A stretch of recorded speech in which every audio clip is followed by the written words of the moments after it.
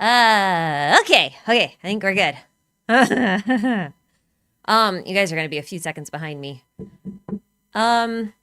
Starting a little early because I want to try and nip any technical difficulties we might have in the bud, like early. So, yep. Hi. Oh, good, you can hear me. Excellent, love that. That's fantastic. Yeah, so I figured out, if you guys were here last stream, you'll know like I had some weird technical difficulties. Figured out what it was.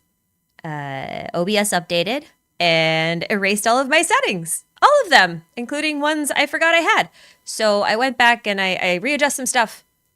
And hopefully this works out better. I do apologize a little bit though, because I think I can only stream smoothly at a maximum of 720p. So hopefully that's not a problem. So it wasn't my internet. It was actually my OBS settings. It was streaming at too high of a resolution. That's basically what happens. Yeah. Anyway, I think a lower resolution that is smoother is much better than a higher resolution that's like jittery and all over the place. And also, robot audio and all that other kind of stuff. Don't like that. Anyway. Yeah. So, let's see. What do we got here? Oh, you know what might help? Hold on. It might help if I plug in the headphones. That might be a good thing to do. I knew I forgot something.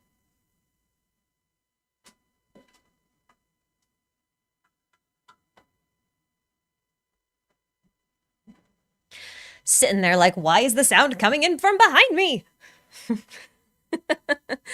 And that's why. Okay, we're just doing a quick sound check. I just want to make sure things sound okay.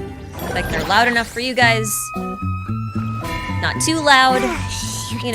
Like you can hear me and that kind of stuff. So I'm gonna let this kind of like play out a little bit. I didn't actually watch this part. This is like the event summary that happens at the end of the stream. I didn't actually do that. Is it loud? Okay, hold on. Let's adjust.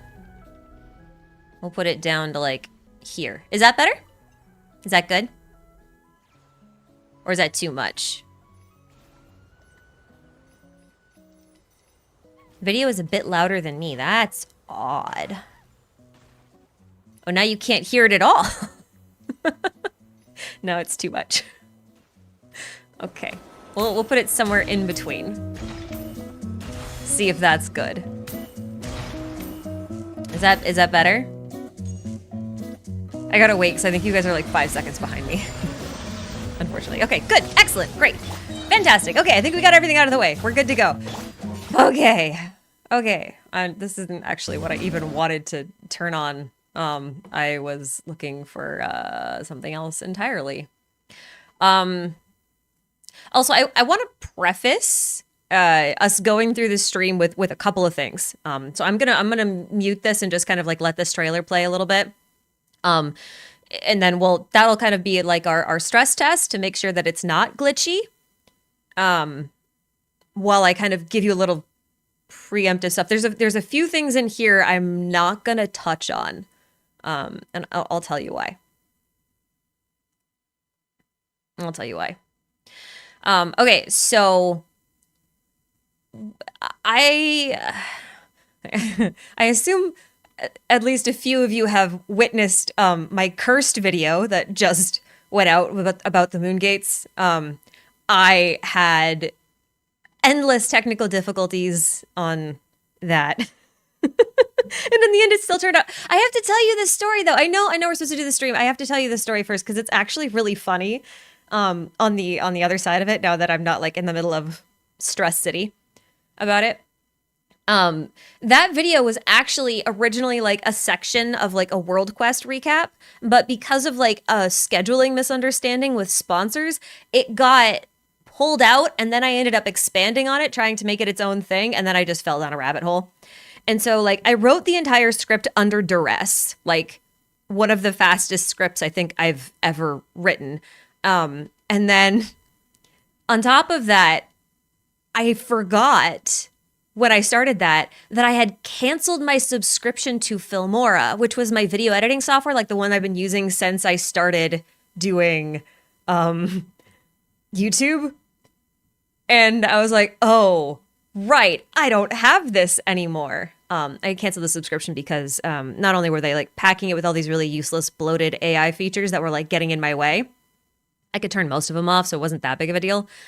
But like, they changed the way the timeline functions without warning or a way to roll it back. And I got so pissed off trying to go through support and getting nothing but an AI agent that was just telling me like, yes, it changed. I'm like, I know it changed. I want to find a way to unchange it. And it was like, yes, but it changed. And I'm like, nah. So I like rage quit my subscription and then had to download a new software. So now I'm working in DaVinci, which I'd never used before. So I was sitting in front of this theory that I wrote super fast, realizing I had to learn a whole new software under duress and then pass it off to my editor so they could finish it on like a rush order. And then they sent it back to me. I put in the integration and then exported it. And I honest to God, don't know what happened with the export, because I'd done a few test exports before and it was fine. 2 exports failed, and then my editor is just like, okay, just send me the ad portion and I'll put it in and then I'll export it. And so they export it and they're using Premiere, and Premiere decides, hey, you know that stuff that's like not on the timeline in this one spot, but like is on the timeline way over here in this other spot? I've decided that it's just going to magically appear in all of these other areas in your final render, and you'll never know because I didn't tell you and it's not on the timeline.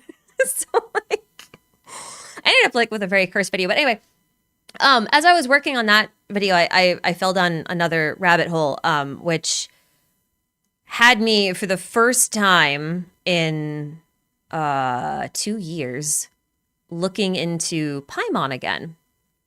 So I'm currently working on a theory about Paimon that ties into more stuff in here in this trailer than I actually wanted it to, because now it's like one of those things like, oh, do I wait or do I do it now? Maybe I just do it now, but then it doesn't live that. I don't know. So anyway, because of that Paimon thing,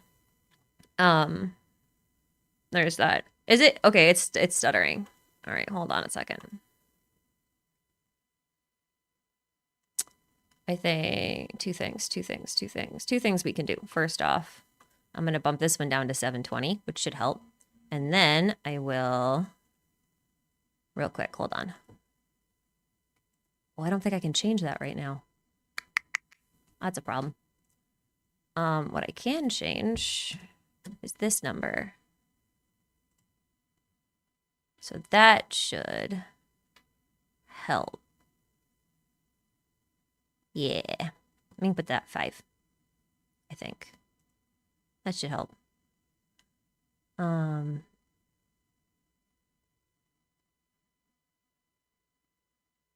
on.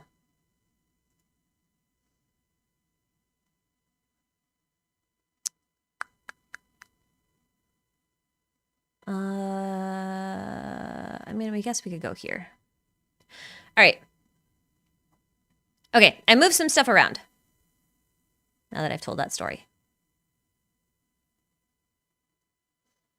Isn't it just a screen hertz rate? It might be a little bit.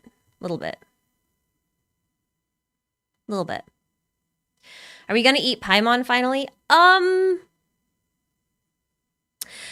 Rather than eating Paimon, maybe it's more accurate to say that Paimon ate something else.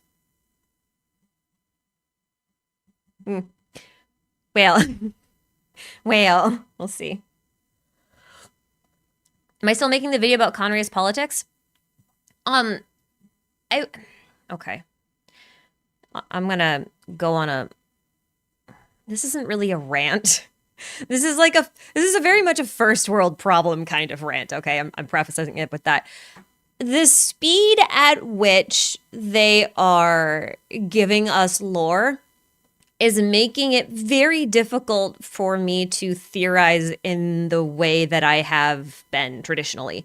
Because, like, by the time I've gotten something out, like the Moongates video, I feel like this next patch, we're about to get told, like, a lot about Moon. Like, you know what I mean? Like, they don't have that much longevity anymore, I feel like. And that can be a problem because, like, sometimes my theories cook for a long time and I'm like switching between them to just work on whichever one kind of not really strikes my fancy, but whichever one I actually have like the, you know, wherewithal to work on at any given time. So I do want to do the Conria politics one, but something interesting happened with that video as well. And that is that I got into an argument with a friend of mine. We argue all the time. We very rarely agree on lore and theories, but that's actually kind of like what makes it fun. So she was adamant I was wrong about something, or at least that she didn't want me to be right about something. And it's not like I was particularly married to the idea either. So she went on this like history dive in order to prove me wrong, like completely out of spite. And she ended up hitting the jackpot. And not proving what I said wrong exactly, but definitely changing the amount that it applied. And that kind of matters for the politics video because what I was looking at for the primary source material is probably more of like a tertiary source material. You know what I mean? So now I have a lot of work to do with regards to familiarizing myself with this new discovery, let's say.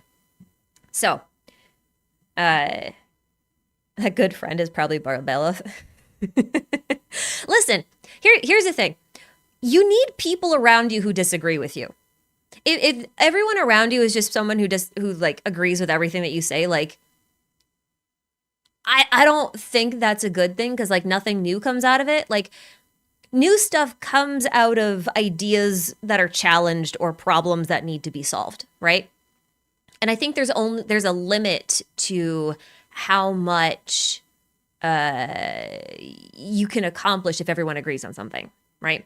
So it's actually a very mutually beneficial arrangement between her and I. Anyway. Like the AI therapist. Yeah, I mean, like if you have someone who's just sitting there stroking your ego and like affirming every confirmation bias that you possibly have, like it's not a really good thing. You know what I mean? Ideas are meant to be challenged because like if you don't challenge ideas, then you can never get to the truth, right? Or you can, in the case of theories, I guess you can never get to something that is close to accurate as you can get. So anyway, that's kind of the status on the Conria thing. I have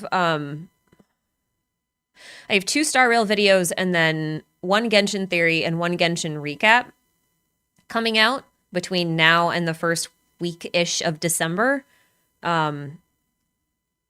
Yeah, it's probably going to go into the second week. But then I'm taking 2 weeks off in December where I'm not writing anything. That doesn't mean I won't be working on anything necessarily, and it doesn't really mean that there will be no videos posted. It's just that, like, I need a little break. So I'm going to take those 2 weeks off in December, and then I'll come back. And we'll revisit the Conria video then. And by that point, we'll have been through this patch. So I will be incorporating whatever's in this patch into that one, and I think that'll probably be good. So, yeah. Been playing Duet Night Abyss and enjoying it so far. Yeah, it surprised me. That game actually like legitimately surprised me. Yeah. So, do I enjoy the lore now, or is it still sluggish? I mean, I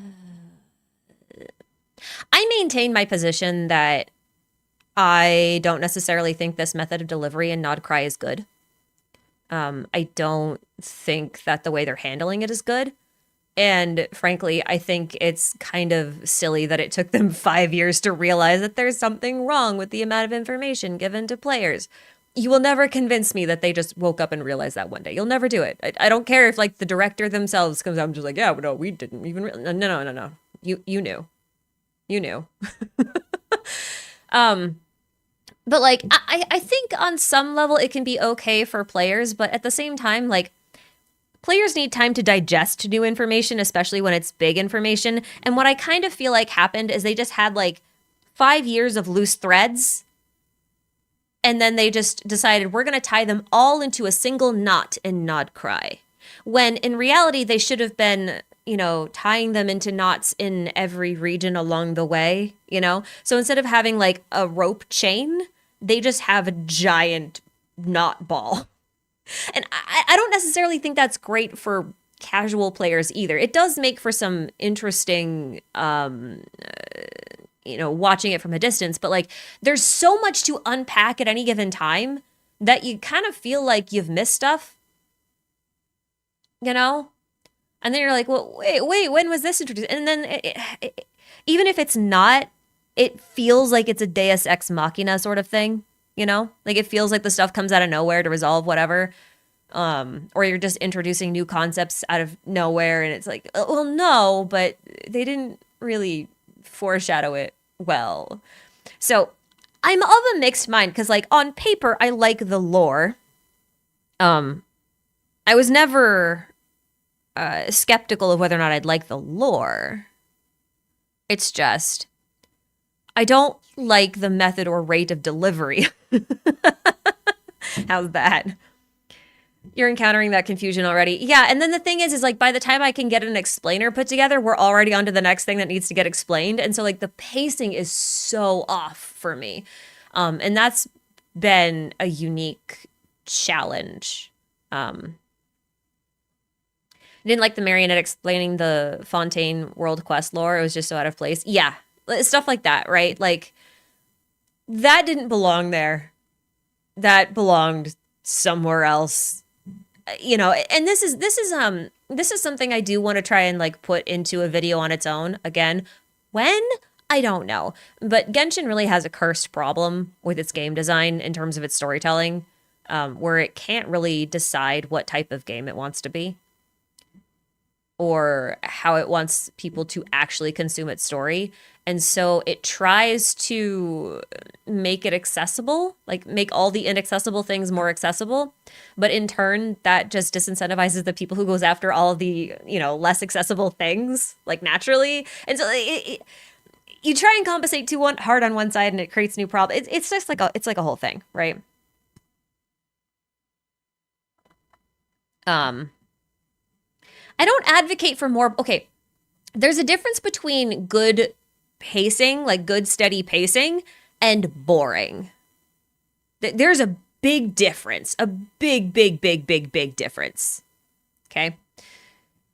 I'm not asking for like more boring patches, but like okay. So we just got the Destrit event, right? Like the desert event. Where was Act 3? Like, basically everything except Layla's origins, or like, her heritage, everything was already in Nefer's character stories. So like, okay. But wouldn't all of that have been better to have put into like a separate character story for Nefer? Right? Like there was no unique story there, I felt. And like it was even like kind of about her, but she wasn't there either. Like the whole thing is weird. Like the execution's weird. The lore itself isn't boring, but the execution's super weird. Afterwards, just the Kale event. I did the event late, so like I had all of the Kale stuff first. So it's like I don't know. The whole yeah. Yeah. I mean, I do like it. It just feels like we didn't get the third act we were promised. Anyway, I've rambled about this kind of stuff for way too long. I was actually we're supposed to be talking about the thing. I'm sorry if I spoiled anybody on that quest, by the way. I figured there's only a couple days left on it. Most people have probably done it. Um uh did I do all the mini games yet? No, I haven't had time. I'll have time in 2 days. 2 days. I have to finish writing the Paimon script and then recording the Paimon script and then send that over to um, my editor so that they can start working on it. But yeah, it's weird. And okay, since we're here and we are currently like in the Durin section, let's just start here. I know this is a weird place to start. Let's just start here. But because I'm like kind of on a ramble about like weird presentation, Durin is kind of like a perfect example of the curse problem that Hoyu has, right? With Genshin specifically. Like Star Rail doesn't really have this problem so much because of the nature of the style of game that it is. I would even argue that Zenless Zone Zero doesn't have this type of issue either. Those two games have very different problems.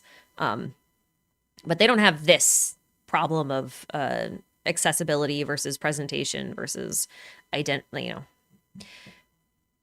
The thing about Durin is that in this live stream,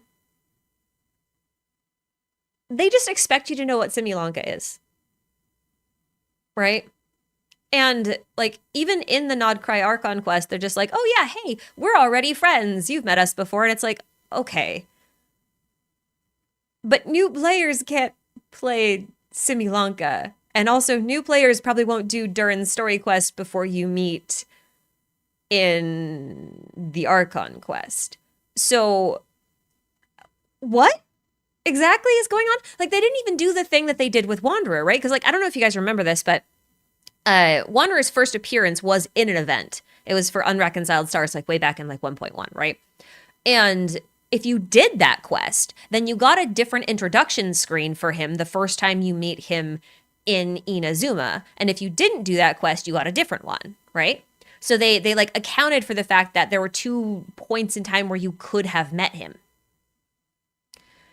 They didn't do that with Durin, and now it looks like his story quest is gonna like deal with Simulanka?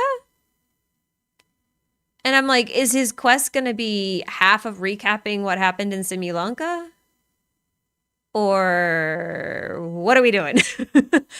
Like, this would have been a perfect opportunity for them to bring back that entire playable area and make it permanent.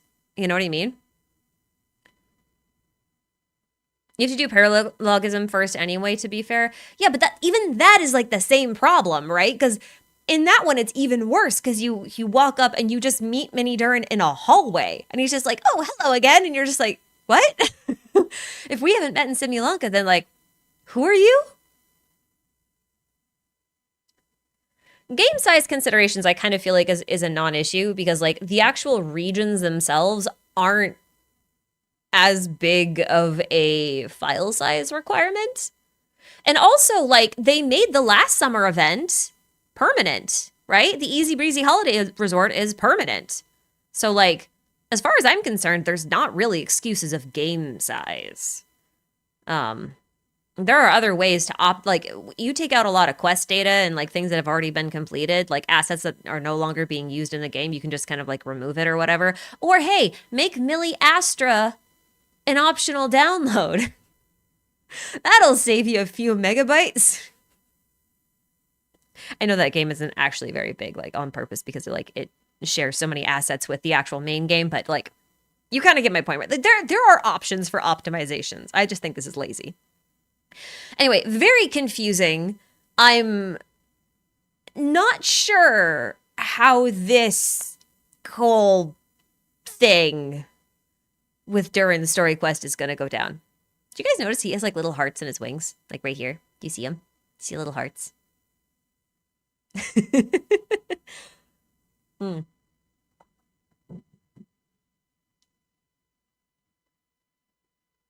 They make it not permanent so that they could explain it.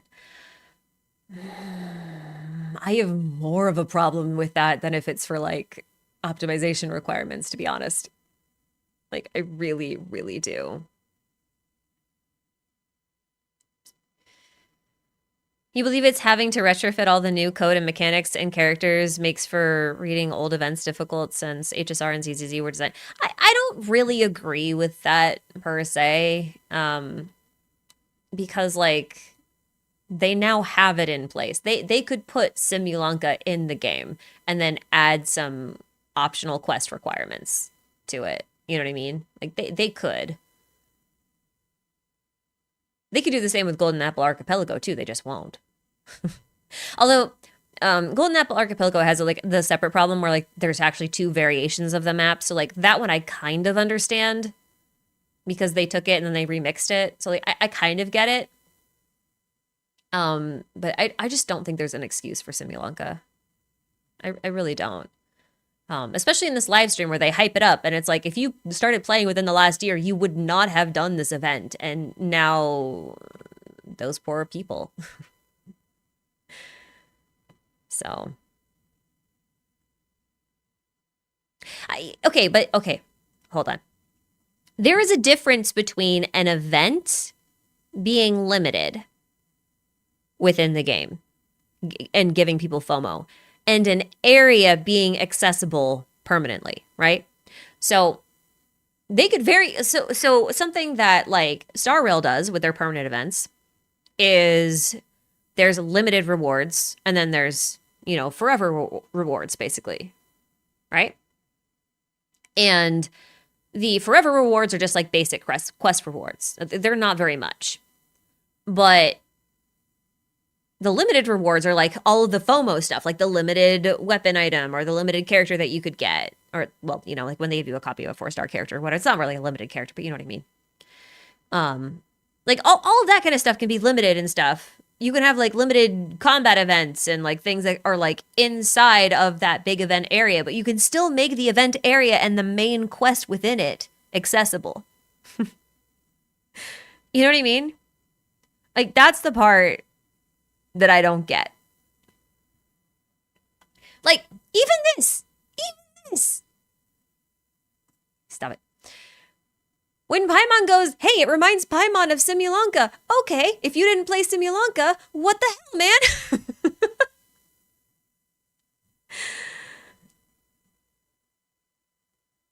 I don't know.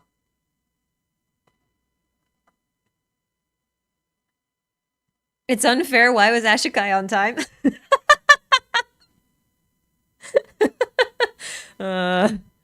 Yeah.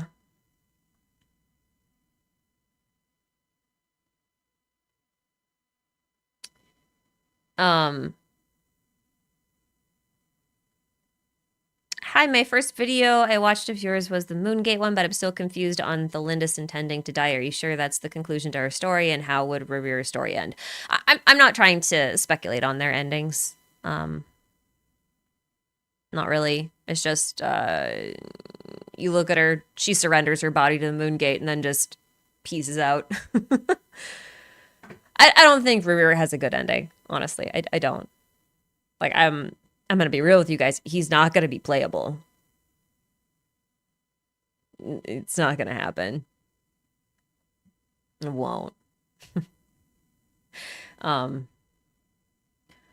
Also, God of Wine, thank you for this super. Good night from Brazil. Good night from almost Canada. I like almost Canada. It's nice up here. It's chilly. Am I curious about leaks sometimes?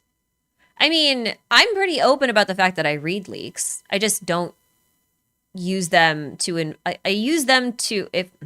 If I get story leaks, I use those as a list of what not to talk about.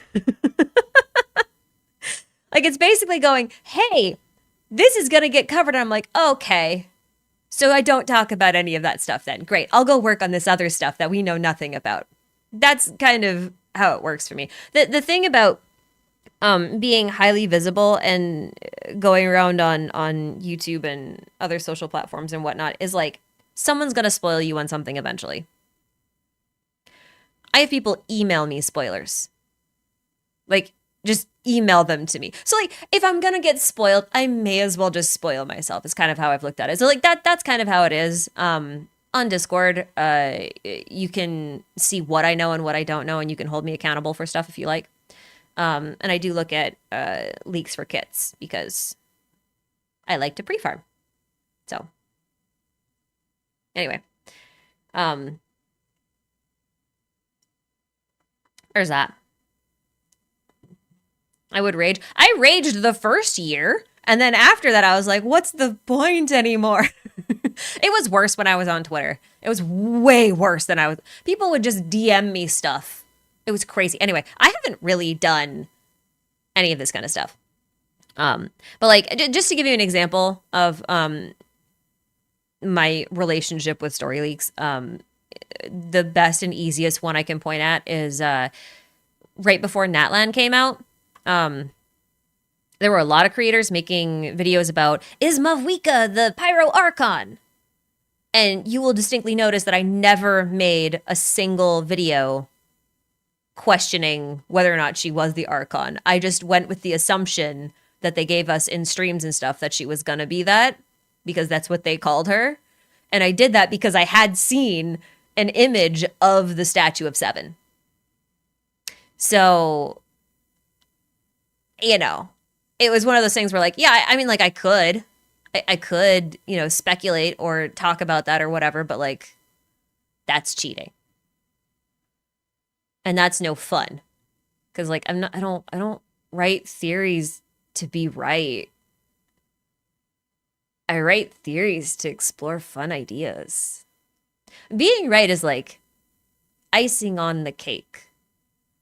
But a dessert is not just icing, you know? Like I would rather have a cake with no icing than icing and no cake. Maybe that's just me.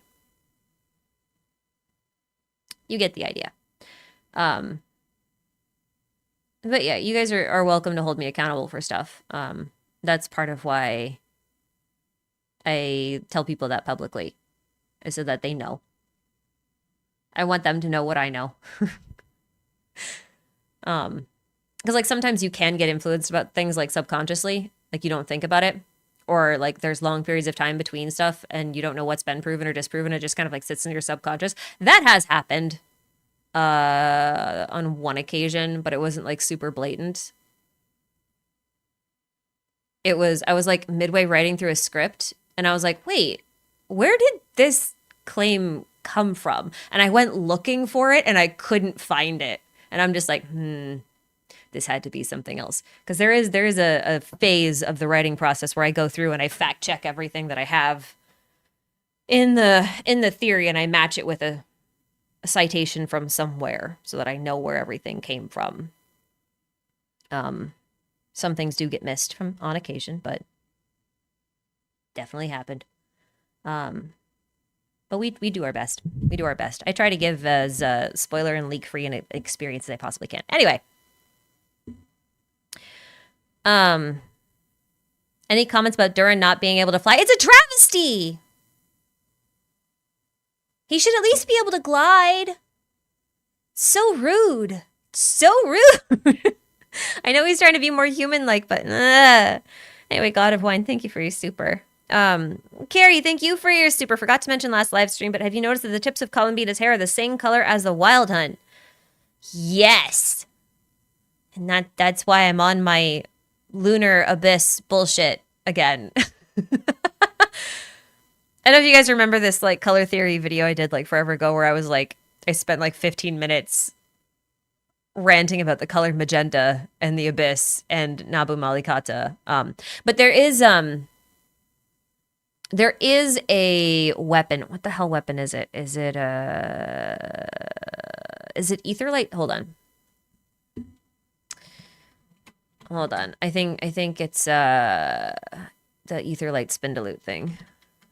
Hold on. We haven't talked about the stream at all. You guys are gonna have to like stop asking me questions in a minute because we need to actually talk about the stream. I think it's this one. I think it's this one.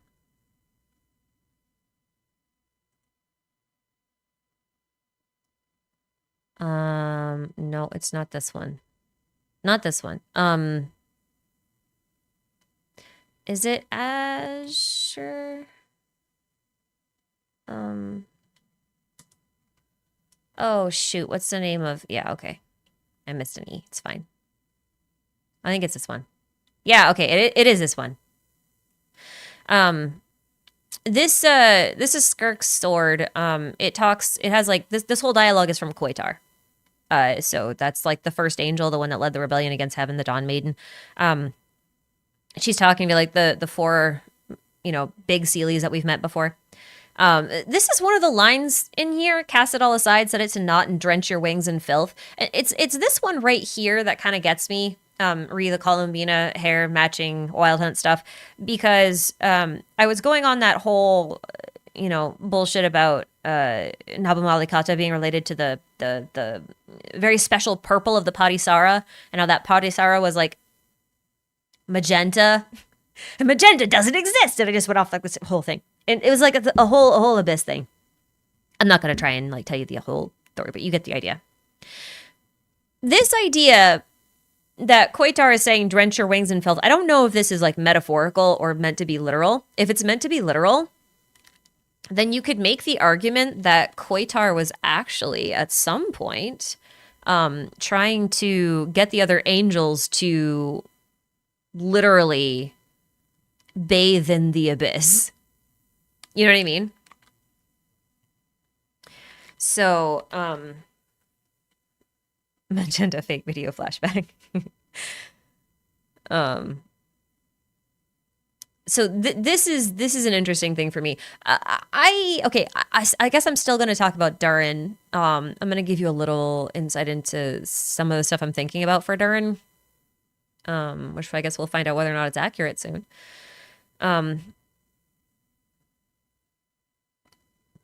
Excuse me. I have a weird hypothesis about Nibelung. Because, okay, so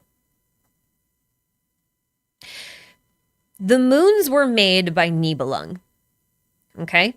But then the first descender, aka the heavenly principles, aka the primordial one, aka Phaenus, however you want to refer to them, they made the Seelies. But they made them from the same materials that Nibelung made the moons from. So, like, they had this relationship. But the Seelies and angels, by that token, were made specifically by the heavenly principles. Now, I was thinking about this because there is a...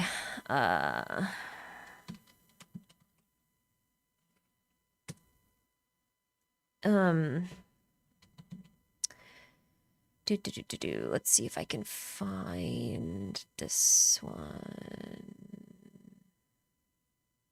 Maybe it might not have been...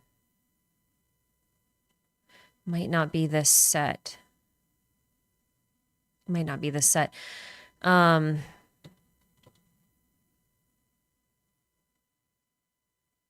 There...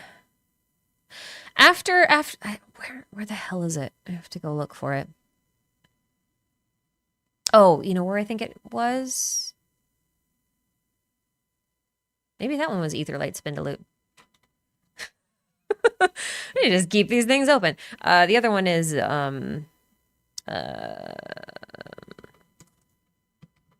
what's the Halo? Fractured Halo, that one. I don't know if it was this one. I don't think it's this one either.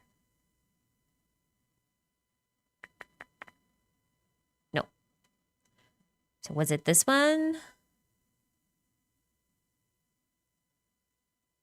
There it is. Yeah, okay. This is what was in Aetherlight Spindle. Okay.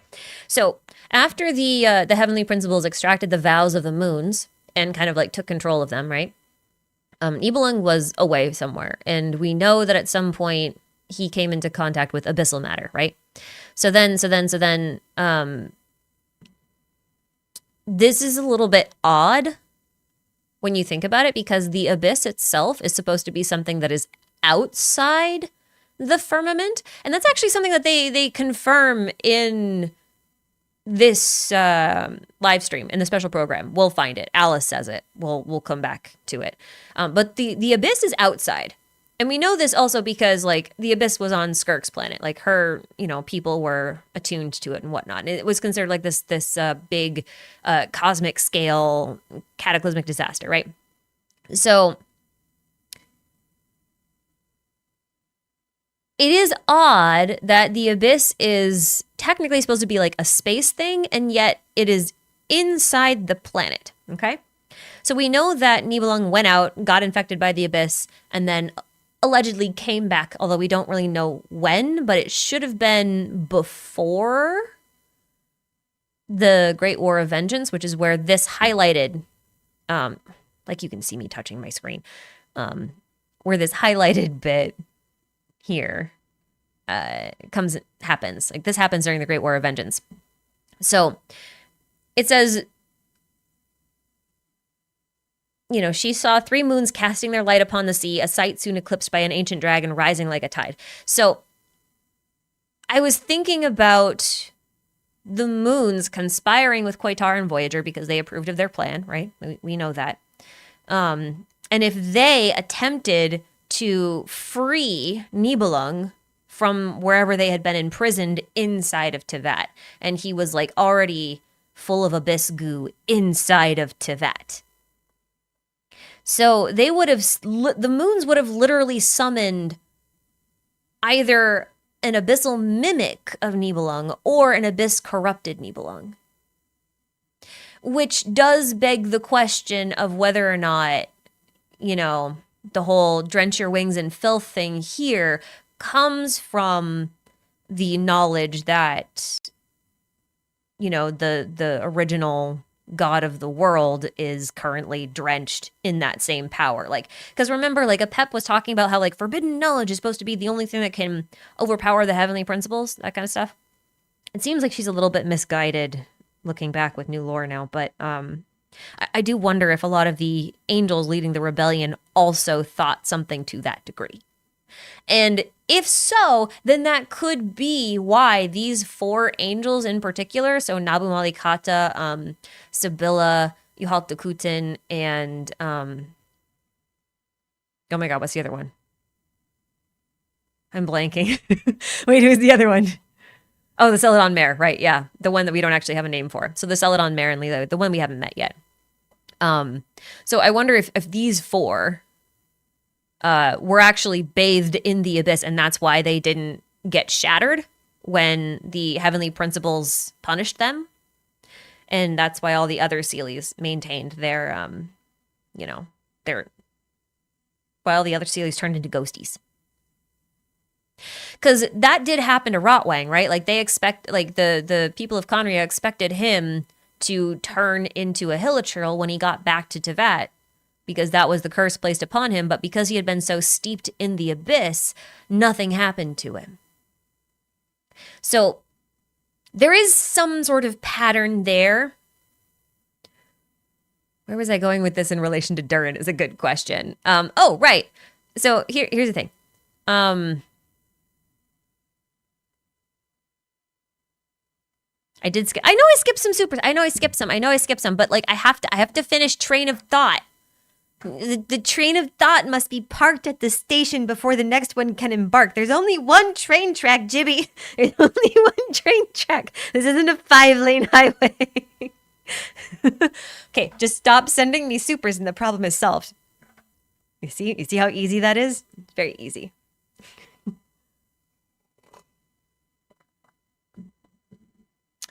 Okay.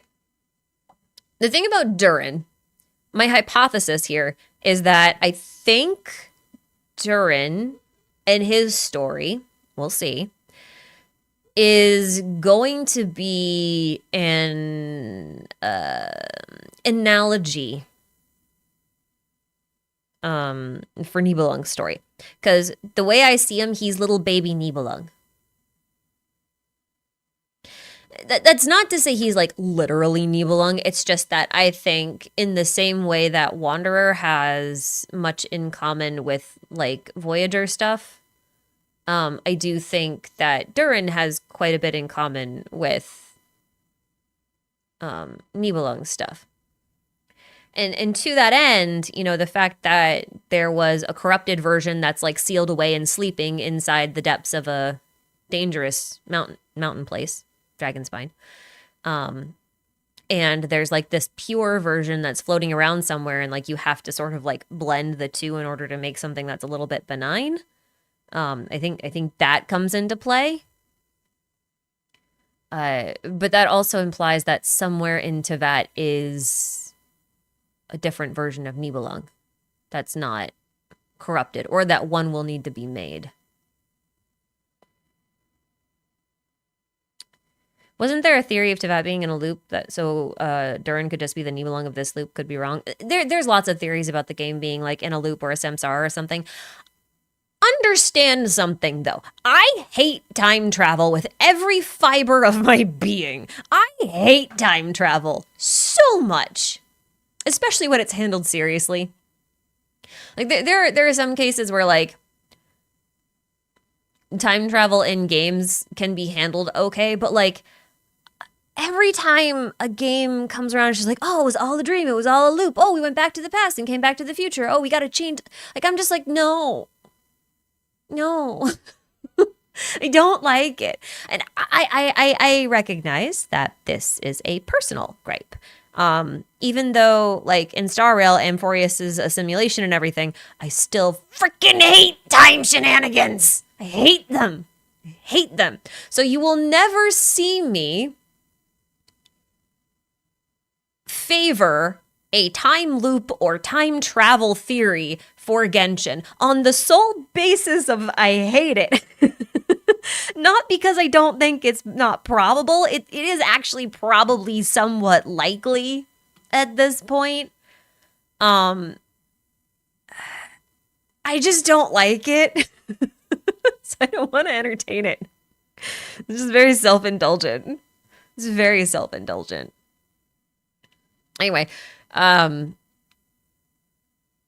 there was when Durin's design was first shown, you know, there were a few people who did some comparisons between him and Wanderer and Albedo, pointing out how, you know, his let's see. They were pointing out how his, let's see, I might not be back far enough. Are they actually going to normal attack with him? I don't want to finish this thought until it comes on screen. Anyway, they were doing comparisons between his design and Wanderer versus Albedo and stuff. And the heart stuff is interesting because Durin's heart is like all sealed up. And then after you do his quest, wherever that happens to be, it's somewhere in here. I don't know where. Where is like... Is it earlier in here? Oh my god. Oh, there it is. I saw it briefly. There we go. So the Durin of before and then the Durin of after, you can see that like at one point his heart is sealed and then another part his heart is opened and it sort of changes shape as well. And now it looks like a cat. I don't know how I feel about that. But that did remind me of like Wanderer's whole deal.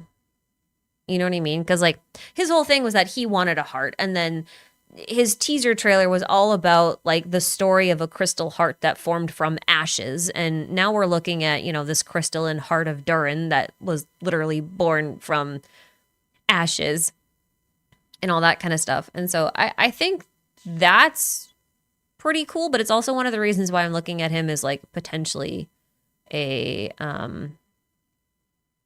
allegory for Nibelung in a lot of ways. Also, he has a crown. Look, he gains a crown Isn't that cool? There's apparently changes to his tail as well. They mentioned it on stream, but they didn't show it. So I'm not really sure what those look like. But anyway, I think that's cool. I'm very excited about that. One last thing before I go to the super chats, okay? I didn't forget. I promise. Also, Draco Rubido, very fun. That means he went from Negrito to Rubido. So he's like one step ahead of Albedo now, which is neat. Now, the real question is, will Albedo turn into Citrinitas? Or are they going to reverse the order of the magnum opus and make Rubido the final version again?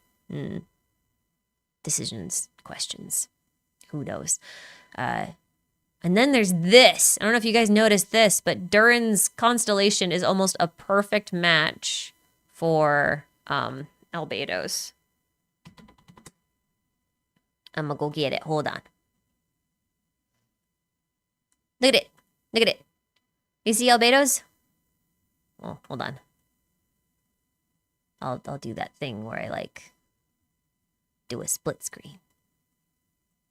Ta-da! Noogie! Little fetus Albedo. Little fetus Durin with little baby dragon wings. Isn't that cute? These little, it's fun.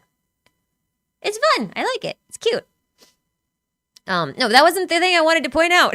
That wasn't the thing. I got distracted. I'm sorry. It's gonna happen again. Wait, Flame Dark Decay. No, not that, not that. Keep going back. Farther and farther. I don't know where they say it. They say it in here somewhere. They say it in here somewhere. His story quest is Draco Rubido, but like his banner, maybe it's his banner. It's his banner name, isn't it? It is his banner name. Yes. Okay. No, I get it. Okay. Oh my goodness. Oh is my goodness. Nope, that's not it either. Where did it go? Where's the other thing? Dang it. Dang it all. Where's the in somewhere in here they call him the Undying Fire. And I don't know where it is.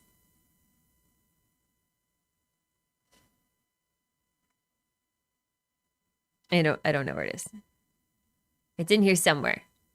I find it eventually. Eventually. Oh, there it is. Okay, I found it. Ta-da! The Undying Fire. Okay, this is interesting. This is another reason why I was looking at him as an analogous to Nibelung. Because here's the thing. It's his title. Yeah, I was trying to find where in the special program they said it. Because they've given him like 3 different... anyway, not the point. The point was that... I have many questions now. About this book in particular. Because... yeah, I was looking at it earlier. I know, but I wasn't... okay, if it's on screen, it doesn't necessarily mean I'm looking at it. Like, sometimes I'm just looking off into the distance. And actually, when I say looking off into the distance, I'm actually looking at my window frames, and it's so annoying to me because I made these window frames like 10 years ago. Well, 9, I guess. And I had no woodworking experience, and like they're so wrong. And I'm just staring at them going, I want to rip them down. I want to rip them down and fix them. But I can't do that right now because it's snowy outside. Anyway, point I was trying to get at. The Little Witch in the Undying Fire is very interesting for a couple of reasons. Not just because the Undying Fire in this case is referring to... well, not referring to, but shares a title with Durin, which makes me wonder if the Undying Fire might also refer to,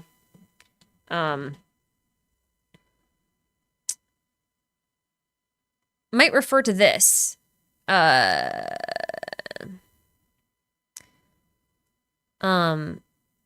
So here's the thing. This is the finale of the Deep Galleries. This is describing when Voyager met Nibelung, right? And it says, though death would one day bring an endless night, the sun it gazed upon was but a fleeting ember. So, like, we've got a fleeting ember, an undying fire. We've seen a lightless end. tearing through star clusters and whatnot. And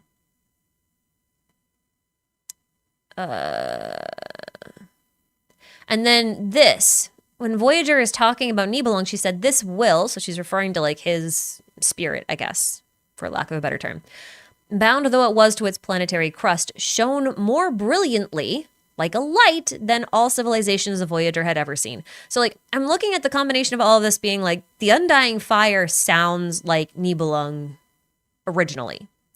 Again, not saying Durin is Nibelung, just saying that they share some thematic parallels and that we should be looking at Durin to see what he can tell us about Nibelung potentially.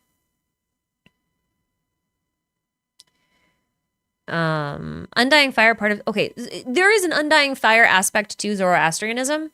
And that is because, oh, you're really testing my memory on this one. If I remember correctly, I will look it up later or in a few seconds if it really bothers me.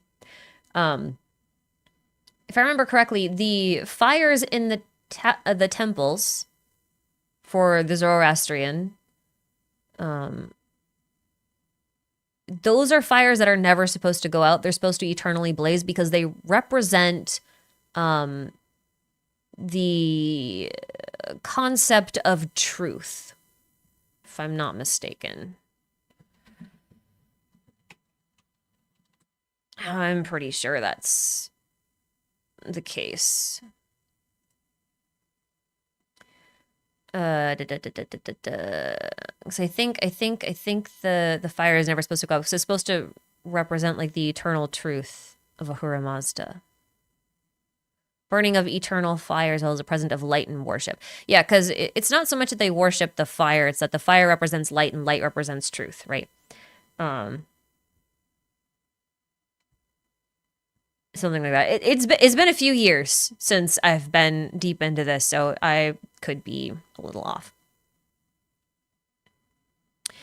But yeah, so I recommend if you guys are more interested in this, I would look into this because Voyager is from an entirely different civilization, right?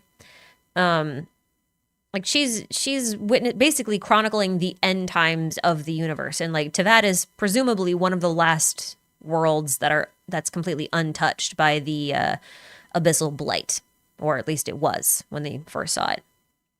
And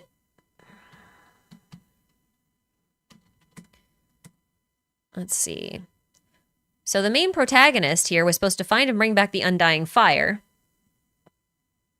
And they also call it a blazing star, which you could call Nibelung that based on how he's described in Finale of the Deep Galleries. And there is a witch that's looking for the undying fire, which we could assume that Voyager counts as a witch since Voyager was female until they embodied the form of a young boy in Teyvat. Not a young boy, a young man. That has very different connotations. And then, yep, they're still looking for the undying fire. At some point in here, they name the little witch as Octavia, which should... It does confuse me a little bit because Octavia is the name of the witch that made Miliastra Wonderland. And I'm not sure if that's implying that Octavia is like the witch who was going after the undying fire, but, you know. The notes on this is also kind of interesting, but I think this bears looking into again. I haven't had time to like comb through this in a year or so. Well, not a year. I actually was in here a couple months ago because there's a mention of this green blood and stuff, and in Nod Cry there is a quest you can do in Nothing Passage where a goat's blood turns green after being transfixed by the moonlight. So I was looking at it for that, but apart from that, I haven't really been in here. Anyway, don't make Miliastra lore, please, Hoyo, for heaven's sake. I hate to inform you this. I think I just tried to say I hate to tell you this and I hate to inform you of this, and I instead said I hate to inform you this. Well, new phrase. There is some lore in the Miliastra items. They're not super relevant as far as I can tell, so I've kind of been ignoring them. But knowing this company, that might change. I might die. Miliastra Wonderware has Octavia lore already. Yeah, I know. It's in it's in a trailer that they did for it. They did like a trailer for Miliastra. Not this one. They did another trailer for it. I'm probably being very blind. It's not this one. I don't know where the intro video for it is. Oh, you know where it is? It's on the Miliastra Wonderland channel. They don't put it on the Genshin Impact channel for unfathomable reasons to me. If they're going to be part of the same game, then put them on the same channel. Whatever. You guys get the idea. Anyway, I'm gonna set that train of thought aside because like we said there were other supers I was supposed to address, and I've now I've missed more than supers than I thought it was. Okay. If I stay on Durin for too much longer, it'll be a problem. We'll never get to anything else. And there's lots to talk about in here. But Icarus, thank you for the super that I didn't see at all. I'm sorry. When was that? That was ages ago. I'm so sorry. But thank you. Salha, thank you for the super. Simulanka came and I was burned out from Genshin and you were taking a break. Yep. See, perfectly relatable. That's why it's a problem. Like it's not a problem if like the stories themselves are actually temporary. Arguably, some of the Golden Apple Archipelago stories, not super relevant. But I do think some events like Unreconciled Stars and Simulanka should 100% be permanent in-game. There's no reason they shouldn't be. It's very strange. Kaliulud, thank you. I don't know if I said your name right, but thank you for the super. Ash is the Herda of theories. She does it for the process and not really the conclusions, I imagine. Yes, I do love Herda. Herda is quite possibly my favorite Star Rail character at this point. But that's a good way to put it. I'm more interested in the question than the answer. And I just like to have fun with it. And I think the fun is in the process, not in the success of being right. Oh, okay. Can I say one more thing about Durin before I move on? I want to say one more thing about Durin. Hold on.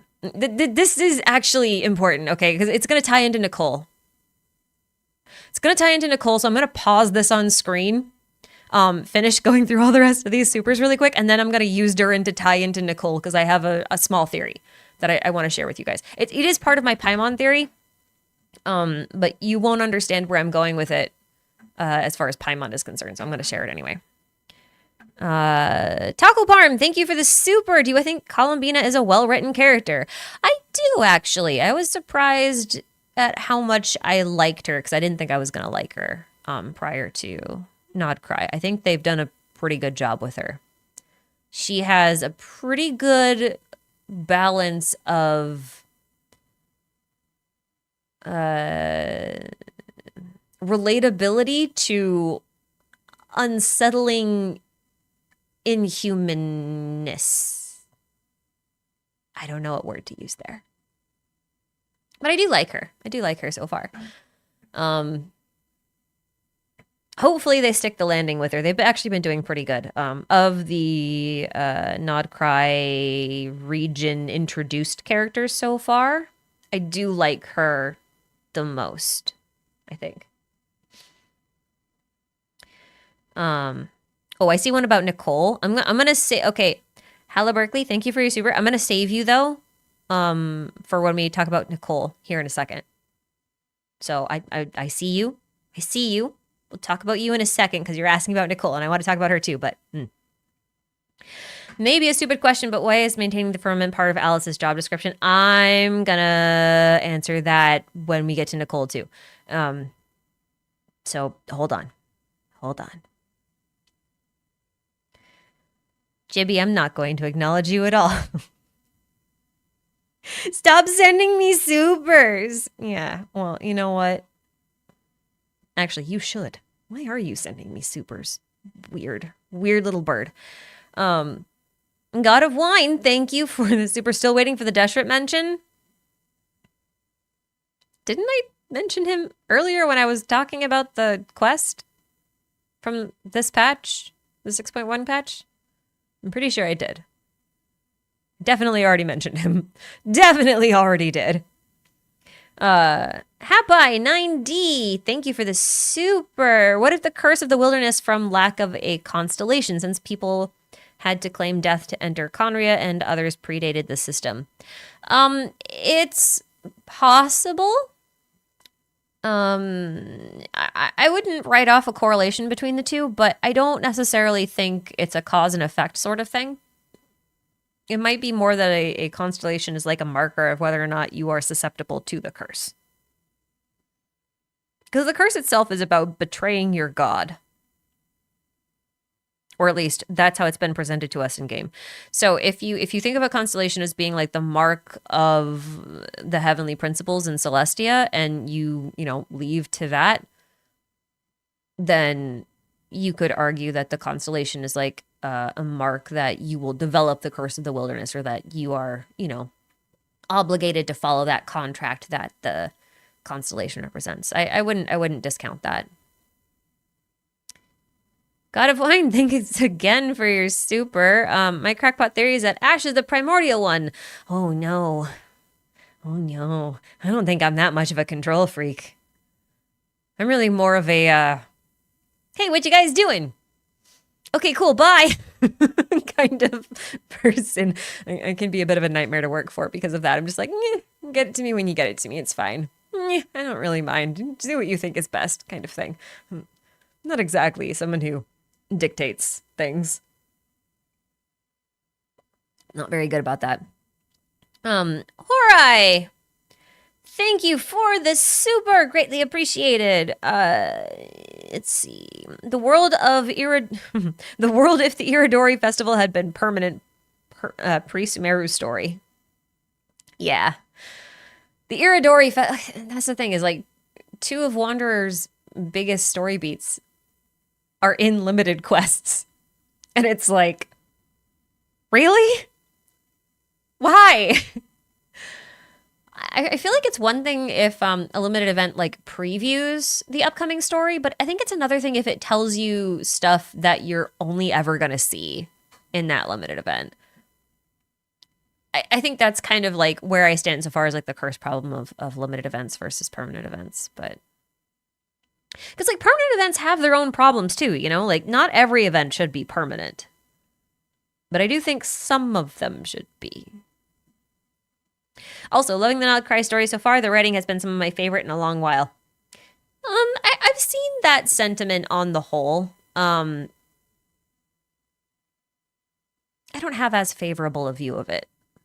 But that's because I don't feel like it's actually improved.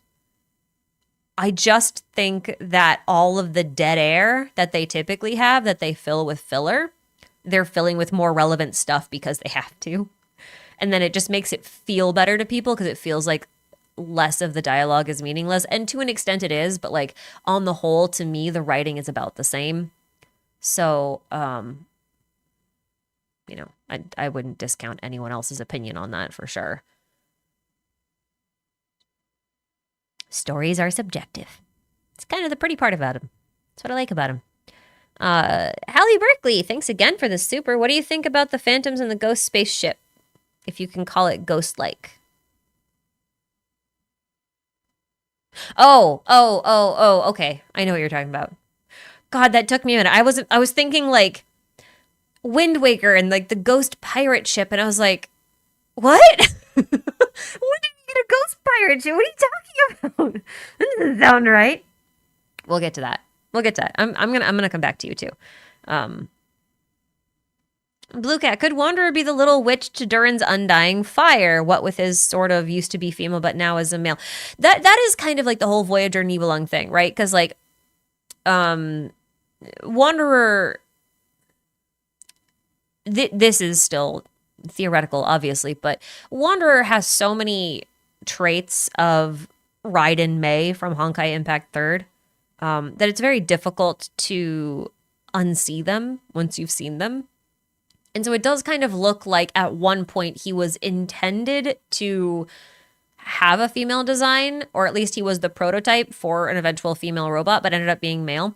So like from that standpoint, you can look at him and be like, yeah, that's very Voyager, right? Wanderer, Voyager, you can kind of see it. And then he had a little companion that was a dragon. And if you think about Nibelung being Voyager's dragon companion-y thingy-mabob, or at least that they were friends, same sort of thing. So like I definitely think like that could be another part of the Nibelung allegory that should be looked at or considered.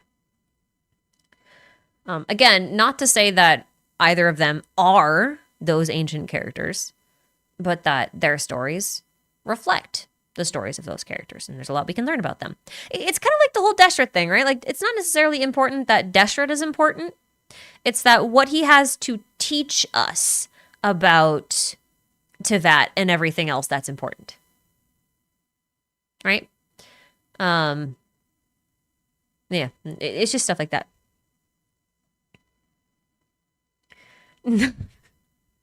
Nox says, thank you for the super. Last time I sent you supers, you took away not only my super privileges, but everyone else's. Yeah, I know, because I can't just turn them off for one person. I have to just turn them off in general. There's just like one switch. Anyway, okay. That's all of the supers. Stop sending them to me. I know I said that's all the supers. I'm going back to the supers I skipped, okay? I'm going back to them because of the thing that I have on screen here. Okay, so listen, I have a theory, okay? I have a theory that I have misread the symbol of Nouvellette. I know this seems like it doesn't mean anything. Hold on. I know this is going to be very confusing. It's fine. Don't worry about it. I have a plan, okay? I have a plan. Icarus, no, you can't flood the chat with supers again. I mean, thank you for the super. It's very much appreciated, but don't. I'll get so distracted, and then it's not fun. Not fun. Anyway, okay. I want you to look at something with me for a bit, okay? You want to look at something for me. Oh, I swear to God, I will turn this off. I will turn off supers. Stop sending them. I'm ignoring you for a bit. Just know this. I see you, but I'm ignoring you. Okay. I want you to look at... Hold on. I hate this friggin' overlay. Okay. I want you to look at his... this symbol up here. Okay. I want you to look at this because... I've been saying ever since Nouvellette came out that the triquetra here is actually a symbol of dragons. Okay. I've been saying that. But... I realized something, recently about this. We're going to go look at, I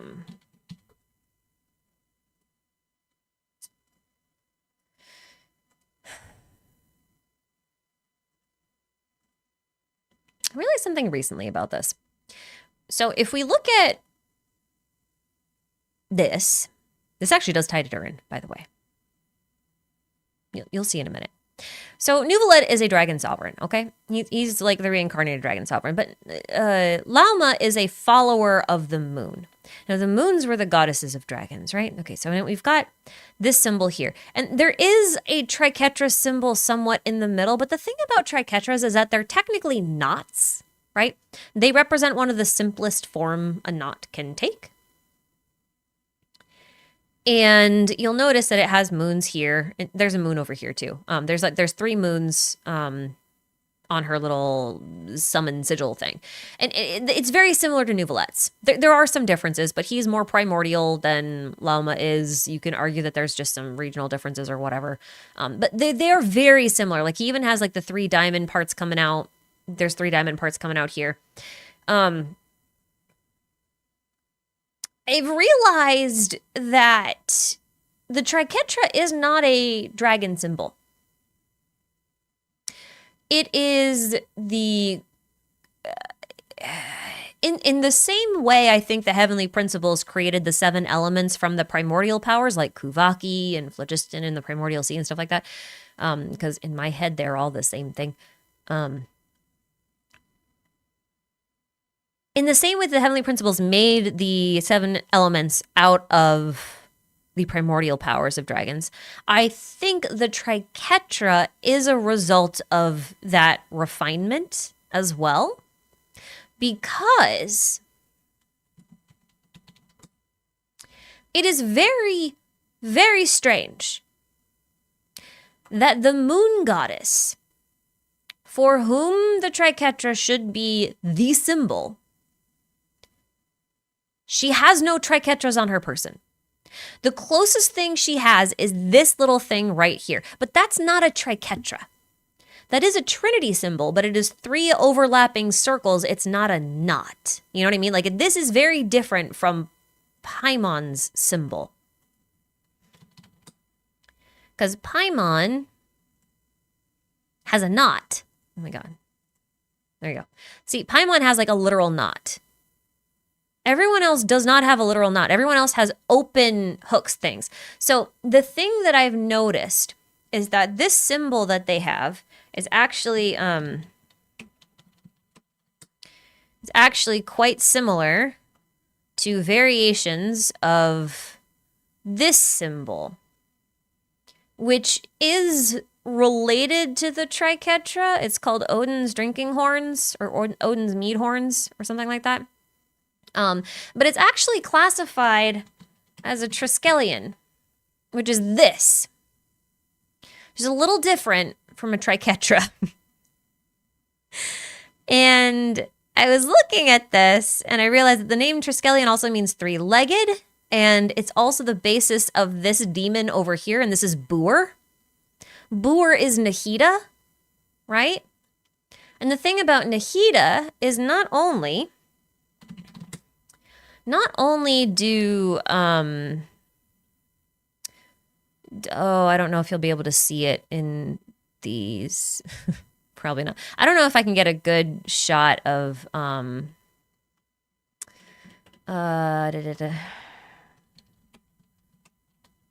on.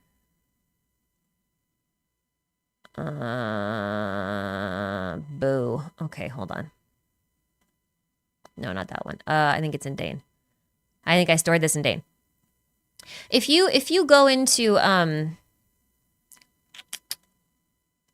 have some. Just a question of where. It's always just a question of where. I know this is very small. Just let me scrub through this to see if this is the actual right clip. Okay. Well. It's not. We'll just go to this one. Or maybe we don't go to this one. Do I have it? Do I have it? I don't know.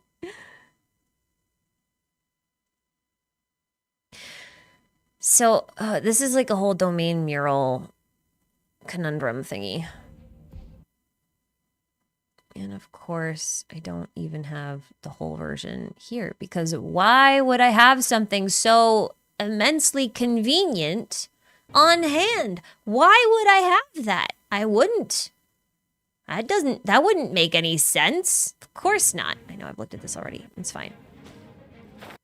The thing about domains is that when you look at them from the top, like, first off, these are dragons that are carved all over these things. It is full of knotworks and stuff, but that the center is always a 4-pointed thing, never a 3-pointed thing. And then by the time, I should make this big for you. By the time you get over here, I really wish I had a better shot of this. There you go. You can kind of see it. The center of this whole thing, the domain mural, is a triskelion. And then you've got the triquetra up here. So like they are identified as 2 separate symbols. And then at the base of the tree, when you claim your rewards, that also lights up into a triskelion. Like this thing, when you light it up, it's a triskelion, right? So where was I going with this? Oh, in light of that, it is also worth pointing out that, where is she? Na na na na na na na na na na. Nahida also lacks any triketras on her person. I checked, but she does have moons on her dress, which is mirrored in Columbina's stuff. So, like, she also has the long ears like Lauma and stuff like that and whatever. Anyway.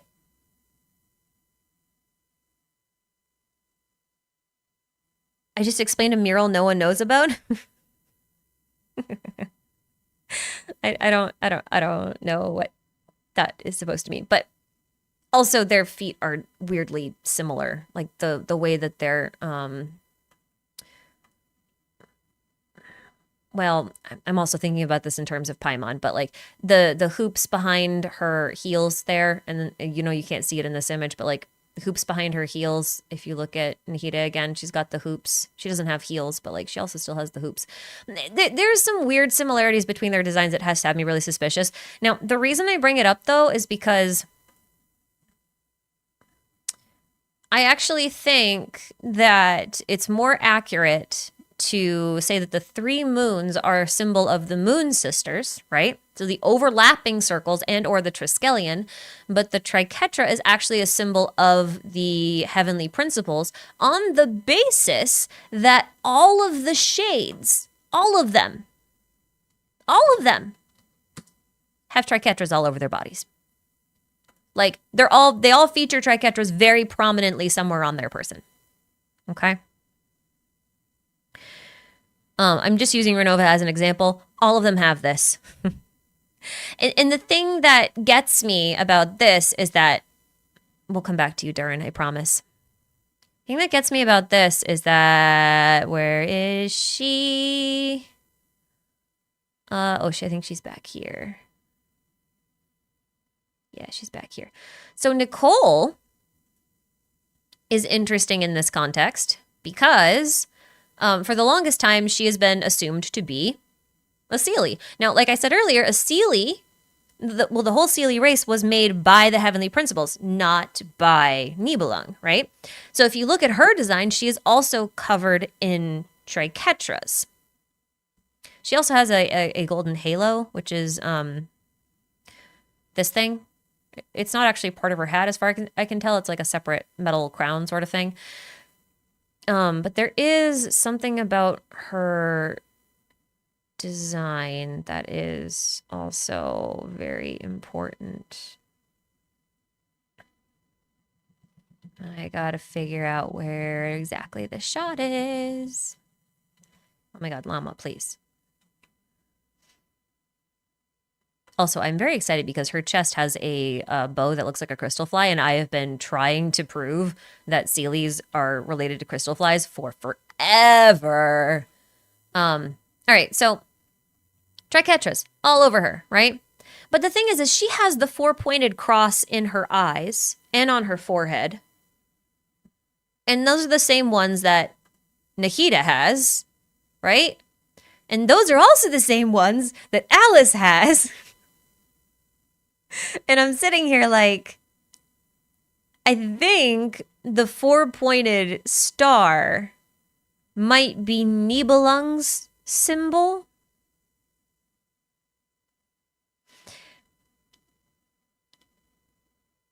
And then the triketra is a symbol of the primordial one, aka Heavenly Principles. And then the overlapping circles, aka the triskelion, is a symbol of the moons. And if we look at it from that perspective, then looking at Durin's attacks, how they make a diamond pattern, just reinforces this idea that he's an allegory for Nibel, to me, personally. I think that. Anyway. But 4 means death in Chinese? Yes! I don't think that's a problem.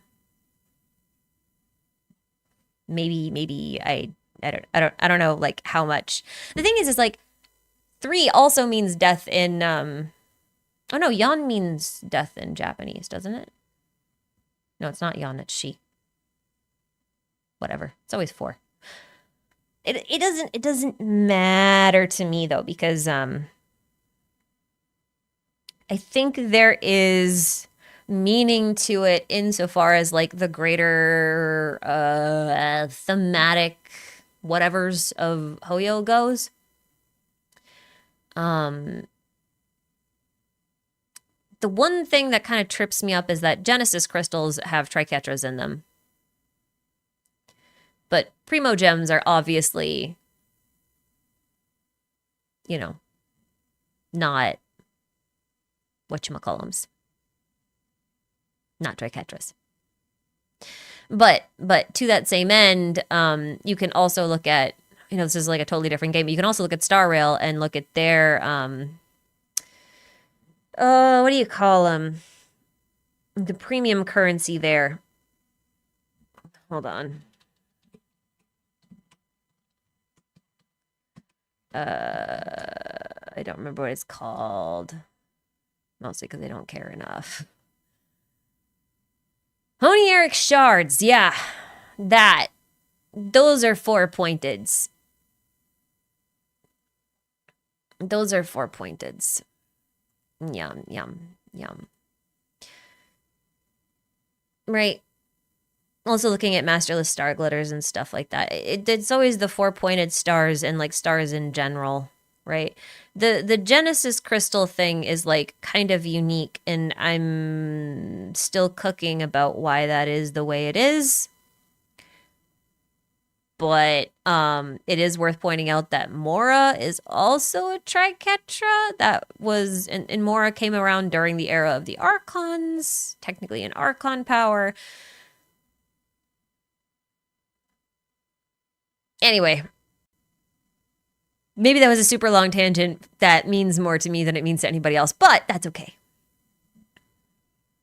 Fates are Dyson spheres. I mean, doesn't Nicole have like a little armillary sphere on her back somewhere? Oh, that is really incredible timing on that super.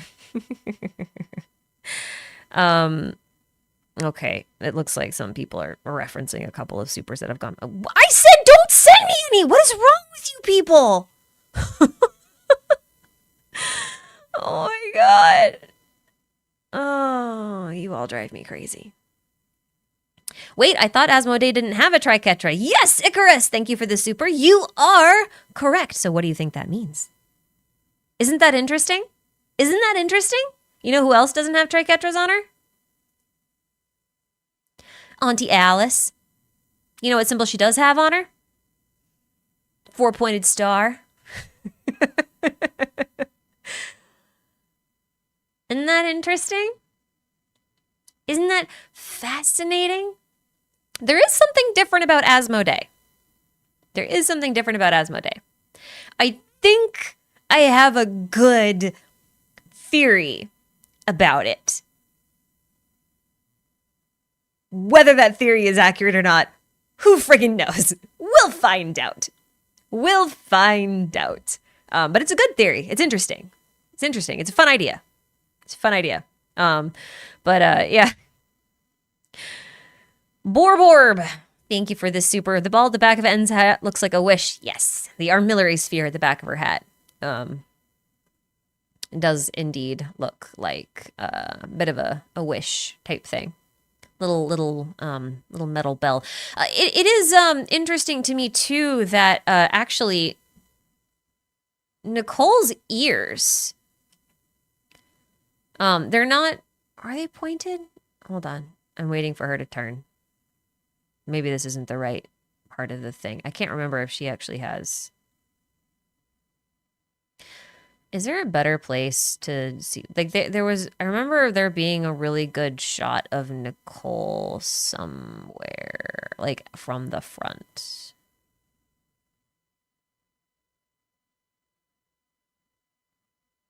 But where? I don't know. Wherefore art thou? Oh, it might be over here. Yeah. Nope. Damn it.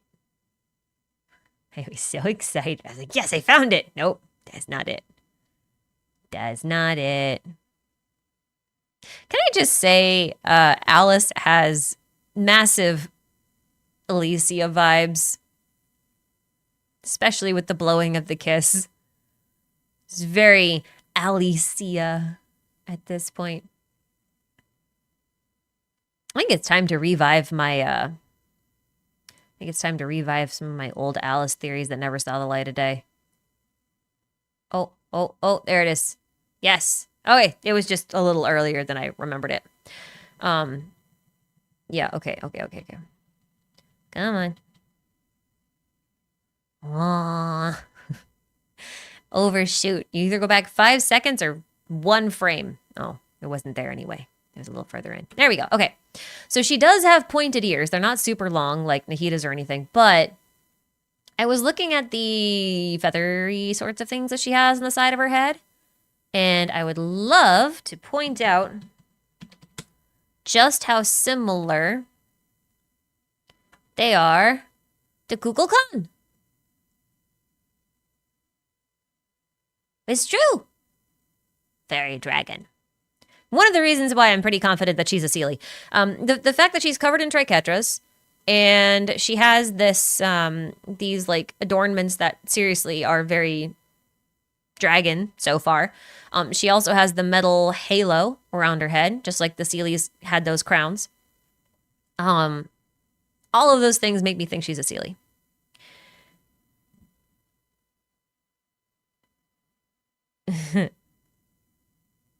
So, yeah. Also, Crystal Fly. I'm very excited because I'm sorry I keep going in circles, and I know I'm missing theories or supers and stuff, but hold on.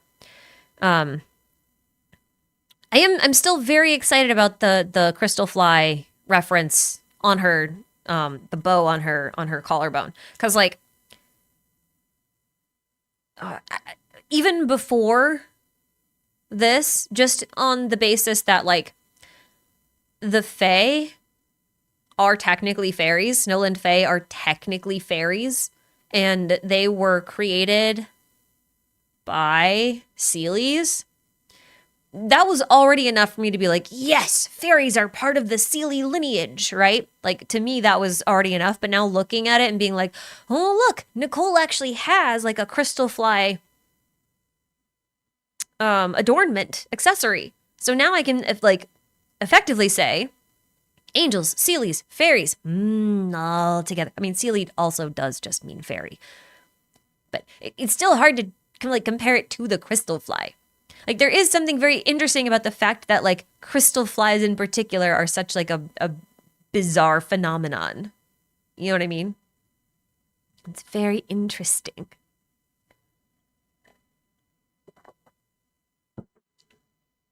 No, it's Koitar. Wait, who? What?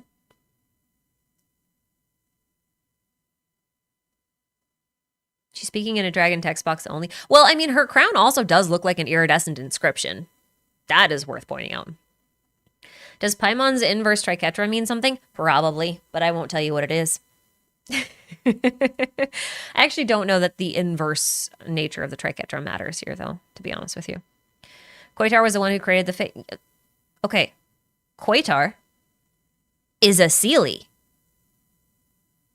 You guys know that, right? So they are made by the Seelies. Even if it's just one Seelie. Like, to me, Koitar making the Fae is the same as Nabu Malikata making the Jinn. That puts the Jinn and the Seelies on the same plane, which does make you look at Layla from this current event, right? With her long pointy ears and being a descendant of Tuletula, which some of you may not have remembered, but that was the city of pillars in the desert. And it was a city that was favored by Nabu Malikata because not only did the Jinn live there, apparently, but also the Tignarians. And those are like the, Tignari's ancestors. So, like, Layla being descended from a Jinn is very probable at this point. She also has 4 stars on her, not only is she a 4-star, which is now a pun, Lele. I've decided her name is Lele. Layla is also the name of an angel of the night, essentially. That her name is derived from Lila, basically. But here's Layla's wish art, 4 stars, and she's a 4-star character. Inside of a bubble that looks just like a sleepy moon. Does that feel very Jin-coded to you? Because it sure does to me. She lacks triquetras, though. There's a reason for that, but I'm not going to go into it.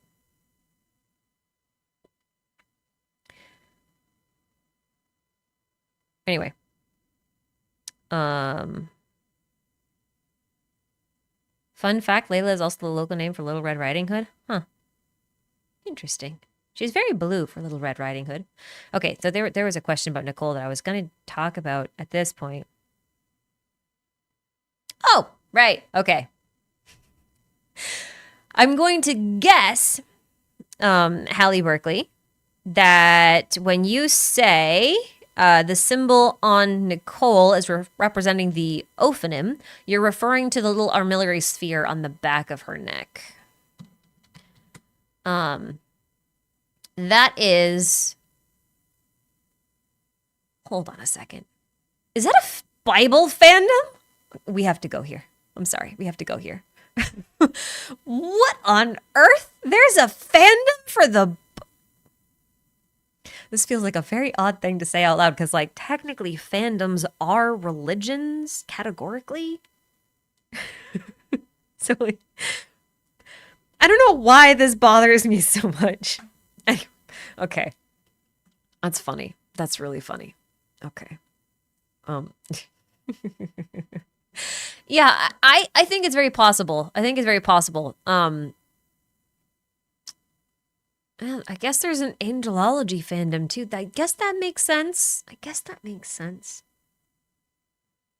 Kind of wigs me out though.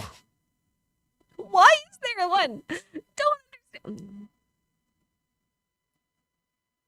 Sorry, I don't mean to like have a weird mini meltdown over the fact that a Bible fandom page exists. Really don't mean to. It's just really funny to me. Uh-oh. Did stream die? Oh no, it seems to be okay. Okay, we're fine. I think we're okay. Yeah, no. I think this is probable, honestly. I think there's when I talk about like the Seelie lineage, one of the things that I've seen people critique Columbina about specifically is the fact that she looks so much like a seraphim. I think it's seraphim, right? They're the ones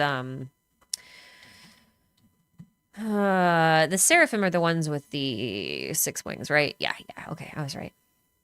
The seraphim typically have like the 6 wings, and then 2 of them cover their eyes, right? Yeah, okay. That makes sense. I couldn't quite remember if that was the one I was thinking about or not. I have a hard time keeping them straight sometimes.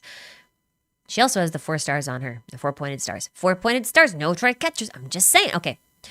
One of the bigger complaints I've seen about Columbina is the fact that, she has the seraphim headpiece, basically. Like, she has the 6 wings on the back of her head. So, like, it's like she's an angel, right?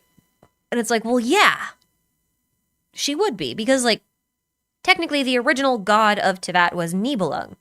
He's the formidable father, which is a way to refer to the almighty original god.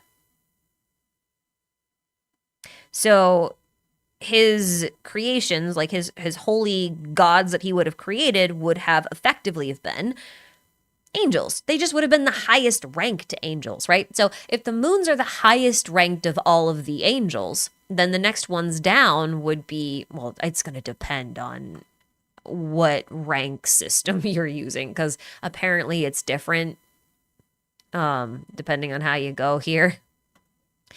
But if we go Catholic, seraphim are at the highest levels, in which case that would make sense. Columbina's a moon, she's a seraphim, right? Highest level. Next level is cherubim. this interests me specifically. Part of the reason why I was looking at this one yesterday was because I actually think that Asmodee counts as a cherubim, and thus so would the other 3 shades. Is Sunday a seraphim? He's only got 2 wings. So no, he's just like a regular angel. Oh, well, actually, I guess like in his burst form, he does have 6, huh? So yes, actually, he would. He would count as a seraphim. Yeah, you're right. He only has 2 wings present on him most of the time, but like in his burst, there's hold on. I don't know why I call it burst in Star Rail. It's not. It's yeah, okay. So he 1, 2, 3, 4, 5, and 6 covering his face. So yes.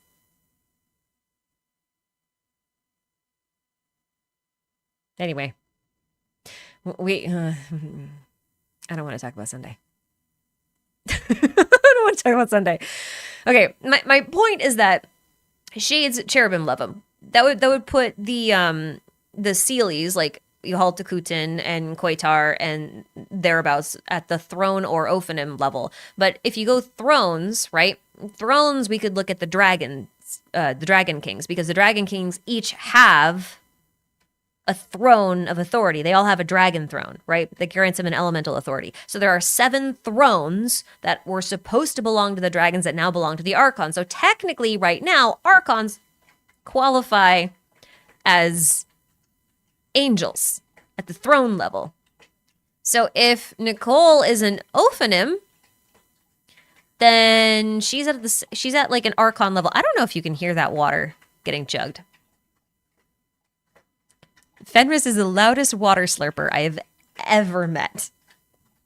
I'm just gonna let her finish.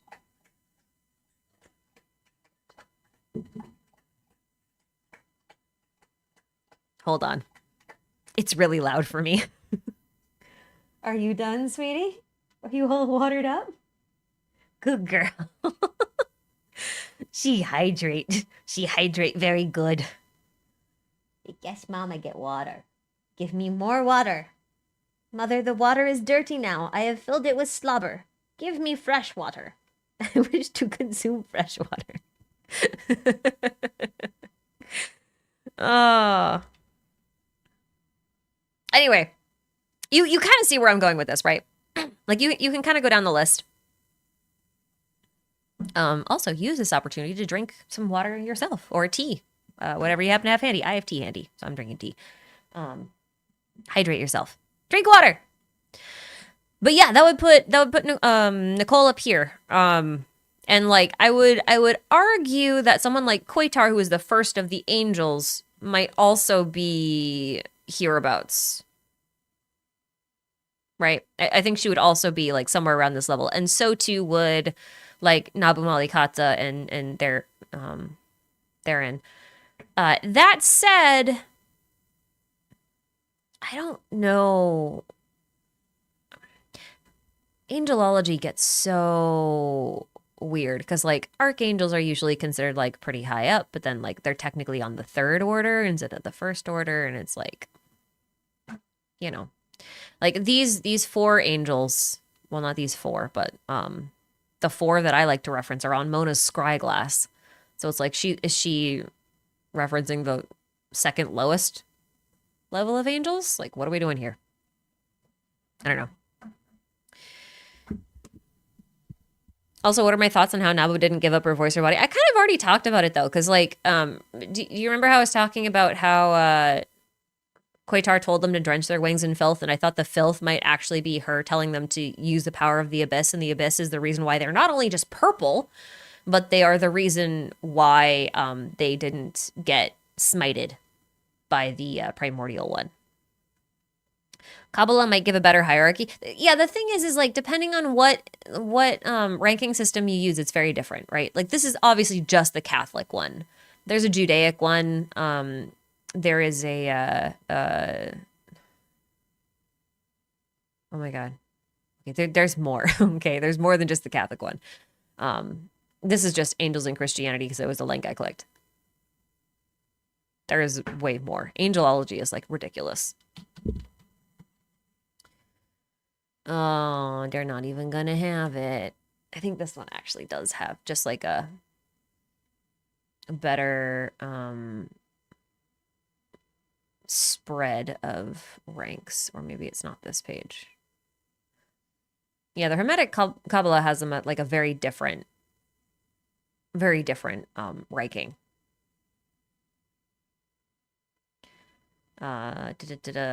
Theosophy has different ones. Like it really depends on which one you're looking at, right? And that's kind of why like you can't look at any one list and just say like, oh, they're using this one. Chances are good Hoyo probably made up their own. Or there might be a hint somewhere as to which ranking system they're using. But just given the fact that Columina is very seraphim, I'm inclined to think that they're looking more in the Christian sense than they are in a Kabbalistic sense. But, Islam doesn't have a ranking. I thought they had, like, kind of a ranking. I mean, they still have, like, a distribution of responsibilities, though, right? Because, like, well, I guess maybe not. The angels in the Quran are pretty different, in fairness. Okay. I can see again. My glasses are clean. Fenris came over and she booped me on the face. I got a big old nose print on my lens. Love it when she does that. It's very nice of her. Anyway, okay, I'm going back to my thing now before I get super distracted. That was a super jibby. Shut up.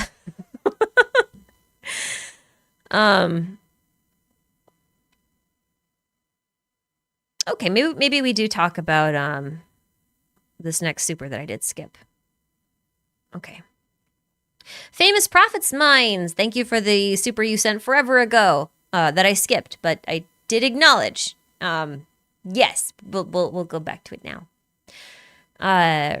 Adjacent to Nicole, they said, it might be a stupid question, but why is maintaining the firmament part of Alice's job description?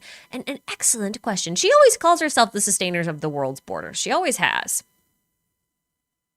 Which, I don't know that we can say why at this point. I don't know that. I will like to give you guys a hypothetical. I don't know how likely this is, but here's a thought experiment, if you will. Okay, here's a thought experiment. Let's see, where is Alice gonna come up? In a nice, timely manner. That'd be nice. Alice, there she is. Okay, I want you guys to look at Alice's design. Some of you will have no problems with this, because some of you are like, Mama!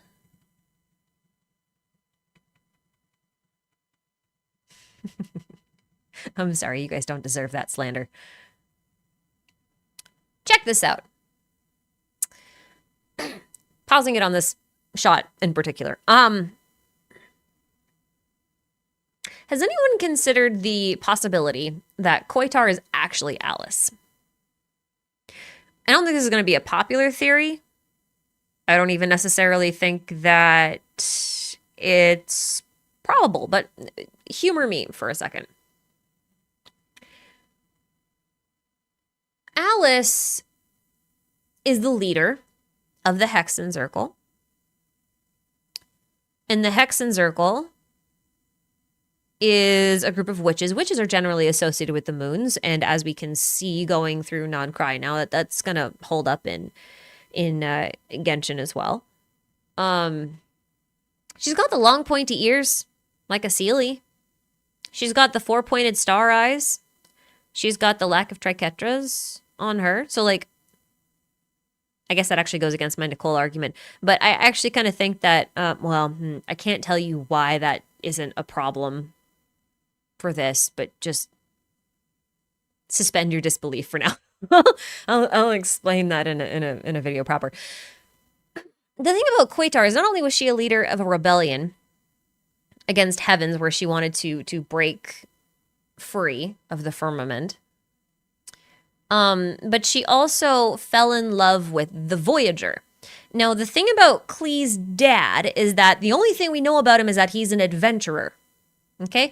Voyager came to Teyvat in the body of a man. And the two of them, Voyager and Quatar, got married in the Hall of Angels. And I know that this is technically Alice's right hand, but that is her ring finger. And there is a heart on the other side of that ring. And her design in general is full of hearts and love. And Quatar's whole thing was like about love, right? Because like her decision to love was what the heavenly principles eventually punished the Seelie rebellion for. Like they forbid them from ever falling in love again, right?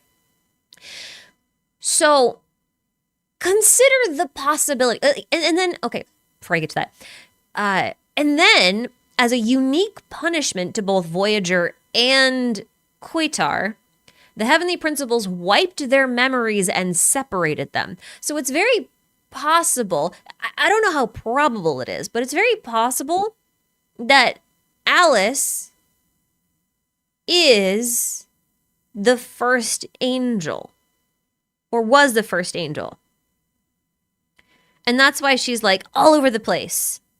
And maybe all of these things that she's fascinated with by other worlds comes from stuff that she learned about from Voyager.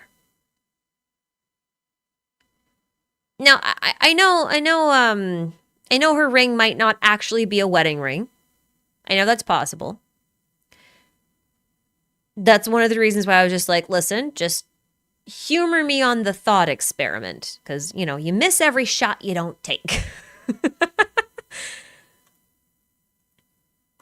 And I know that, I don't know how to say this word. I've never known how to say it. Yeah, see, you can see the heart, here. I don't know how to say cluttock or cluttock, I'm not good at Irish, okay? I'm not. I'm not. This is the ring people are saying she's wearing. I don't know if I buy that because it's missing the crown and the hands. It is just a heart. It is just a heart. And the heart is everywhere else on her design. You know, like she has it on her hat. She has it on her chest. It's on the middle of her glove. Like it's basically everywhere. So like, I'm not 100% sure that that's what that is. But I just want to throw the idea out there because Alice, Klee is like a smaller version of Alice. She's not literally a smaller version of Alice, but it's more like a like mother, like daughter kind of thing, right? The thing about Klee is that in my head, ever since the launch of the game, Klee has been Kleana, as in Hoyo's favorite child. Kiana. Looking at it from this perspective, right? Looking at things from this perspective, right? You look at little hair swoop, the fact that I'm gonna find a better picture of her. Holy cow! Just here's one version of Kiana. She ends up with the 4-pointed star in her eyes eventually. At some point in the story, I'll leave it at that. But she does, which is fitting with Klee and Alice and the symbolism that they have in their little hair swooshies, and they have very much so the Kaslana genes, in my opinion. But it is also worth pointing out that, oops, I think I hit my mic. Sorry about that. It is worth pointing out that all of them also share these things in common with Asmodee, who is actually quite similar to this. Hold on. You always have to go this way instead. Which is very similar to this version of Kiana. Or this form of Kiana's, right? So if I look at it like a lineage, and the sustainer of heavenly principles is also the shade of space, and her power is to delineate the world's boundaries, right? Because she basically dictates where space stops and starts. So she's guardian of the boundaries. Then the whole thing about Alice also looking over Tevat's boundaries is something that overlaps with Asmodee, right? And to that credit, to that thought, I want to point out that the goddess Hecate here is the witch goddess. Like this is one of the most famous or heavily associated with witches goddesses that there is, basically. Hecate is like the standard for the Wiccan triple goddess. And it's because, she has a three-faced aspect, right? So we've got Hecate here. She's the goddess of the crossbows, the moon, the night, magic, all that kind of stuff, right? She's also known as Trivia.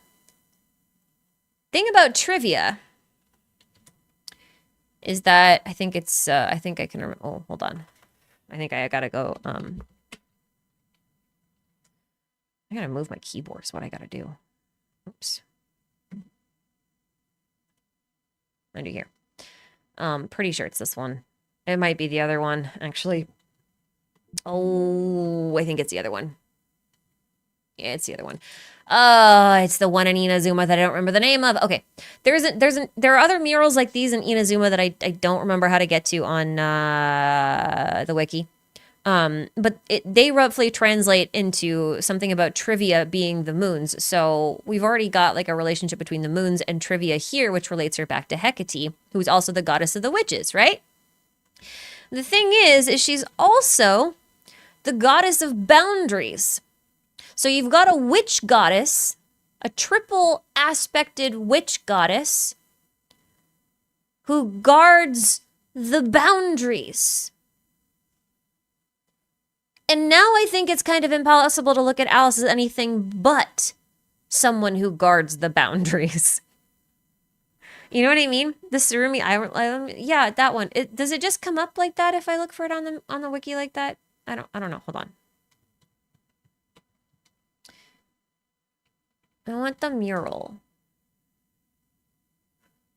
I don't like it. Oh, yay! It is the mountain murals. Whee! I'm pretty sure this is the one that says Trivia on it somewhere. Oh, that's not useful.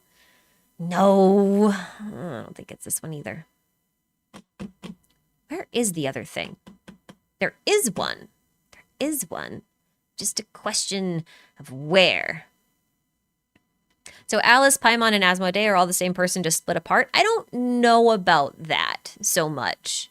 But even if I don't know exactly what the connection is, you can easily see how lines could be drawn between them, I think is more the point. I think that's more the point.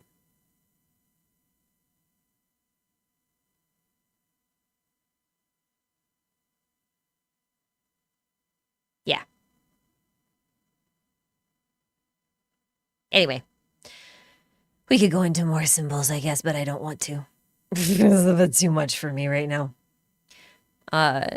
Anyway, Alice, sus. I don't know where the hell is the trivia thing? Hold on. I want to see if Google will help me.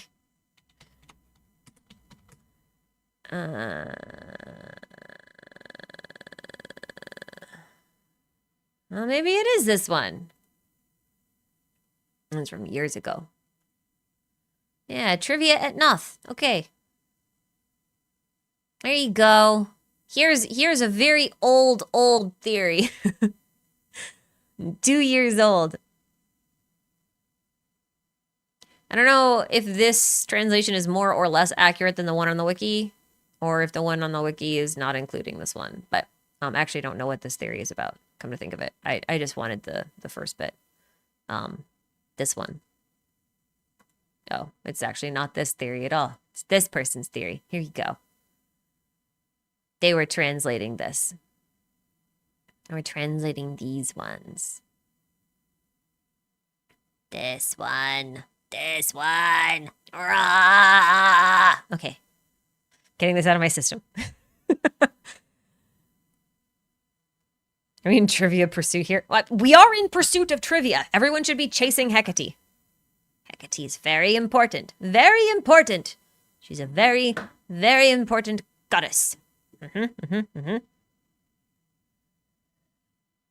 Perhaps Alice, Klee, and Paimon are the Mother, Daughter, and the Holy Spirit. You could look at it like that. And maybe it's one of those 3 are actually 4 sort of things. You could look at it as like Paimon as the infant, Klee as the child, Alice as, Asmodee as the young adult, and then Alice as the mother. You got a whole like 4-part life cycle there. I'm not saying that's like actually what's going on, but it is worth paying attention to. How's that? Definitely worth paying attention to. When did we start talking about Hades too? We're not. We're talking about Hecate. Hades isn't the only game with Greek mythology in it, by the by. You know that Genshin's roots are very Greek. Gnosticism has its start in Greek stuff. Greek stuff. Not Greek isn't a noun necessarily. you know what I mean. What if Vedrfolnir is Asmodee's master? That'd be interesting.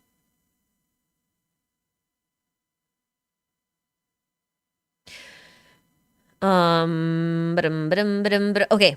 I have addressed many things. Oh, I've got the ghost ship too. Right.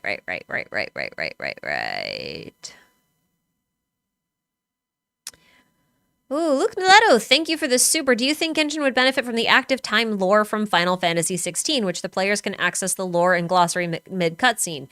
Yes.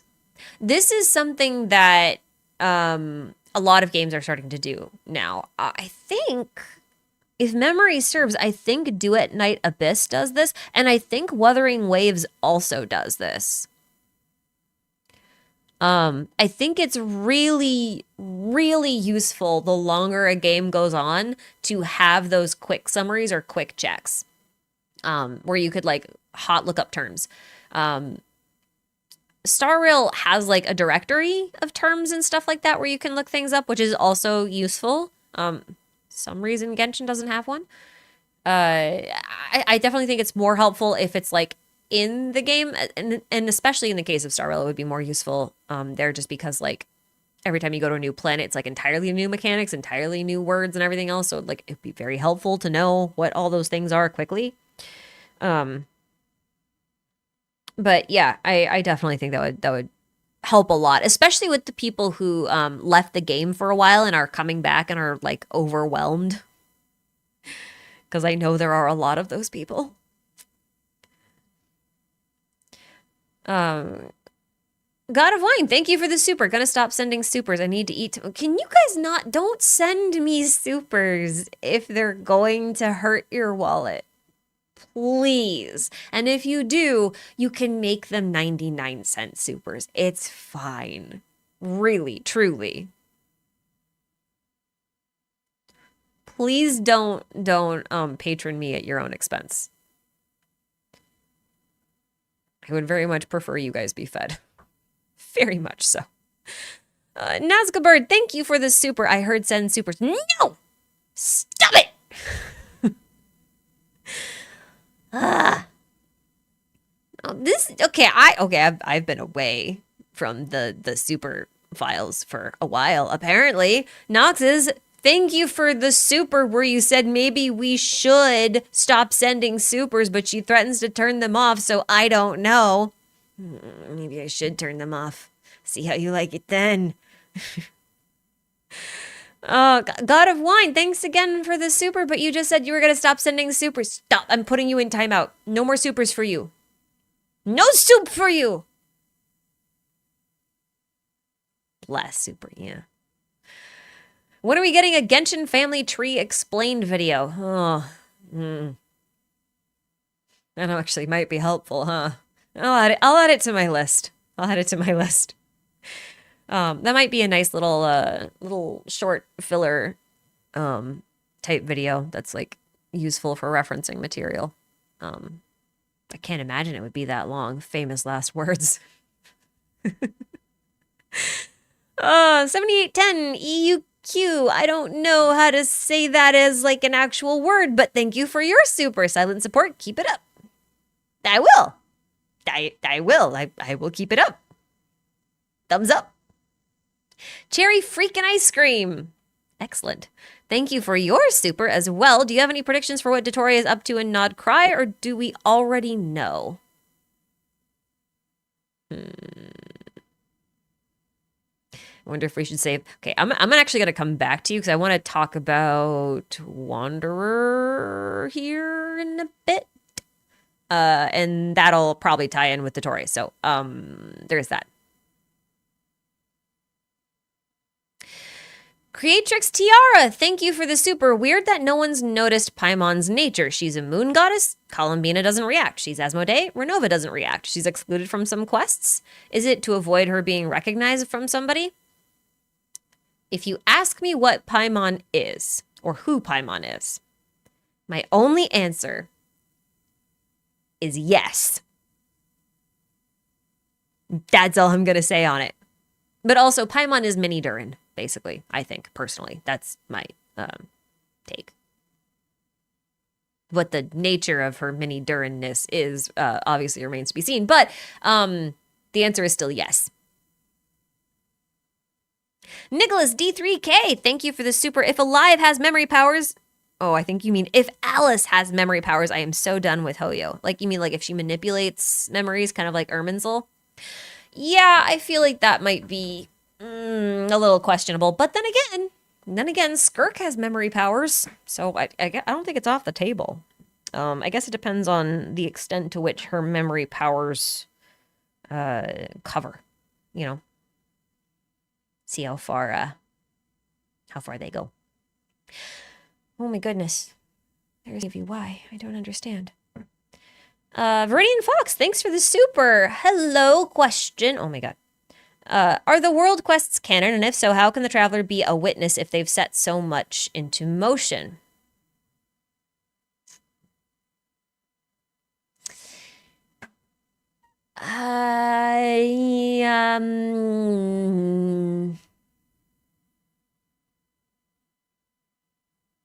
Well, how do I answer this? Because, like, on the one hand, you're right. It's difficult to, like, look at something and be like, yeah, hey, I'm witnessing. I'm just here to watch. And then, like, you're involved in, like, everything. Obviously, that's not gonna happen. But on the other hand, I shouldn't just have this random thing on the screen. I'm just gonna let this play. On the other hand, like, this game would be really boring if you weren't allowed to interact with anything. I think world quests are canon. But the thing is, I think they're kind of like events in the sense of like, regardless of whether the traveler is the one who completes those quests or if somebody else is, those quests still get done, right? The fact that the traveler is the one completing them just means that they are the one who bears witness to them instead of somebody else. Because, like, would Jet go through all of the things she did even if the traveler wasn't there? Yeah, probably. Would Renee have eventually, or Nartzinkreutz eventually have, like, you know, gone through the whole Descender thing? Otherwise, probably not, but that's, like, kind of a unique case. Would Sorush have sealed the Mark of Aposha without the Traveler? Probably. But I think it's important that the Traveler is still present to witness those stories and eventual growth. No, there's the ghost ship again. We'll come back to this. Oh my goodness. Okay, seriously, like, stop sending me things. There is one super that's, like, not showing up on my list, and I don't know when it happened. Hold on. First off, Velen Roman, thank you very much for that extremely generous super. That is, I don't know why you're not showing up on the list. You're like up at the top, but you're not on my list. Maybe it'll go on the list after it expires. I don't, this is so weird. YouTube is a properly functioning app, I promise.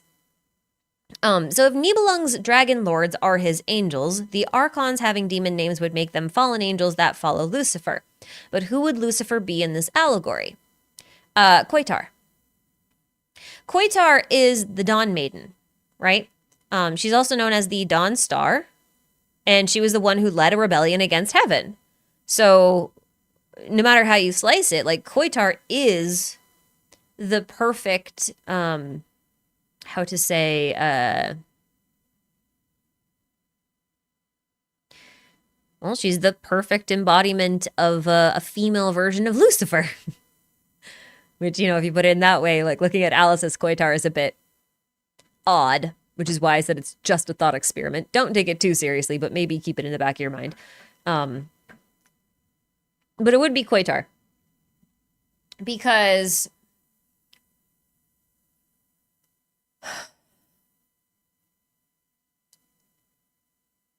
the archons that are down on the ground, like in Teyvat, they're no longer in heaven. So you could consider them as fallen angels who, like, God has set to be punished, basically.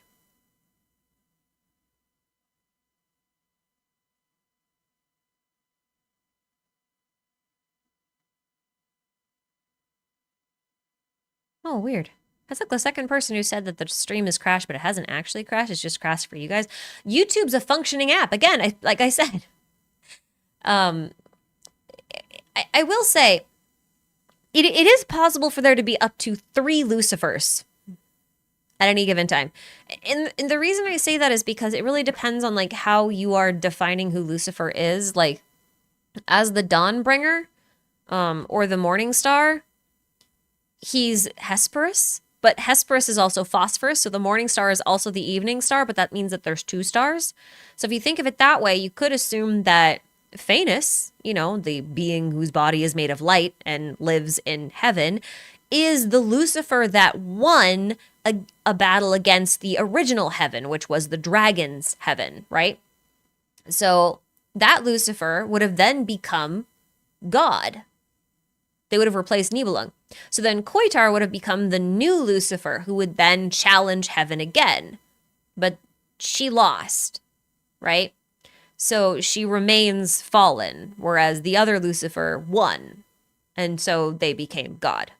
Does that make sense? Like, like that's kind of where I'm at with that. 2 stars, 2 travelers. The Traveler and the Abyss Twin are also pretty analogous to Lucifer. There is a third option, because I think Mercury is also considered a variant of Lucifer. So like in theory there can be 3. It is interesting to me that Durin seems to release Wild Hunt here, but I don't want to get distracted, but I will get distracted because little baby Dragon Boy is on screen. Oh no, that's Reverie. Never mind. They overlapped it with Durin. I got confused because I wasn't looking at it. Anyway. It's still Abyss stuff. It's fine. Is the Abyss Twin even real? Who knows? Difficult to say. Very difficult to say. Is that Nefer's catalyst in the middle? No, Jibby, that's the device that Kaveh made at Nahida's request and then sent to Dori because Nefer wanted it. God, why can't you follow such a simple chain of events? As if that's not like a really convoluted way of doing things. And he just like, here, we're going to make this thing. I'm going to give it to Kaveh because he's going to make it. And then Kaveh's going to give it to Dori, who's going to give it to Nefer, who's going to give it to Durin, who's going to... Nicholas, thank you for the super. Alice and Voyager, Trailblazer and Cyrene, basically. Yeah, more or less. I would, potentially. That could work. You know, even the flowers that Durin gets are 4-pointed. They're not even Cecilia's.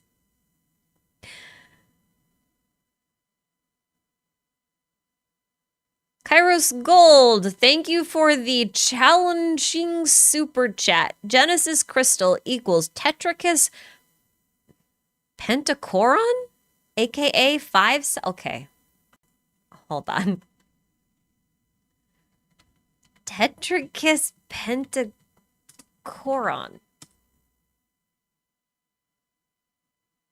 I learned a new word today. Okay, then. I mean, you're not wrong. You're definitely not wrong. But I would have never known these words. I don't think I know what a polychora is.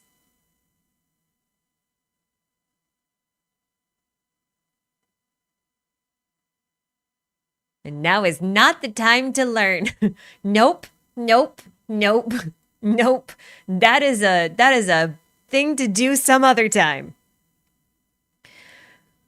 Nazca Bird, thank you for this. No, stop. No supers. Nadir Monkey, no soup. I said no supers. Oh my freaking god. I'm gonna lose it. Guys are ridiculous. God of Wine, again. No super. I'm gonna turn this off. I swear to God. In your opinion, should I spend my rent money on Durin or should I spend it on Wanderer cons? I think you should spend it on rent. My God. You only need one of them. You only need one of them. You only need one each of them. You don't need cons. If you really wanted Wanderer cons, you could have just got one from the free thingy. Luke Miletto, thank you for the super. What's up with Alice's hat? It's a halo. It's not a hat. It's a halo.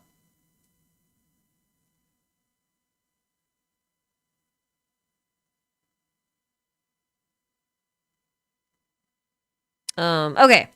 There's more stuff. There's more stuff to talk about. See, this is what I'm saying. Alice has Sealy written all over her. She's got a halo, so does Paimon. Just saying. Just saying. Just saying.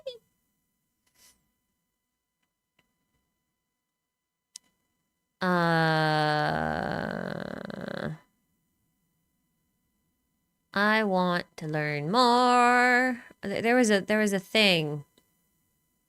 There was a thing I saw Alice do. Alice do the thing. Where did Alice do the thing? Also, did you guys notice that Nicole looks like she's Pyro, which means that we've got a Pyro Dragon and 2 Pyro Witches? Well, they do finally show his normal attacks. I wondered. I thought I saw them. It's a primo gem. Okay. That's enough of that. Where this is all like witches notebooky stuff. I get it. It's fine. I don't. Oh, yes, we get buffs. We get buffs. We get so many buffs, guys. The characters get buffs. This isn't what we're here to talk about, though. We're not here for this. We're not. That's not. No. No. Okay. I'll go look at Alice stuff again because there was another question. That was a spaceship thing. I want to finish up the Alice thing and we'll move on to the spaceship thing. I do want to talk about it a little bit. We're gonna talk about Deshrity stuff. Also, as a result. I saw someone post a thing.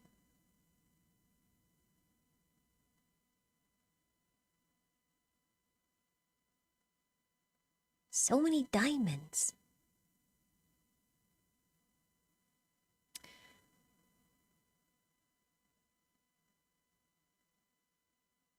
Okay, the maintaining of the stability of Tevat's borders. Okay, this actually ties into the ghost ship thing. So, Hallie Berkeley, this is your question. We will speak of this. We will speak of this. Okay, so here, She's just like, as you've noticed, there's been an unprecedented number of phantoms appearing this year. The influx of the moon beyond the border cannot explain this. No, there is another far greater factor at play. So here's the thing. The phantoms refer to the phantom, like those blue memory type things that look like crystallized memoria stuff from Honkai Star Rail. Certainly no connection. Hoyoverse wouldn't reuse ideas. No way. They're a completely original company that has billions of ideas and not just one single one. That's what I would say if they didn't have one idea. Here's the thing. We've seen phantoms in two areas most notably. The first one is Enkanomiya, right? Like Enkanomiya is like, oops. I didn't mean to. Oh, I turned on the chat replay. That's why. That was silly of me. Okay. Enkanomiya is like the first one, right? Enka is, hold on. No, Paimon, go away. Paimon is my backup drive. Don't.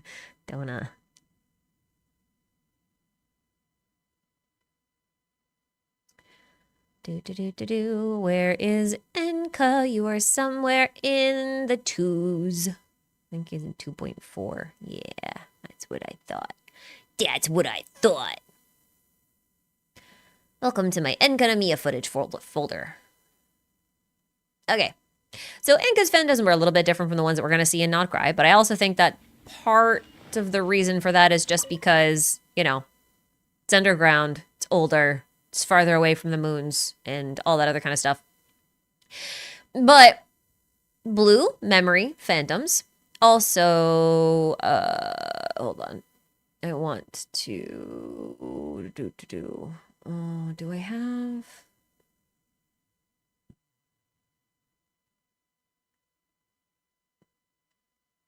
Question is, do I have, oh, you know what? I have a whole folder of miscellaneous things in Enkanomiya. Do I have anything useful in here? Probably not, because why would I? That's ridiculous. All right. I might not actually have good footage for this. I have to go get some. These are actually phantoms, though. These spider lilies. They only appear at night. The thing about Enka is that, like, it's full of these phantoms. The blue crystalline phantom type things. I just don't think I actually have. I think I was silly, and I don't know that I have actual clips of the parts that are not like that. Probably not. Probably not. Nope, I don't think I do. I don't think I do. That's unfortunate. You'd think I have, like, puzzles or something in here for my footage, but no, I have to be efficient. I have to just get cutscenes. Back then, I wasn't really thinking too much about, much stuff with regards to that. Oh, actually, this might have some. Do I not have phantoms? Nope, that's just a trial. Okay. I don't know if I have phantoms. I guess I don't think I do. I thought I did. The point was just more that, like, in Enkanomiya, you can reveal things that you can't see, like things that aren't there during certain times of the day. So at nighttime, you can see certain things, and in daytime, you can see other things. Do I really not have any? Seriously? Really? Wild. Why would I not have any of these things? You'd think I would, but no, apparently not. Oh, well, first off, well, no, it should be night, right? This should be night. Stingrays. Yeah, I don't know. The gold stuff you can see during the day, the blue stuff you can see at night, blah, blah, blah, blah, blah.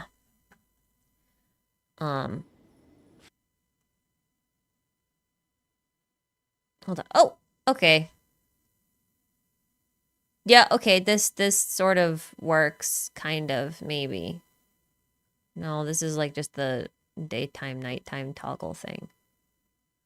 Ah! Okay, there's like one specific puzzle where this is illustrated really well, and of course I don't have it. Because why would I? That would just be too handy. That'd be too useful. Whatever. The point is, the moons seem to reveal the things that are unseen most of the time. Which I think is important for a couple of reasons. Okay, this is actually one of them. I think this one, this half of the pillar actually is only visible at night. Because, like, if it's daytime, this pillar here goes away. I'm pretty sure. Yeah. So, goes away, comes back. Goes away, comes back. Anyway, there's lots of these little phantoms where you have to make it nighttime in order to see them.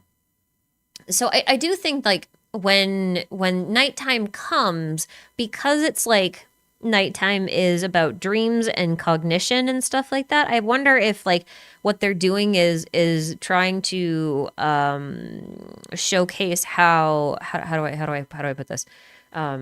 Dreams and memories are you reliving the past to a degree.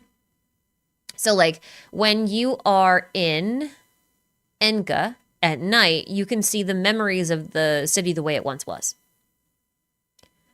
Because it's nighttime. That's when cognition, memories, and that kind of stuff comes out. Little ghosties, all that kind of stuff, right? All those sorts of shades and whatnot. All of that should come out at nighttime. And it's interesting to me because this actually happens a lot in the desert too. The thing... I'm determined to find a clip of this friggin' puzzle. I just don't think I have one. I'm so disappointed in myself for not having the one thing I need when I wanted it. Why? Why? I didn't get any of the quest in between. Okay, whatever. You guys probably remember it anyway. It's fine. I'll get some later. All right. Well, okay. So the reason why I was bringing this up is because wait for you to load because Dane is old and slow. Okay, so golden slumber stuff, right? This is desert stuff. I want to see if I can find a Verity puzzle. Throughout the desert, you're gonna encounter these like prisms, these things right here. These are Verity cells. Verity meaning truth, basically. And they can reveal things that are unseen. And you can kind of like bounce light in order to do that. And you bounce a special blue light in order to do that. And so like throughout the desert, what you find is like there are instances where the ruins are like all crumbled walls, but then like when you try to interact with them, you get too close. Like the walls are like made of memories and therefore solid. I want to see if I have that in here or if it, like, I have a lot of desert clips is kind of the problem. I have a lot of desert clips. These are Sealies. Well, pseudo Sealies.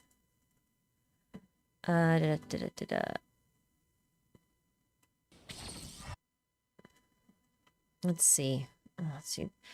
This is stuff that I usually do off screen. Or like I could actually go to if I had the game open, which I don't, but I probably should. I mean, that would probably be beneficial, honestly.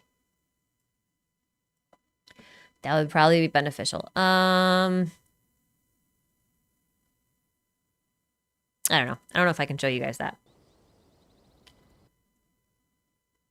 Oh, this is the Golden Rose quest. That's like something totally different. The stuff is like not in the temples though. Like, well, it is in the temples, but like it's also less in the temples. It's like outside the temples more. Do I have random? Well, I have those. That's like, we'd want 3.1's Archon Quest. Because that would take me to the desert. Yes? Yes. It doesn't take me that far into the desert. Just a little bit. Just a wee bit. I don't think it's this one.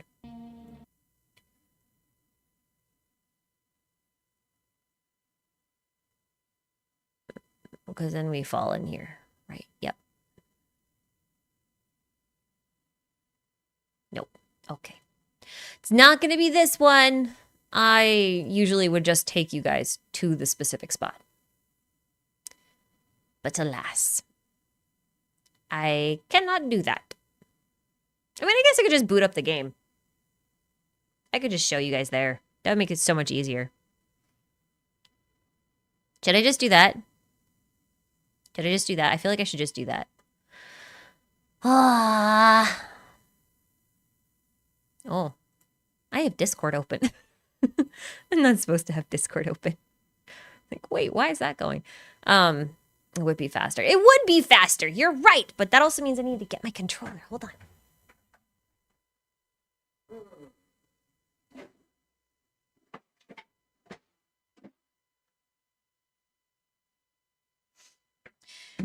All right, hold on. Before we go there, I'm gonna. I think this is like the last thing I really want to cut. Let's cover like the last couple things I want to cover. On the actual stream portion, and then I'm just gonna boot up the game, and we'll just kind of go from there. Okay. So these things, right? These phantoms, these phantoms here. These to me are just like composed of memories. Like they're not real. So like if she's saying that there's like something else that's impacting the formation of these memories, then we need to like, okay, hold on. This was a thing that I had seen someone post. This is the thing I saw someone make a social post about. I don't remember who it was. I'm very sorry. But it wasn't me. I didn't notice this at first. Somebody else did. Part of the reason I was talking about like the whole thing being constructed of memories is because this scene here, if you look at the text that Alice is saying, down here it says in part, but only a negligible amount passes through, just enough to influence the VERD, and then it looks like an A. I don't know if you can really see that on this low resolution. Now, the person who made the social post about it was like, I wonder if that's Verdandi or Verthandi, because it means the happening or the present. So in that case, Alice is referring to the current mortal state of Tivat as the Verdandi, or the present, which implies that the past is overlapping with the present, which is why you see so many phantoms, right? That's kind of what I was going with that.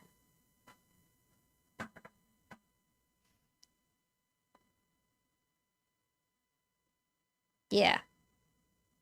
So Verdandi is one of the names of the Norns from Norse mythology, like the three fates. There was the past, present, and future, or Verdandi, Urder, and Skuld.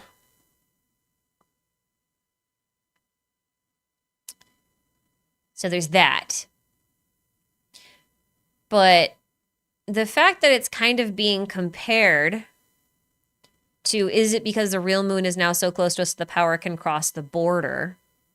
If the border is the firmament and the moon's on the outside of the firmament, and my moon gate theory holds true that the moons are the afterlife of sorts, then the moons are essentially repositories of memories.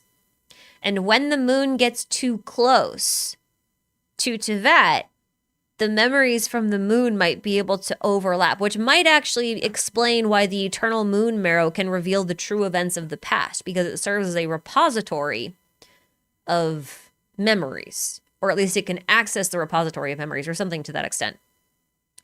I think that's kind of what they're going for here. I think that's what we're going for here. I'm pretty sure. Pretty sure. What else was I gonna say? There was some okay. So the thing about the Phantom ship, right? A Phantom ship is kind of that. I cannot get over how much this looks like Memoria. It bothers me so much. Anyway. What if that's what the Eternal Moon does, but the other moons are parts of the other parts of the program, like Gaia or whatever? I don't know what the Gaia is in this case. I'm sorry. That's like too vague of a reference for me. There were more phantoms. This one. Here's the problem. Here's the problem, okay?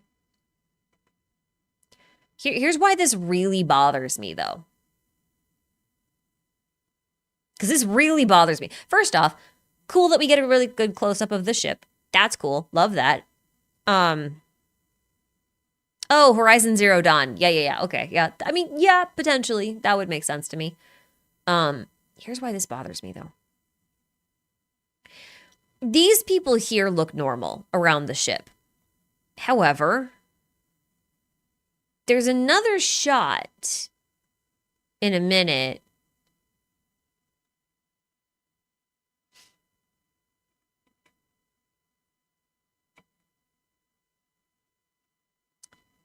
There's another shot, not this one. Okay, we're gonna have to wait and figure out where this is.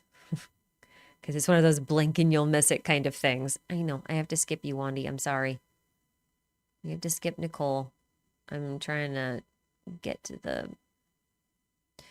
Okay. Maybe not.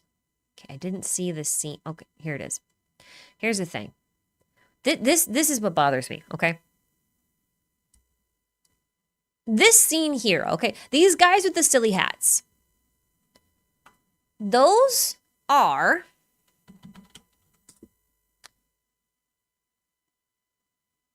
Pilot hats. Okay? They were very common in ancient Greece. Now, this is important because not only is this what Pilus Peak, where the Spiral Abyss is, not only is that what that mountain was named after, but the unified civilization, which was the first human civilization, was one that existed under the primordial, the heavenly principles. It was like the first civilization they created. It was that civilization that they created the Sealies to govern over. And they also existed around the time of the moons. So like that places this scene here in the unified civilization, right? That places this scene here. So I'm wondering if the spaceship that we see, the Traveler's spaceship that we see the memories of, I don't know if it's going to be the case that this spaceship or like all these memories are like taking place at the same time, because obviously like some of these are taking place in ruined areas, but like the timeline is so messed up, guys, like so messed up at this point as far as the Travelers go, because the unified civilization would have been like 6,000 years ago, you know, 6,000 to 4,000 years ago. Like by my estimate, it should have reigned for about 2,000 years. Like it should have taken about that time. So like the Travelers were supposed to have arrived 500 years ago. So my question is, are these memories taking place at the same time, or are these just like assorted memories from any time throughout the ages? Sort of. You know what I mean? Because one of the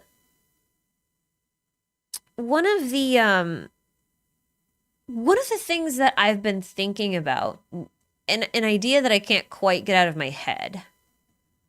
Oh, how do I find this clip? It's a good question. I wish I had actual clips of the memory thingies. Okay, I don't know how to find this clip is the problem.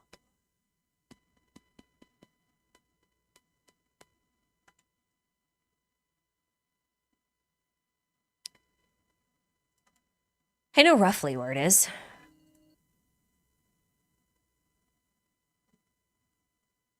It's not here, though. Not this one. Thought it was around here.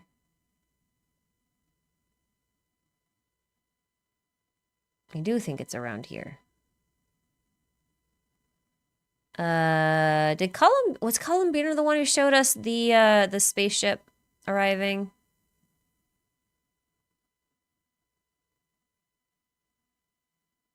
Oh, that might have been an Act 2 then. It was an Act 2. How do I find any clip? Muscle memory.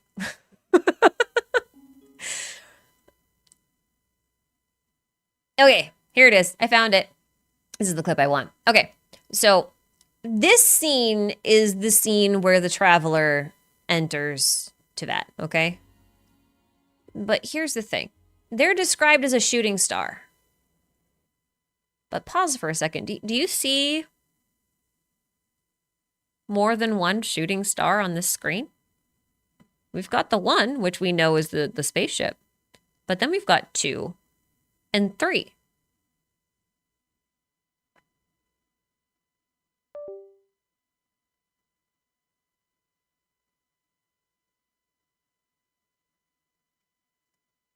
Do you guys see that? I don't know if you can see it. I'll play it. I'll point them out. Look, these stars coming in. And then there's another one. So that's 4 total. There are 4 stars that enter Teyvat at the same time in 4 different directions. Yeah, the tiny stars. You thought those were pieces of rubble? They might be, but here's the thing. Here's the thing. How many descenders are there? There are 4. So I know something's weird here where we have like the ships over here and then you've got the unified civilization thing over here or whatnot.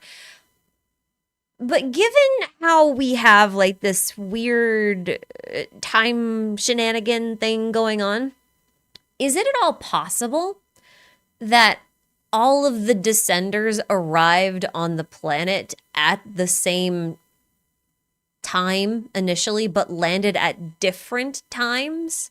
And then some of them hibernated and just didn't wake up until certain times? Is that possible? Like, is it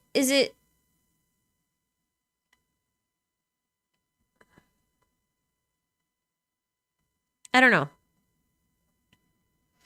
I don't know, but like this bothers me cuz like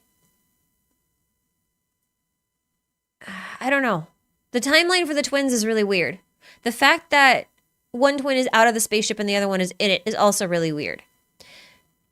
If there's some sort of time shenanigans going on or hibernation shenanigans or like anything like that, and maybe like this scene is showing us some parts of the past overlapped with some parts of the present, because this wouldn't have been there 500 years ago and neither would it. Like some of these things just would not have been here 500 years ago because Nodcry wouldn't have been colonized at that point.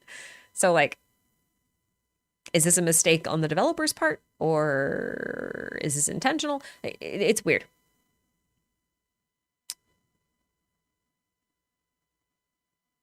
It is possible if they let Xiaoji do the writing, so let's hope he stays on Honkai. Oh, I understand that sentiment. But I just want you guys to be thinking about that. Okay.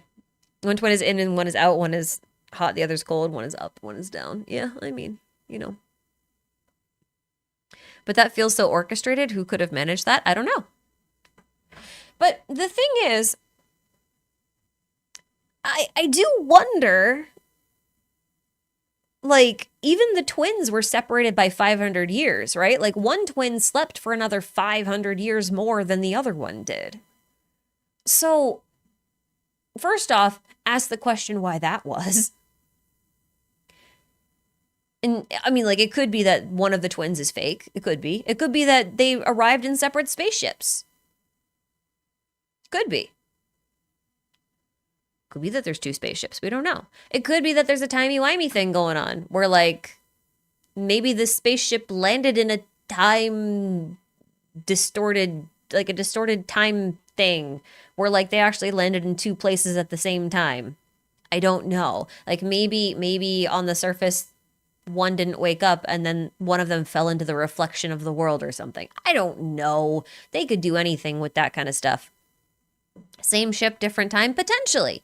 Like, I'm just wondering if there's a possibility that, you know, multiple ships arrived at the same time. Because it is weird that there are 3 stars that are falling into Tefat at the same time as this one. And, like, it could be debris, but if it's debris, then they're overlapped really weirdly and like far in the distance. You know, like, it doesn't... I'm not sure why it would be over there. They all have very different trajectories. That was a Sustainer's doing, though, right? Traveler sleeping an extra 500 years. I mean, yeah, but isn't that weird as well? Because if you think about it, the Sustainers, like Asmodee's, I can't call her the Sustainer anymore. Sure, her name isn't Susty anymore. It's Asmodee. Technically, her file name has always been Asmodee, but that's kind of whatever. Her power is over space, not time. So the question then becomes, how did she bypass time, if not by moving the traveler through space? And then the other question is, why would you do that?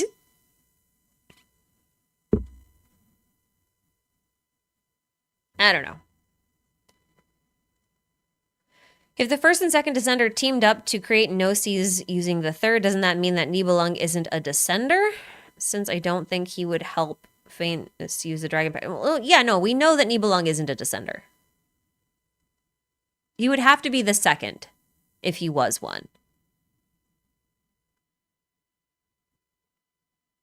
Nibelung would have to be the second descender, and I think it's more likely that the first descender is Phaenus, the second descender is Voyager, the third descender is Aias, and the fourth descender is the Traveler. I think that's what we're looking at. I don't think Nibelung's actually a descender in this case. I mean, obviously until the second one is like explicitly confirmed, the possibility still remains, but it is unlikely. But not impossible.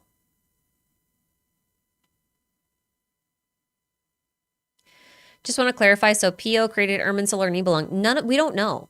It's not possible to know. But, I mean, like I mentioned earlier, it is worth remembering that Columbina's outfit and the symbols on it are weirdly similar to Nahita's. And if the moons are afterlives, then we should be side-eyeing Irminsul. Oh, that was where I was going with that one thing. Oh my god, okay. Because Irminsul is technically the afterlife for the humans in Teyvat, right? The other thing is, the reason I was bringing up the Triskelion thing, I completely got sidetracked, is because it's also, like that whole symbol, the Triskelion, is very similar to Odin's drinking horn, right? Well, the thing is about Odin's drinking horn is that Irmin is an epithet for Odin. So, like, question mark. There is something odd going on in that case. It just depends on who you think Odin is, I think, at the end of the day. But that's made more confusing because the king of Conria is King Irmin, who Rerir even calls Irminsul, which is more confusing. So I honestly don't know. I honestly don't know. But that means Voyager helped Phanes, but she didn't want to disturb them. Maybe her memory was wiped. I was confident in Voyager being a descender, but I don't know anymore. I mean, you probably didn't watch the Moongates video, did you? Because I thought I gave a pretty good explanation. Here's the thing. It never says that the second descender was the one who helped Phanes. As far as I know, there is no place where it says the second descender helped the first descender make the gnosis from the third. It says the first descender and one who came later. It never specifies who the one who came later was. So we've always assumed that that means the second, but that doesn't necessarily mean it was the second. You see what I mean? One who came after instead of later. Yeah, you're right. Sorry. That's the more precise wording. But in my Moongates video, I gave a different explanation for what happened to the third descender. Instead of it being a punishment, right? Punishing the third descender for whatever reasons, for opening the gates of Pohjola, as they say in the hymns of the far north, I posited the idea that perhaps the gates of Pohjola are actually a gate, a moon gate. And since the moons and the abyss are on the outside of the firmament, then opening a moon gate would open a hole in which the abyss could come through, right? And my thought is that if the third descender opened that gate and tried to pass through it, it might have torn them to pieces the same way it tore Rerir and Thelindis and Rotwang to pieces. And if that's the case, then it's possible that the first descender was actually trying to salvage the remains or what was left of the third descender. And that's what they put into the gnosis.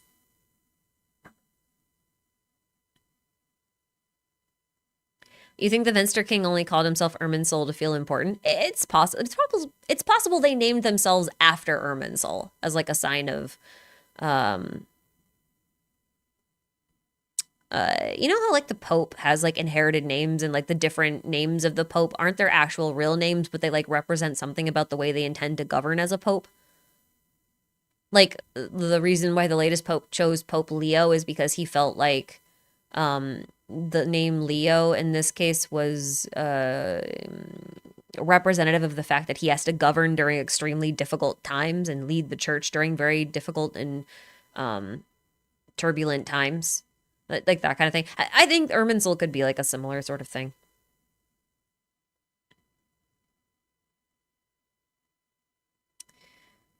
But yeah. You thought it was because he was a Leo? No. No. Were the sinners except Rerir the four pillars of strength in Conria? I think one of them was, at least.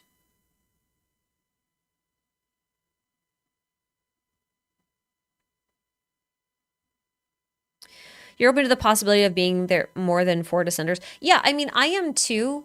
Just because the Traveler is the 4th descender doesn't mean that there isn't another one or that there won't be another one. Because, like, technically speaking, there are a lot of people in Teyvat who are not from Teyvat. So, like, entering from outside doesn't make you a descender. We know that from Skirk, right? There's some inherent quality that you have in order to be classified as a descender. We just don't quite know what that thing is beyond a will to rival a world, and that's not very specific. Thoughts on the Ermin statuettes having Renova wings? They're worshipping death. Homa is death. Homa is death. So, my editor actually pitched this idea at me, and I don't know that I'll get to really go into this theory ever. So I'm gonna share it with you guys. There is an argument to be made that the 4 shades, right, are actually avatars of the moons. So hear me out for a second. Even though they aren't the moons, we know that you can 3D print new avatars of the moon. Columbina is kind of proof of that, right? Which means that there has to be some sort of system in place wherein,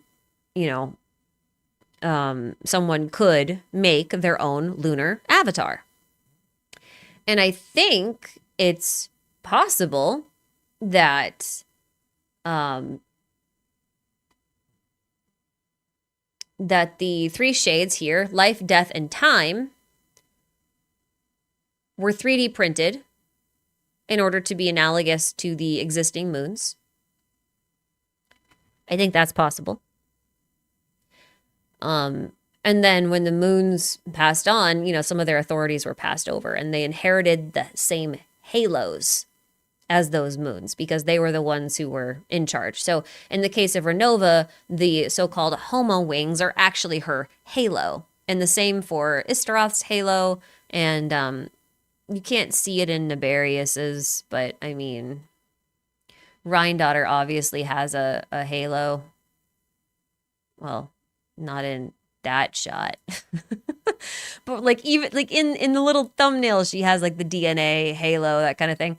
Asmodee may have a halo potentially, but the fact that she doesn't actually have a halo kind of suggests that she's sort of the outlier here because there was no fourth authority to pass on to her, so she's kind of 3D printed outside of that mess. So if that's the case, to me, then the Homo wings just symbolize the concept of death and rebirth, right? Because we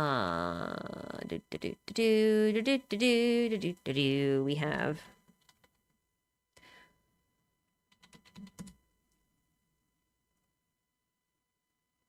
oops, not that one, this one.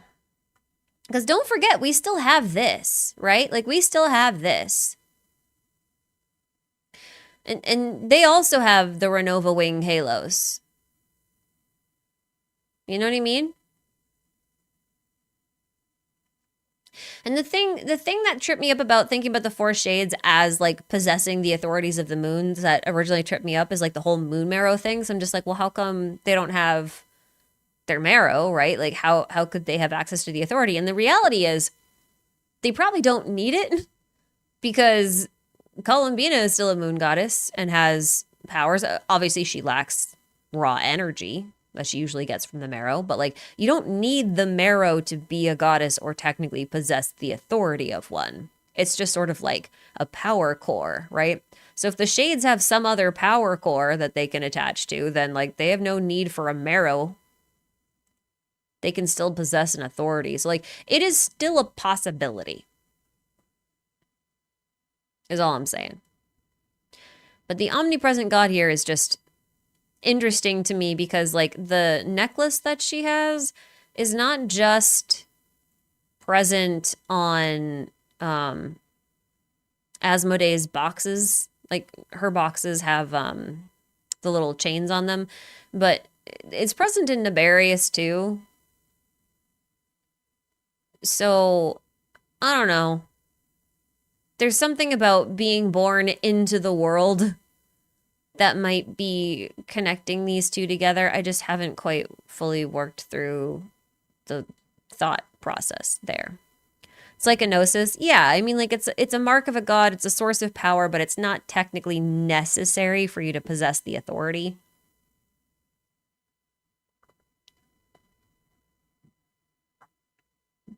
What do you make of Istaroth's hands being gray or corrupted looking? I mean, I think she's analogous to dust in a lot of ways because her hair kind of dissipates into dust. So looking at her hands, it also kind of feels like she is degrading because time degrades. But that's just me. That's just my thought. Just what I'm thinking. Kuchikopi65, thank you for the super. What do you think of the meaning of the traveler dying and becoming a hillagirl with the brew blossoms in Easy Breezy Holiday? Ugh. Why do you ask me hard questions? Or not really hard questions, long questions. Don't ask me long questions. It's mean. That's fine. Oh, I remembered the other thing I was going to talk about with the undying fire from earlier. Okay, so, I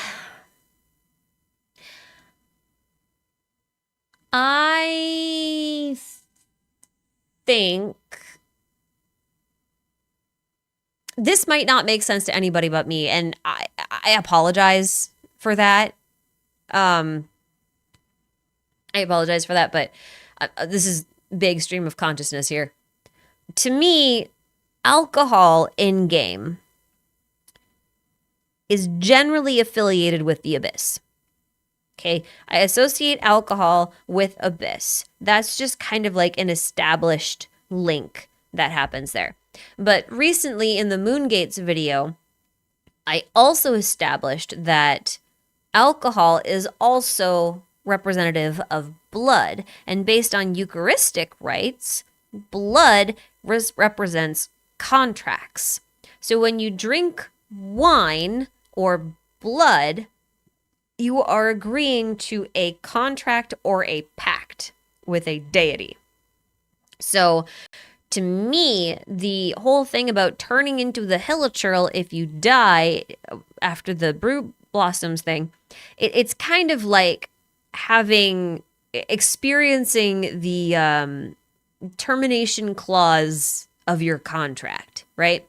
Because that's essentially the curse of the wilderness. Here's your contract. Do not violate it. If you do, you will become a hilichurl. That's how I see it. I don't know that it's as clear a connection for people who aren't inside of my pink sticky thing that I call a brain. Venti sus? Yeah, I know. And the fact that he's always drunk, but like even Kaya, like Kaya's suspicious. The whole thing with Clothar is suspicious with the death in the afternoon stuff. Like the whole thing's. I have a theory that Nibelung is supposed to be Dracula. And I'm not even kidding. I'm not going to elaborate too much on it, but just like all the blood magic and contractual magic that dragons are obsessed with, like they're so interested in blood and magic and contracts, like legally binding things and promises, vows, that kind of stuff. Like, that is so very dragon. But here's the thing. I'm going to make you guys giggle. I just know it. You guys are going to giggle at me. He got two little fangies. Rah! I am Dracuflad. I am Nigula. He's the two little fangies. He looks like Count Chocula here. I can't shake it. Bleh. Yes, exactly. Bleh. Blood contracts Zhongli Dracula. I mean, like the analogy carries over, right? Like you see the idea, right? Something slumbering forever, hidden in a grave somewhere is very Dracula. I mean, he looks like a Dracula bat kind of thing. Dragons do have bat wings. I don't know if they'll actually go that direction, but like the idea, not so much that he's Dracula, okay? But like, you know how like in a lot, vampire lore is so scattered and like it really varies depending on what source you're looking at, what culture you're looking at, and whether or not you're including pop culture. But like the thing that tends to be like a recurring theme is that like there is like a single vampire ancestor or like a primary ancestor lineage of the vampires, right? And then that vampire bites something and turns it into a vampire. But that one's like somewhat subservient to like the ultimate parent. You know what I mean? And as you go down the chain, they're all subservient to the ancestor that comes before them, to the one that came before them, before them, before them, all the way up to like the original one, who would be, in this case, Nibelung. So like, to me, it just kind of works thematically, but it's also very silly. It's also just very silly. Did you fucking I am not doing Twilight Nibelung, okay? We are not doing Twilight Nibelung. Although, I will point out, I will remind you all, rather, that wolves are considered the children of the moon. Now, is it just me, or are werewolves generally considered like the servants or like primary companions of vampires? The moons are technically dragons, they're dragon creations. The wolves are children of the moons. You know who else likes wolves and dogs? Hecate. I'm just saying. I'm just saying. Anyway,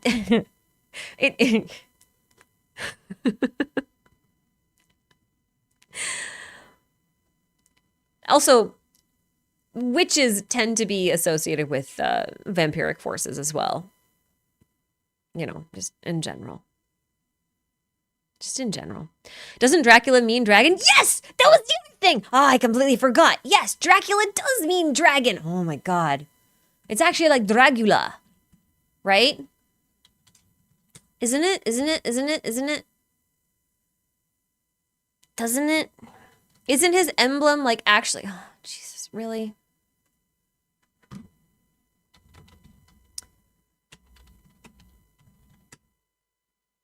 Yeah.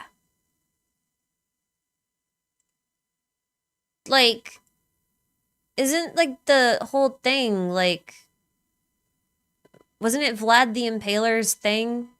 I don't think this is, what is this? I have not been on this page. What is this page? Oh yeah. They came from the Order of the Dragon. Dracul! Yeah, the Dracul! The Dracul, that one! That's the thing! Yeah, okay, I remember now. Anyway, I'm just saying. Okay. Then what about Alucard? I'm okay. You can make whatever comparisons you want to. All I'm saying is that, like, Nibelung should be the equivalent of, like, the original ancestor vampire. Whoever that is. In whichever vampire mythos you happen to be looking at. Doesn't really matter. They exist friggin' everywhere.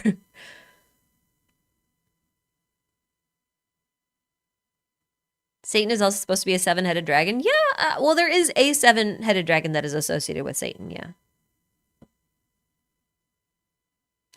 Have I read the lore of the Lunar Arcanas? Yeah, there's not really much in there, honestly. Well, I should say there's not much new in there. I'm not particularly interested in the Lunar Arcana. I was originally. The stuff that's interesting in the Lunar Arcana is like the actual images more so than the text. I don't find the text to be that interesting. There's like 2 cards, I think, that have somewhat interesting things on them. But overall, I don't know. I do think there's something to be said about the cards that they chose for like who they chose to put on what card. I think that is somewhat more interesting than the actual contents of the card. But, you know, Celestial Nails? No, Celestial Vampire Stakes. See? See? You get it. You get it. Yeah. He gets it. Venti is not 1 but 2 clergy with vampire-like vibes, and one of them is his herald. I'm pretty sure that Dahlia is supposed to be a gargoyle. Right? Like, oh my god, where's my mouse? There it is. The thing about, gargoyles used to be guardians of holy... I love this one. He's picking his nose. Gargoyles used to be put on like chapels and buildings like that, but they were also supposed to be rain spouts, right? They were supposed to, they were like gutters, basically. They were supposed to help water drain off of the buildings and not collect, but like in a, you know, more aesthetically appealing way, I guess. So like, this is Dahlia. That's why he's Hydro. Dahlia's Hydro because he's a friggin' water spout gargoyle. Protects the church. Dahlia and who? Rosaria would be the other one.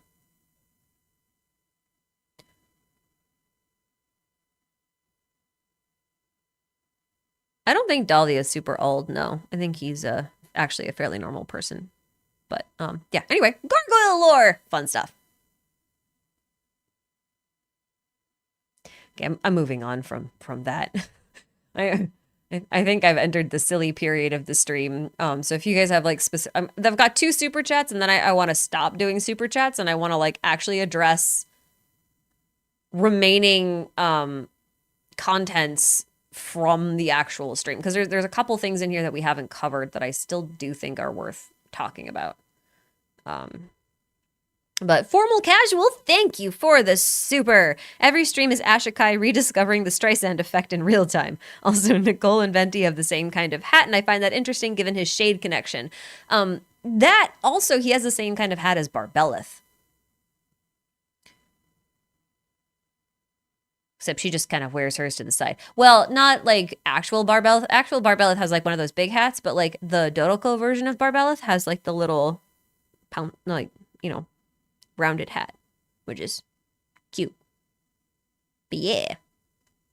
Cyrus Gold, thank you for the super. I remember, possibly falsely, somewhere. Yeah, that happens to me all the time. I have to look things up. Especially as the game goes on and the lore gets bigger. And cite more things. There was a lore mention that a crystal fly might evolve into either a slime or a dragon. Not quite. That's not quite what it. You're close. You're close. I know the passage. It's in a book. It's in a book. Name of the book. Name of the book. I will remember it when I see it. Hold on. I will find it. I will find it. It's a Mondstadt book. I know that. This one. It's this one. There it is. You mix things up a little bit, but it says that typically when life arises from the elements, it either descends and becomes a slime or ascends and becomes a crystal fly. Rarely does this process give rise to dangerous elemental monsters. Elemental dragons are rarely seen and have the power to match the gods of old.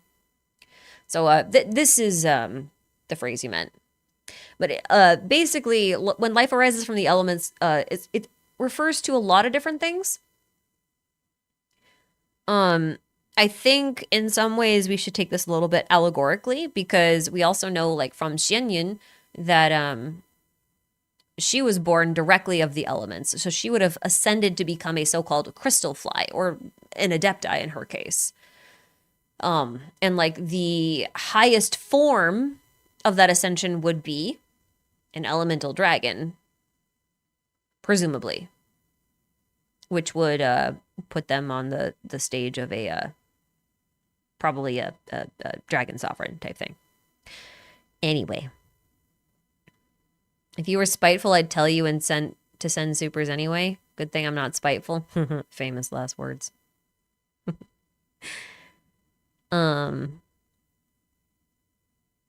Do I think that the Tsaritsa is somewhat following the First Angel's plans? I mean, rebelling against the heavenly principles for the new world. Also, First Angel was punished for love, and she's not the only one. Yeah. I mean, the Tsaritsa's whole thing, I've always felt like it's more mercy than love, but like, it seems like they're probably going to go the love route. So like, it's possible. Look, it's Rhindaughter's kitty. Hurrah! Okay. Rhindaughter has a cat messenger. Lots of cat messengers, by the way, which is also relevant because, like, cats are the familiars of what? Witches! Rhine-Daughter is part of the Hexen Circle. Which does make you question things about Deshret and his stuff with cats. Because there's that. But then also Remus used cats for the same thing. There's something about cats that I'm still not quite understanding. It's like Wanderer's a cat. It's always cats. I really think it's because they're witches' familiars, but like, but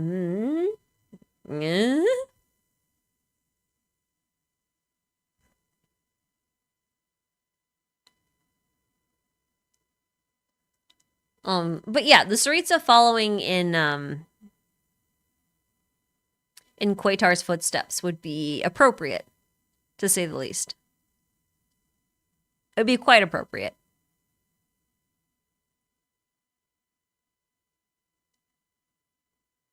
Venti is allergic to cats. Yeah, interesting, isn't it?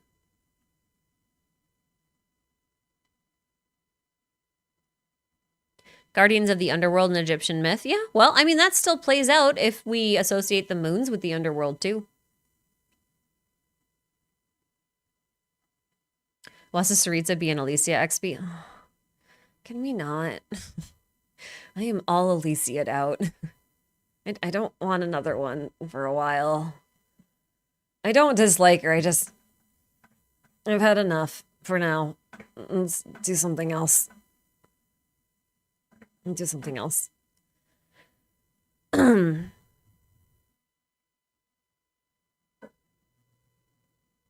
Crystalfly slam ascension descension thing be ascension into a benign creature or descension into corruption into the enemy? Yeah, I mean, potentially.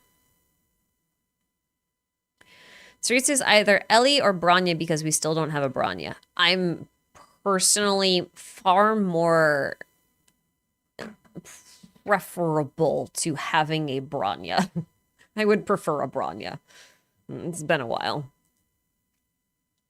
There's literally zero reason the Tsaritsa would be an Alicia. It's really just the love thing, and also, for some reason, Hoyo is having, like, an Alicia resurgence moment where she's just, like, friggin' everywhere. And not just because Star Rail is focused on Cyrene so much, but, like...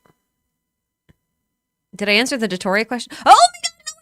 No! Oh, thank you. I forgot. Did I mark that one? Hold on. I've been marking the ones I haven't answered. Oh, I didn't. Oh, I didn't mark it either. Okay, sorry. I'm just going through all these to make sure that there wasn't any other that I didn't miss. Okay. Thank you, Jibby. You're a good little birdie. I give you a cracker.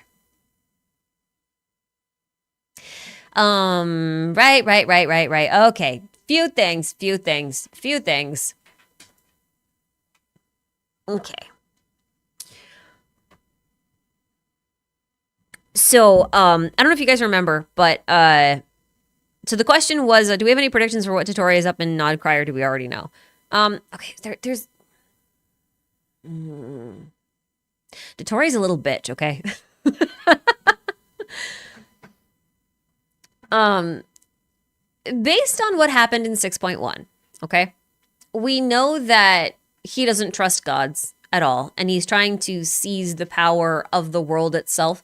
He's also the one who's pictured burning down Irminsul, which, as I made a case for today, has a lot of connections and similarities to the moon. Whether or not you think of the moons as seeds that will eventually become Irminsuls is, that kind of remains to be seen. We could argue that. But I honestly think that Dottore might be one of the bigger villains of the entire game. Oh, hold on. Hold that thought. Finny is crying. She wants to go pee. You want to go pee, sweetie?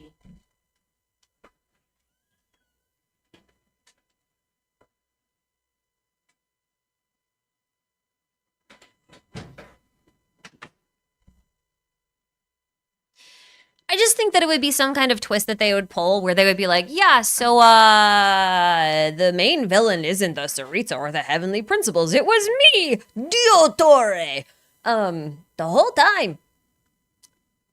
That would make most sense to me, just because, like, he's trying so hard to, like, seize control of the entire world. So, like, He was also in 6.1's Archon Quest. He should be the guest that Sandrone had that she didn't want to tell Columbina was there. Right?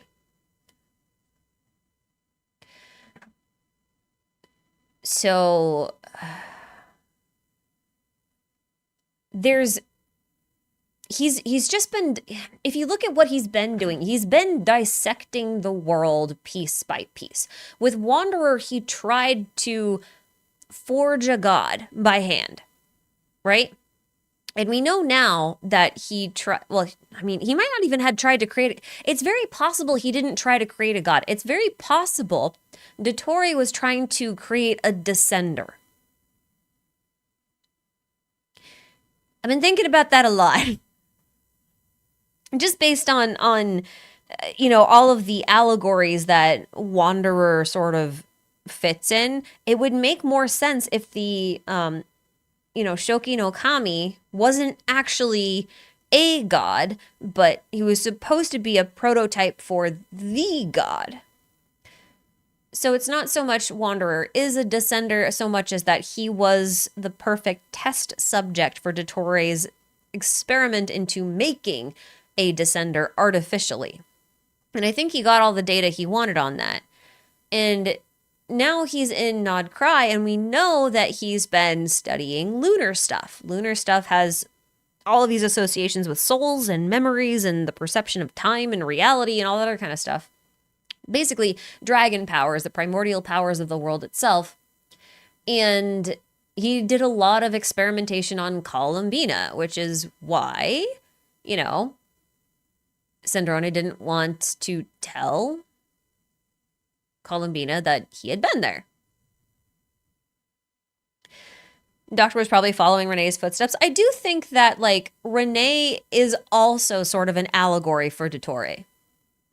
I made a theory forever ago being like, hey, Renee might actually be a fragment of Dottore or something along those lines, which didn't pan out, obviously. But looking back on it now, I do think there's some merit to the idea that Renee's story is somewhat foreshadowing Dottore's story. To me, it makes a lot of sense in hindsight. So in Nod Cry, we might actually see Dottore try to make an artificial moon. Or to try and take advantage of Columbina. I think that's a possibility. Because the thing is he's currently missing one Gnosis in order to have all of the pieces to theoretically make a third, remake a third Descender. Or at least have access to their powers, right? With Wanderer, he only had access to one of them. So he just attempted to make a Descender with a fragment of 1/7 of its original power. So what would happen if he tried to do the same thing, but with 7 fragments of the power, right? That's a whole different thing. And the fact that his own segments are built based on Wanderer's structure. He studied Wanderer and was like, I'm going to build myself a bunch of bodies like these. And he did. He built himself a bunch of bodies based on how Wanderer was constructed. So, to me, he was experimenting on Wanderer. And I do think there's a possibility that he pulls a Renee and that he tries to become a Descender himself in order to literally seize control of the world in the Tsaritsa's place. It is possible we get to Snezhnaya and the enemy there is a distraction or a red herring until we see Dottore again. And then Dottore's like, actually, it's me. I'm the madman. Mwahaha! I have all of the Gnosis. You can never stop me. Goodbye. That's my perfect Dottore impression. 10 out of 10. No notes. Perfect. Lovely.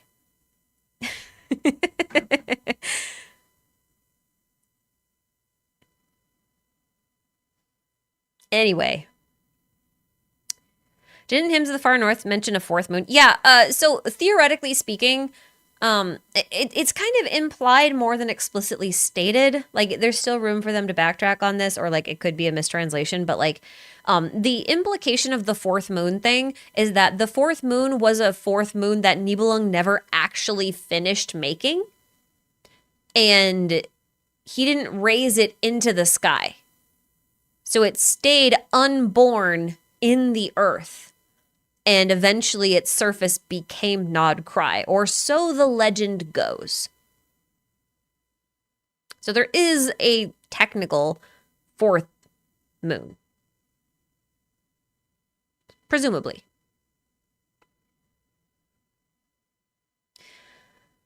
But yeah, like it is also worth pointing out that Dottore turned down a moon wheel from Thoth, right? Because Thoth was going to offer him a moon wheel, and he's like, no, I didn't want one of those. And if you think about it, moon wheels are prototype visions, right? Or older versions of visions. And the one thing Renee was like terrified of was getting a vision, because he's like, once you have a vision, you are bound to the fate of this world, right? So as long as Dottore lacks a vision or a moon wheel, he is much like Renee. He's not bound to the fate of the world anymore. So like, you know, the ground of the research facility looks like a moon. Yeah, it's because it is one.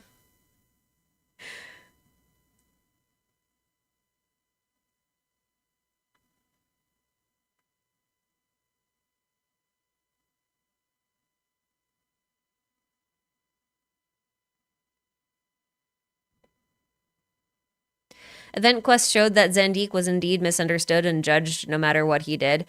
Yeah, I mean, I'm not going to say Zandik never did bad things, but I mean, all villains, I feel like, have more humble and relatable origin stories. Like, it starts somewhere, usually with something small, and it kind of spirals out from there. It was a moon wheel and not the Ibis's chessboard. It might have been the Ibis's chessboard. But, what was the other one? He had the Ibis's chessboard, but I'm pretty sure there was a moon wheel. I'll have to check. I'll double check the thing. I'm pretty sure one of them was a moon wheel. I'm pretty sure. But that doesn't mean I'm 100% right. It just means I'm fairly sure. It could be wrong. It could be wrong. You never know. How do we find out that Zandik is Dottore? God, it's been so long. I just feel like we always knew. It was like a combination of lots of little things. Like, Zandik's notes were in the experimental facility in Sumeru. So, like, he was doing human experiments and studying how they turned into hilichurls and stuff. And that overlapped a lot with, like, the research he was doing into Kale. And that kind of stuff. He was also researching the Aranara. We also knew that Dottore was an exiled scientist from 500 years ago from Sumeru, which lined up with Zandik. I think the name Zandik also means heretic, which is also a term that's used to describe Dottore, among other things. Like, it was mostly circumstantial evidence, but like people were like 90% sure that that's Dottore. Like, this is the original. This is where he was, right? And now we know for certain, without a shadow of a doubt, because we've seen him now, because in the event there is a shot of young Dottore meeting Thoth. So.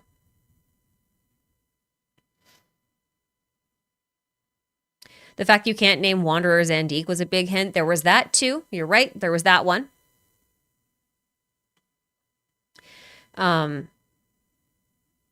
But yeah, like it's a lot of circumstantial evidence, but like circumstantial evidence adds up, right? It always adds up.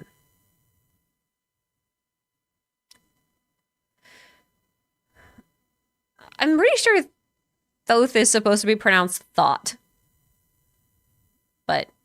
you know,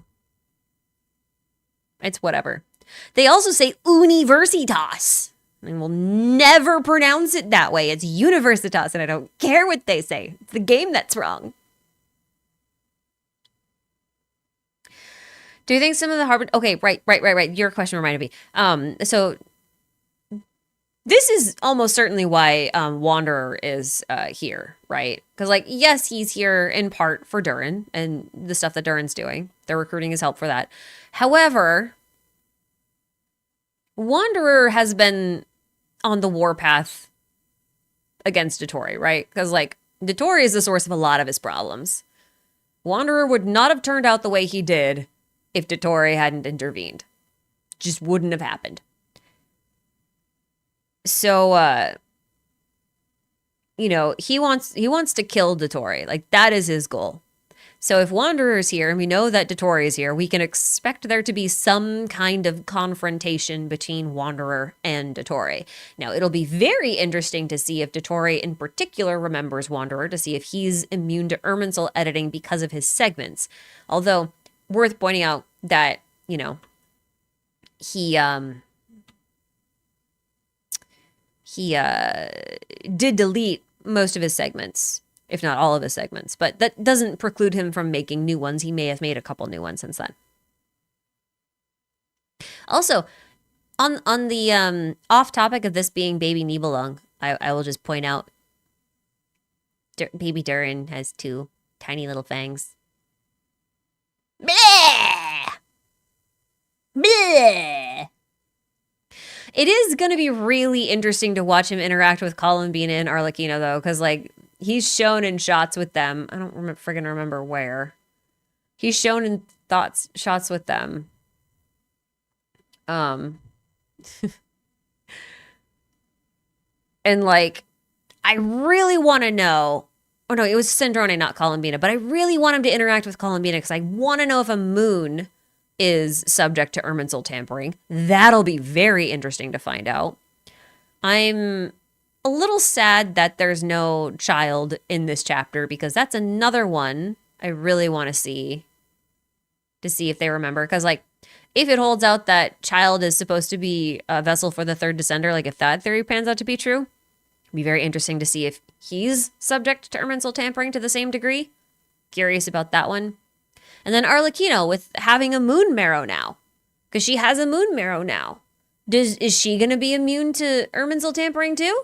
Is that going to be a thing? I don't know. It kind of seems like they're not going to know who he is. Like, that's kind of the impression I got from the trailer here. Child lost his voice line, so I think he did. He did, but here's the thing. There's a difference between, like, forgetting someone and then being reminded of them when you see them. Like, is it possible that when you come in contact with something that's been deleted, does it actually, I don't know, do you recover your memories like Nahida was able to do with her little book? Like, where she was able to take a fairy tale and use it as, like, scaffolding to rebuild Wanderer's memories? Like, is it possible to do that organically? That's what I want to know. That's what I want to know.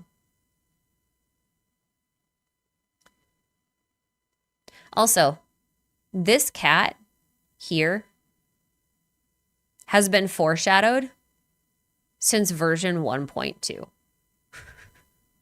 I need you guys to know this. In Albedo's idle animation, which I don't have footage of right now, but in his idle animation where he sketches, he can sketch a couple of different things, but one of the things he sketches is this cat. Hold on. Let's see if I can find an image of it. Yeah,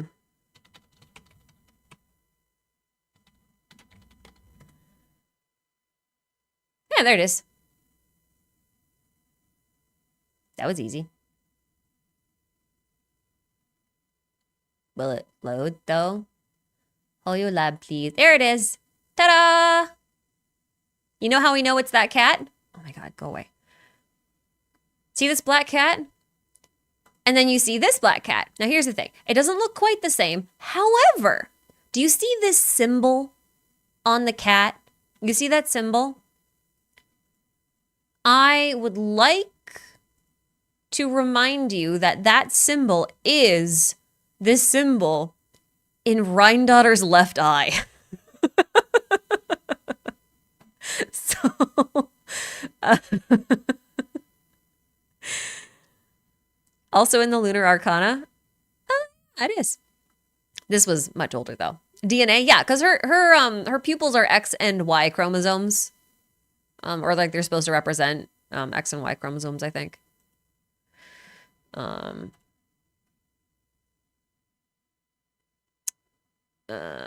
was hoping for a, yeah. Okay, I think you can kind of see it a little better here. But yeah, she's got like, it's not perfect, but you can kind of get the idea. It's an upside down Y on this side, and then a golden X on this side. And it's even got the little dot right here that is present in Albedo's drawing. And it's so irritating. Anyway.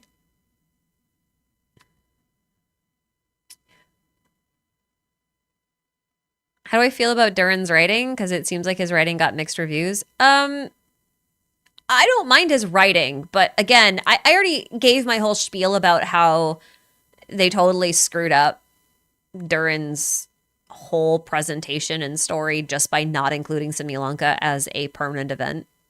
But I mean, I've been complaining about that since Paralogism came out. Like, I really think that was a big blunder on their part. I think with that, his writing is good. Without it, honestly, it's the same. It's just like Wanderer, right? Like, because Wanderer had the same problem. Most of his like really noteworthy appearances were in limited events that a lot of people never got to see, you know? No, her pupils are DNA and crystal structure for natural and synthetic life. Why can't it be both? Why does it have to be one or the other? That's silly.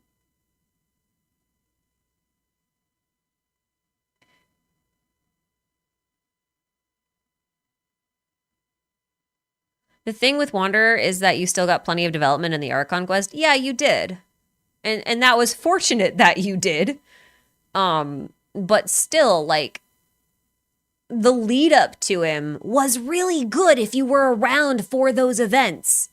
But if they weren't, he just kind of shows up in Inazuma, and then you just suddenly magically see him in Sumeru, and it's kind of like, okay, I mean, that could have been better, but it's not bad. Meanwhile, Durin, like, his entire backstory is in an optional world quest for Dragonspine. And obviously, like, Albedo's story. And then also, Shadows amidst snowstorms.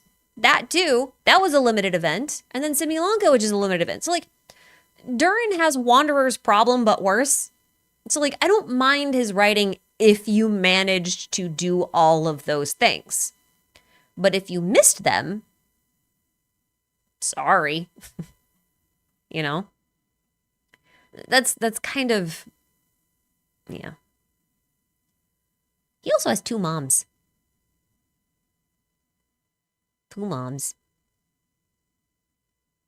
He has Ryan mommy and Anya mommy.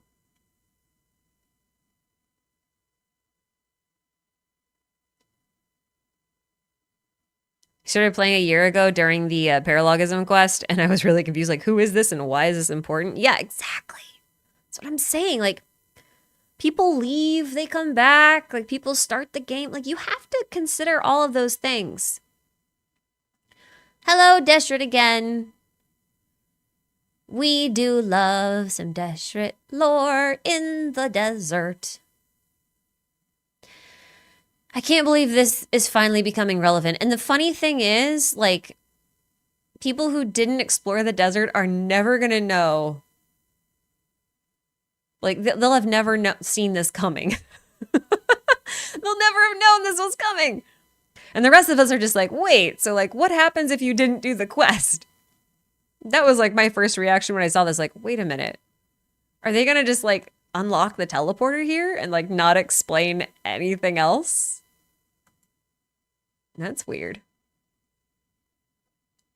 I really didn't think that door would ever get used for anything, though. So I'm very excited about that door getting used for something. Also, the Wind and Time Island getting used for something. That's pretty cool. Also, I think I've come to the conclusion, for reasons that I have a really difficult time explaining, that Venti might actually be the mini Durin of Istaroth.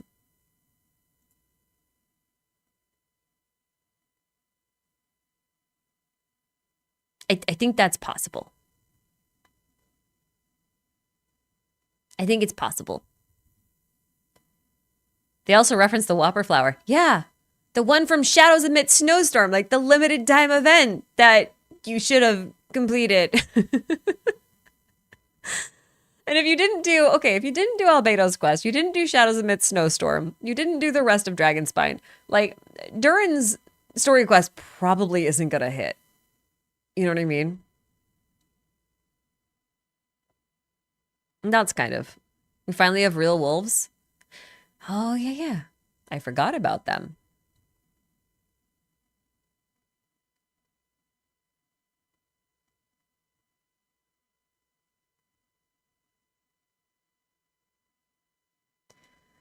I wonder if we're going to be able to see who stole the ship now that I'm looking at it. Since if we're looking at memory phantoms.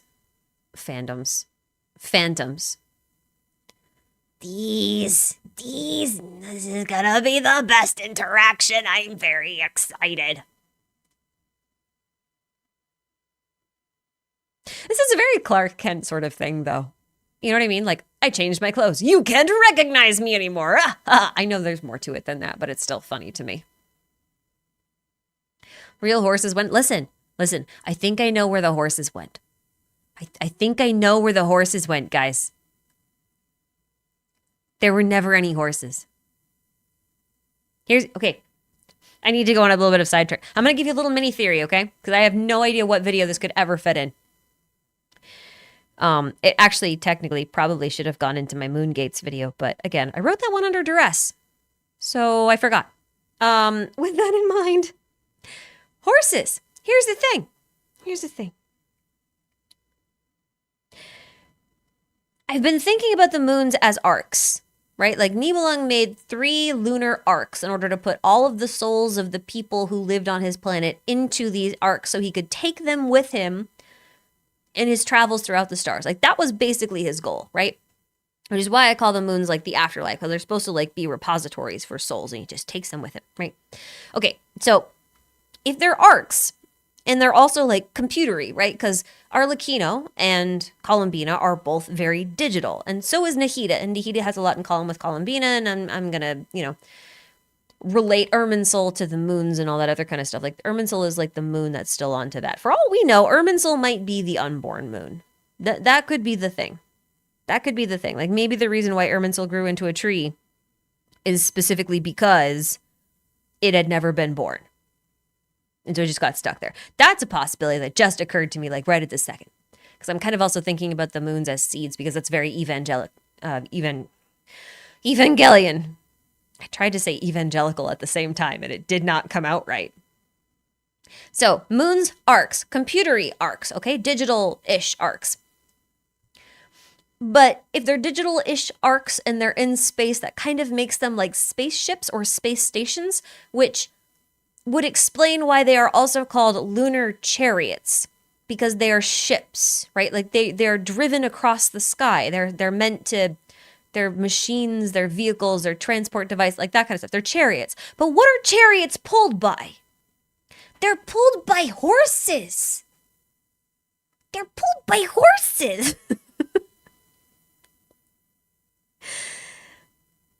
And I was thinking about the fact that in some mythologies, and there's like a list of them, and I wrote it all down, but I don't really want to go get the thing right now. So just trust me on this one. You can look them up for yourself later if you're really interested. But horses are often used as ferries to the afterlife. To and from. So if you think about like a space shuttle, right? Like a moon gate. And you gotta pass through, right? The horse is the transport mechanism to get from one side to the other side. So the horse is like part of the lunar chariot, part of the transport mechanism. And what set me off on that is the fact that I was in my Moon Gates video, I was connecting the Mark of Aposha to the Moon Gates, right? But the thing about Aposha,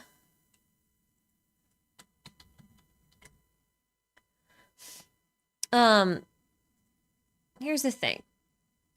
There's this.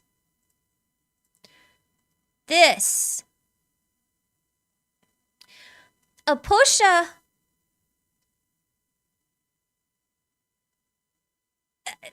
it's the whole myth that particular quest was based off of was a fight between two horses, two horse gods, a white horse of the rain and a black horse of the drought.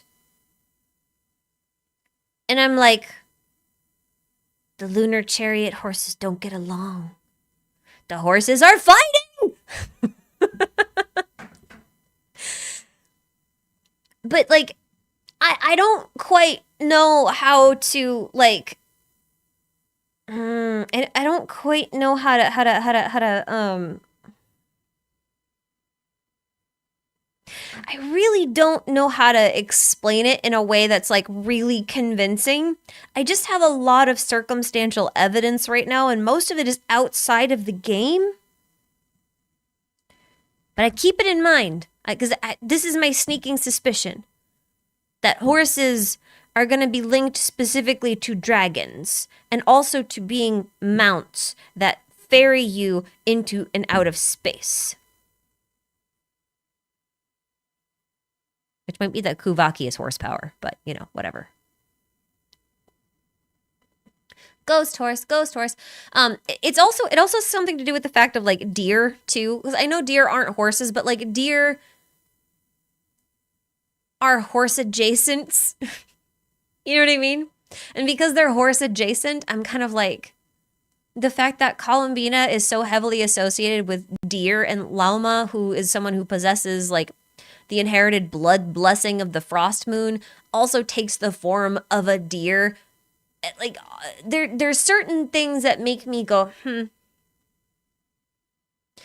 I think the horses. Even the Wild Hunt was a parade of spirits and souls that went across the sky, led by Odin in his carriage, like in the carriages pulled by horses. And I'm just like, horses are always pulling shit. I think they're going to be related to space stations, and that's my conspiracy theory. That is my big horse conspiracy theory. My Hans-spiracy. I can't say horse-spiracy or else it sounds kind of lewd. Would they be like Pegasi? I mean, they could. The cows jumped over the moon. That's why we don't have cows either. You can draw a dragon head from a horse head. Well, you can, but the antlers of a dragon, or the horns of a dragon, or at least a Chinese dragon, are supposed to be deer antlers too. So, like, and dragons are often considered mounts. So if you look at it that way, the pieces are piecing, but not in game. It's only like coincidental outside of game knowledge. You thought Progresso was a cow? She is. But she's a human cow. She's a lady cow. A two-legged cow. Kaya the Cavalry Captain Dragon Rider. Okay. Hold on.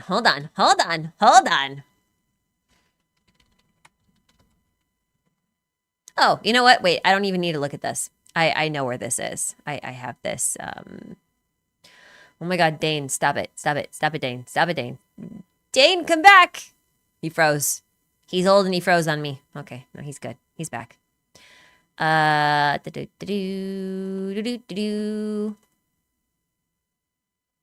you guys remember this? The cavalry captain riding a wolf!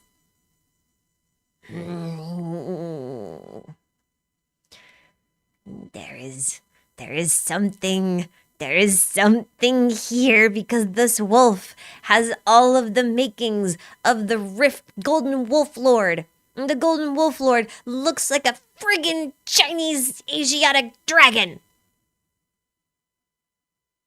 Okay, the conspiracy is conspiracying now. I think. One last thing. Horse spirits. Andreas. Okay, no, but Andreas, here's the thing. Andreas got his powers from the first Seelie.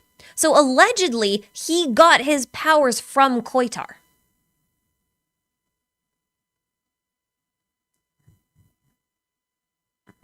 You didn't see this? Oh. This was from an event. I don't remember what event. I'm sorry. Oh, I hope I don't regret writing this. Okay, good. Okay. Phew. It was this one. Okay. It was this the Mondstadt Tourism Revitalization Project. This was one of the downloadable images you could get from this web event. Yeah. Yeah, I mean, thankfully that didn't go another way. Could have. I'm not scrolling down. I'm too scared. I'm too scared. What did Varka mean by this? I mean, he's one of the Knights of Boreas, right? Boreas is Andreas. Andreas is the wolf. The wolf got his powers from the first angel, Koitar. I don't know. I don't know.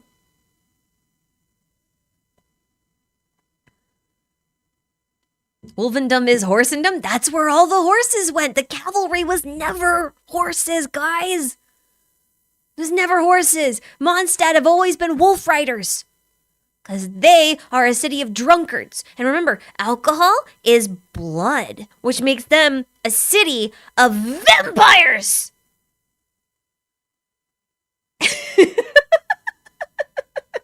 Okay, I'm done. I'm done.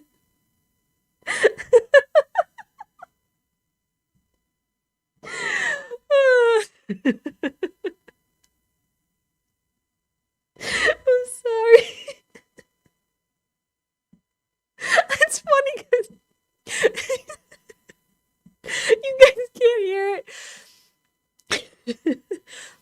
But my dogs are going ballistic in the yards right now. They're just running back and forth like at full speed, like. And the timing was just so perfect. I just screamed vampires and they just went off.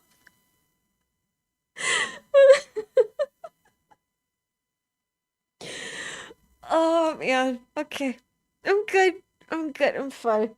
It wasn't really that funny. It was just the timing. They are okay. Oh, guys. Okay, no, but listen. This is a real thing. Okay. First off, sled dogs are a thing. Dogs pull sleds just like horses, but I want to show you a cool thing. This is also a thing. This is when you ski while getting pulled by a horse, but you can also ski while pulled by a dog.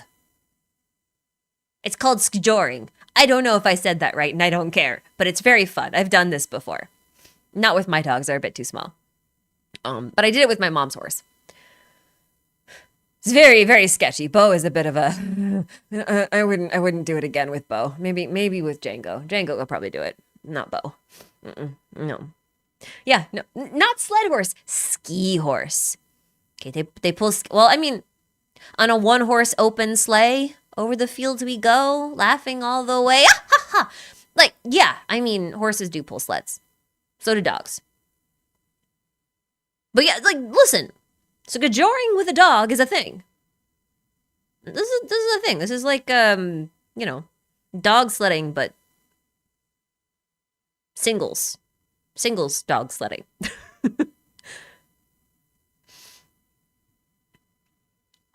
That's what it's been referring to the whole time. No! Oh my god.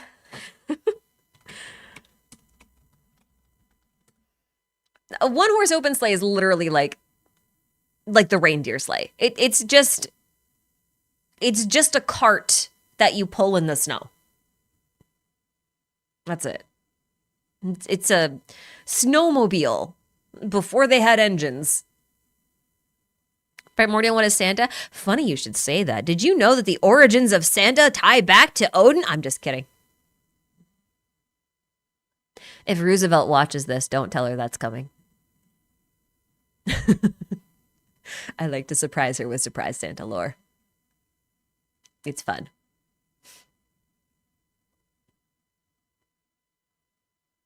Like the reindeer. Oh, look, the reindeer sleigh is the most famous one, right? Because it's Santa's. Santa usually gets pulled by a reindeer, right? But like traditionally, sleigh rides are horses. It's just that Santa lives in the North Pole and there are no horses in the North Pole. There are just reindeer. So the reindeer pull the sleigh. Anyway, Santa is real. If you believe he's real, then he's real. Okay, last thing, and then I'm done. Okay, then I'm done. I can't believe you guys are all still here. This is ridiculous. You guys are absolutely ridiculous. I am not this funny. It does look like we're gonna get one more Archon quest in here because I can't imagine. Maybe I missed it because like sometimes I zone out when they're just talking about like the stuff that's gonna get released in this chapter. Because like I care a little bit less about that than like the previews of things. What was I gonna say? Oh, it looked like we're getting like I can't imagine they're gonna make this lunar night or moonlight night thing be a one-off. I can't imagine they're gonna do that. That would be crazy. They said we're getting 2 Archon quest dispatches? Okay.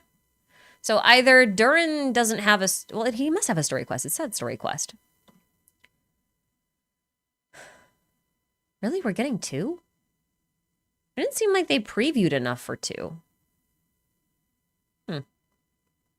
Well, it is interesting that they said that Columbina's method of returning to the moon is unlikely to work. Which means that she's probably not going to get to go back to the moon for a hot minute. Either that, or if she goes to the moon, it could be very, very bad. Or perhaps something bad is going to happen to Columbina. We only get the interlude. It just doesn't seem like there's enough here for 2. I guess maybe if they do one act about the Traveler's spaceship and another one about Columbina, I could kind of see it. I don't know. This just feels like a one-act thing to me, but maybe that's just me.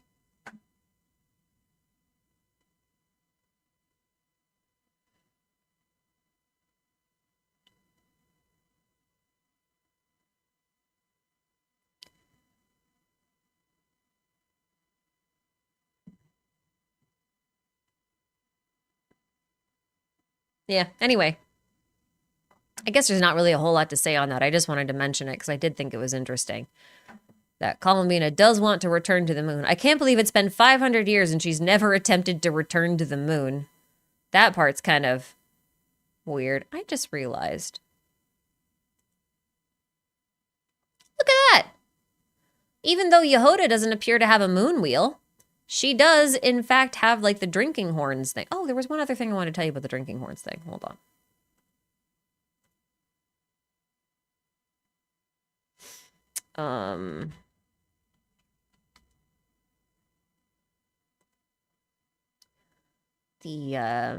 Not this one. Oh, dear.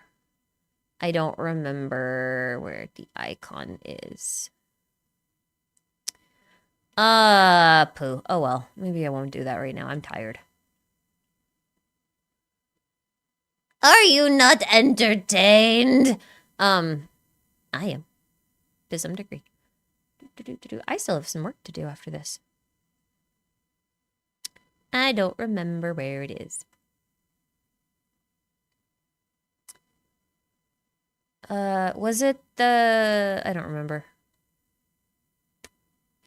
Do you guys remember... It might be the,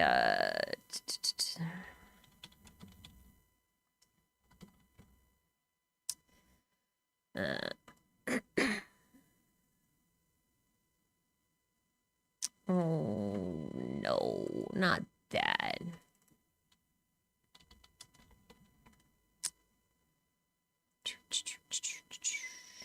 This lady.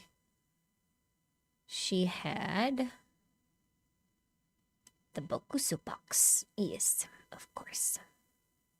The Three Realms Gateway Offering. I can never remember the name of it.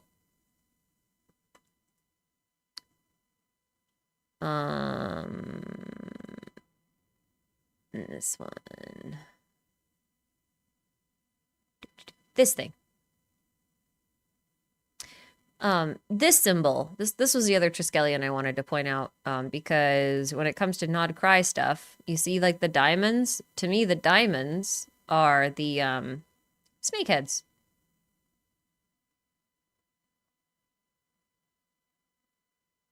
Which means, yeah, Odin's drinking horn, which is like literally what this symbol is. All the blood contracts. Anyway.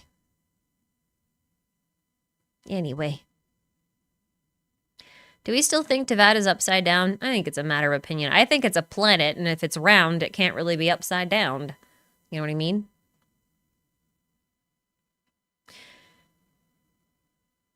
But yeah, anyway.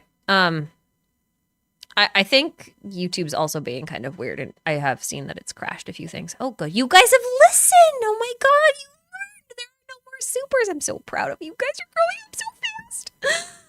Oh, I'm so proud.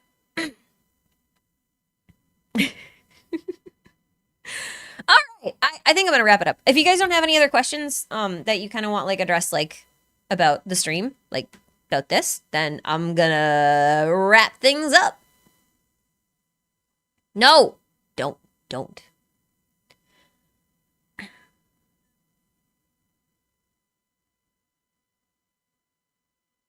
If Teyvat is round, how come Nod Cry is at the edge of Teyvat? Because Teyvat is not just a planet, but a continent.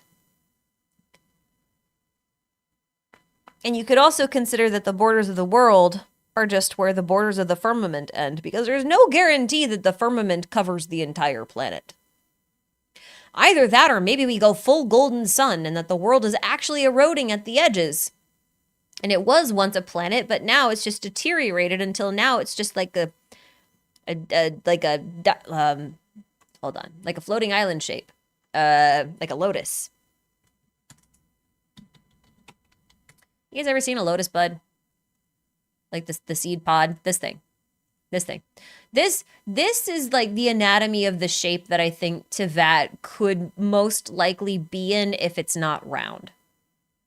I think this is possibility. Like, I think Teyvat could be here, like the continent of Teyvat could be on the surface, because like maybe it was a whole planet at one point and then something happened to it and it started deteriorating and becoming less round.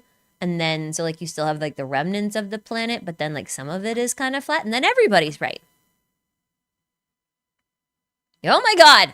That was not it! Oh. Icarus, thank you for the 20 gifted. Noxus, thank you for the 20 gifted as well. And Nadir Monkey, thank you also for the 10 gifted. Guys, if you got a membership, please say thank you, because that is polite. And we are polite. Sometimes.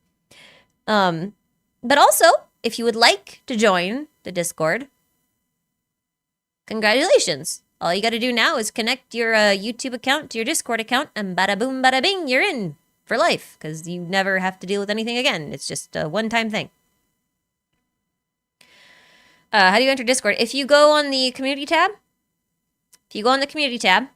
of the YouTube channel, there is one post for members. One post. So filter the posts by members, and it will have instructions for how to connect your Discord account to your YouTube account and that automatically gets you into the thing. Just note that it does sometimes take a couple of hours for YouTube and Discord to like sync up. It's not like instant. I don't have a solution for it. It's just the way it's always been. So just wait a couple of hours and then give it a try. The two just kind of need to, you know, pass that data back and forth for verification. So, yeah, the so-called membership requirement, I'm using air quotes here, is really just to prove you're human. It helps keep down spam. It helps keep down fraud. It helps keep accounts safer. It keeps my mods happy because people are generally nicer that way. So, you know, don't feel like you have to keep your membership going. That's all I'm saying. Anywho, Confam, I don't know if I said that right, but thank you for the super. What do you mean listening? Obviously you were not listening. I'm so sad. Idiot Akko, yep. Gifting memberships is a thing. You can purchase memberships for people, and it just kind of like randomly assigns it to whoever's here. I have no say over who gets them and who doesn't. And it doesn't matter what kind of memberships you get either. Whether it's the I think I have two tiers. There's a $3 tier and there's the $1 tier. Like, it doesn't really matter. It kind of assigns them all the same. It's just random. Oh, you weren't supposed to actually. Okay. Okay, that's enough of that. Thank you, Idiot Akko. Also, if you got one, say thank you. Because remember, we're polite in this house. We are polite and we say please and thank you.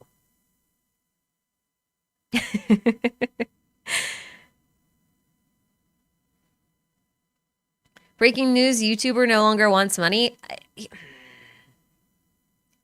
Money is always nice to have. However, there is such thing as having enough. And currently, what I make from YouTube is enough. Anything I make on top of that's very nice. But I don't really need it. So, you know, don't feel obligated. I'm not out here, you know, asking for coins. I don't, you know, those are well spent probably elsewhere, I think. I'm fine. I have a very low cost of living, so I have a very low requirement. Buy Legos with it. Where would I put them? I am not rich. I literally live in a house that's 750 square feet. It's very small. Just for like full disclosure, I bought this house when I was 26. Because at that time it was cheaper to buy a small house than it was to rent something around here. And I happened to get a really good interest rate. So my mortgage is $430 a month. So when I say my costs are very low and therefore my needs are quite low, that's what I mean. Because some people have a lot of expenses. Their apartment might cost them $2,000 a month. So they need to make way more money to like just break even every month than I do. So like my net, it's easier for me to like reach profitability than most other people just because I'm quite lucky about how low my costs are. So when I say I have enough, I have enough. I don't need a lot of money. More money doesn't make you happier. I hate to break it to you guys. There is a threshold at which point the amount of money you have will not make things measurably better for you. So I just don't need anything else. I'm fine. My justification of like success or having enough is being able to go out to eat and not have to pick the menu item that I eat based on how much it costs. That's my threshold. It's pretty simple. It's how I like it. I've seen what happens when people get used to certain lifestyles at certain monetary thresholds, like earnings, and it's really hard when you lose that and go down and have to like downsize and not do things that you were at once accustomed to.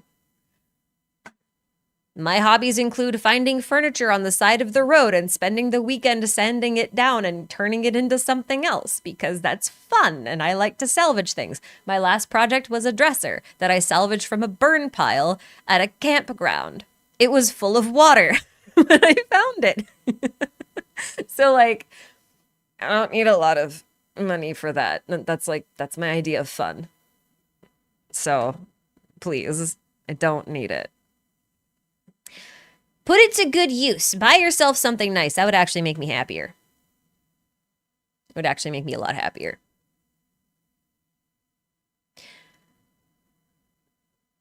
Noxus, thank you for the super anyway, even though I told you not to. You have the option to just do like $1 supers. You guys know that, right? Like, you don't need whatever.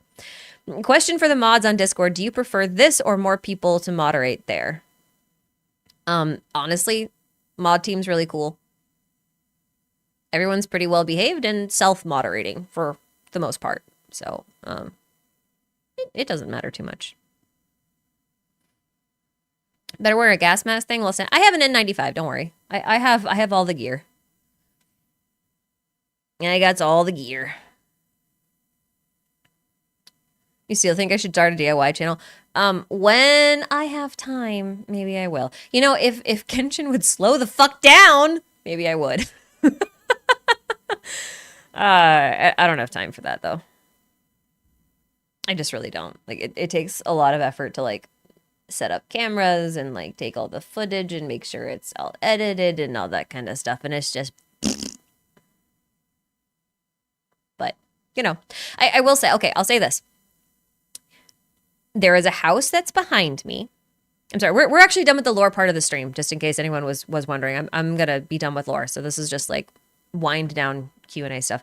But there is a house behind me that I share a driveway with. That's another little small house. And it's for sale.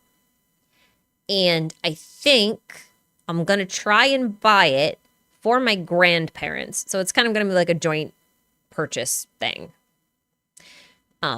And the reason for that is because like the layout's really good for them. They're older. They need to be in a single story. My grandpa had a stroke this spring. And so his, mobility is still a bit questionable at times. He needs wider hallways and stuff like that. So I was going to move them into that house if we can get it. But it does need a lot of work. Most of it is within my skill set. So if I ever do manage to get that house with my grandparents, it'll be like a whole summer-long project. And I promise, I will document that entire thing on video and share that with you guys if it actually goes through. The whole renovation process. That I can do. Sharing a driveway, yeah. It's so complicated to explain, but like basically in Maine, like a lot of the rural areas on the outskirts of town were owned like by a single farm family, and each house, like big main house, would have like 300 to 700 acres attached to it, and then over time to make money, they would just parcel off parts of it. And so everyone's got these like little lots, which were originally parcels of the original homestead. And so like sometimes you end up with these really weird lots. And my lot was actually cut out of the lot from the house behind me. And because there was already a driveway there, I have a deeded right of way to the driveway. So it's not actually technically my driveway. It's owned by the house behind me. But like weird things like that kind of crop up when you live out in the rural areas. The house isn't guaranteed yet. Trust me, no one wants that house. No one wants that. The only reason why I would buy that house is because I know the guy who lives there. Obviously, he's my neighbor. I know him quite well. And I know all the work that he's done to it. And I know what that house looked like before he bought it. So like I'm very familiar with the inner workings of that house. So while if you look at it on the listing, it looks like an absolute shitbox, because it kind of is. It actually has had all of the important stuff done to it, but it's all the stuff that doesn't make a house sell, right? Like when he bought it, the pipes burst. So he had to replace a lot of the plumbing. He did a lot of rewiring. He did new insulation. He added on an addition. He put on a new roof. He re-sistered up the sills, and then he put in new sills on the back side of the house, and he sistered up the floor joists. He redid the well and fixed a few issues with the septic system, which I think was leaching the wrong way. So like it was a whole thing. So like he's done a lot of work to the house, but it's all not cosmetic. None of it is cosmetic. So the house looks like shit. So it's just not selling, especially not at the price he's asking. So I'm waiting for his contract with the realtor to expire, because when the contract with the realtor expires, he no longer has to pay the realtor the commission fee, which means my grandparents and I could offer him cash at a much lower rate and he would still make more. And also, I know how much he paid for the house. Full disclosure, he paid $25,000 for the house.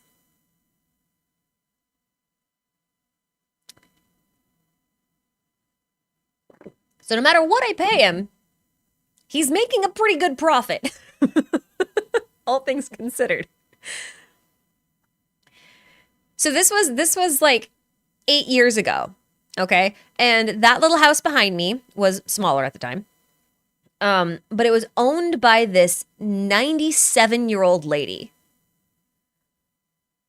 who moved out of the house during COVID, but never actually winterized the house. And up here, you have to winterize houses, otherwise your pipes will burst. So not only was the house in like total disrepair, but the water heater was outside. Literally, the water heater was literally sitting on dirt outside in like this slightly covered area. And it was like the pipe going into the house was heated by a single incandescent light bulb. So the house was full of stuff like that. And so because the pipes had burst, the house is also on stilts, which means it doesn't have a foundation. It's not on a frost wall. It's actually like on pillars that go into the ground. Now, the problem with that is that if you leave houses like that too long up here, the house will breathe. So as the ground beneath the house freezes solid, it'll seize and it will start to push the house up because it will start to lift the pilings. So you actually really have to keep the houses that are on stilts somewhat heated up here.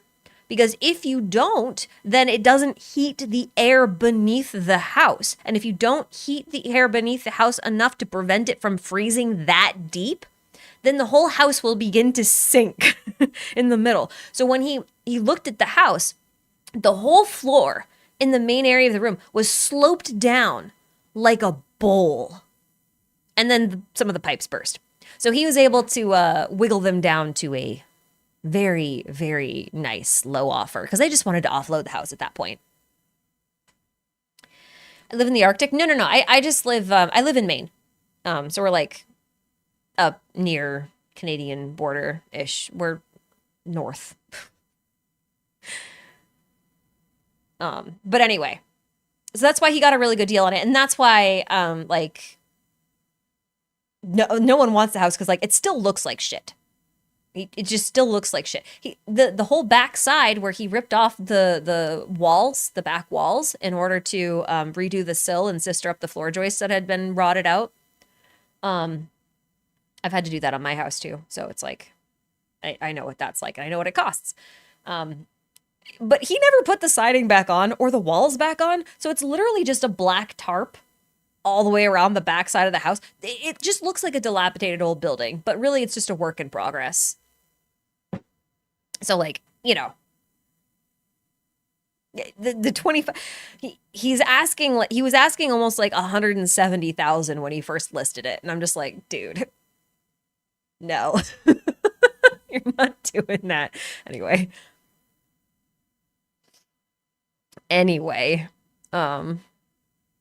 yeah. Stephen King land. That's a good way to remember it. We are Stephen King land.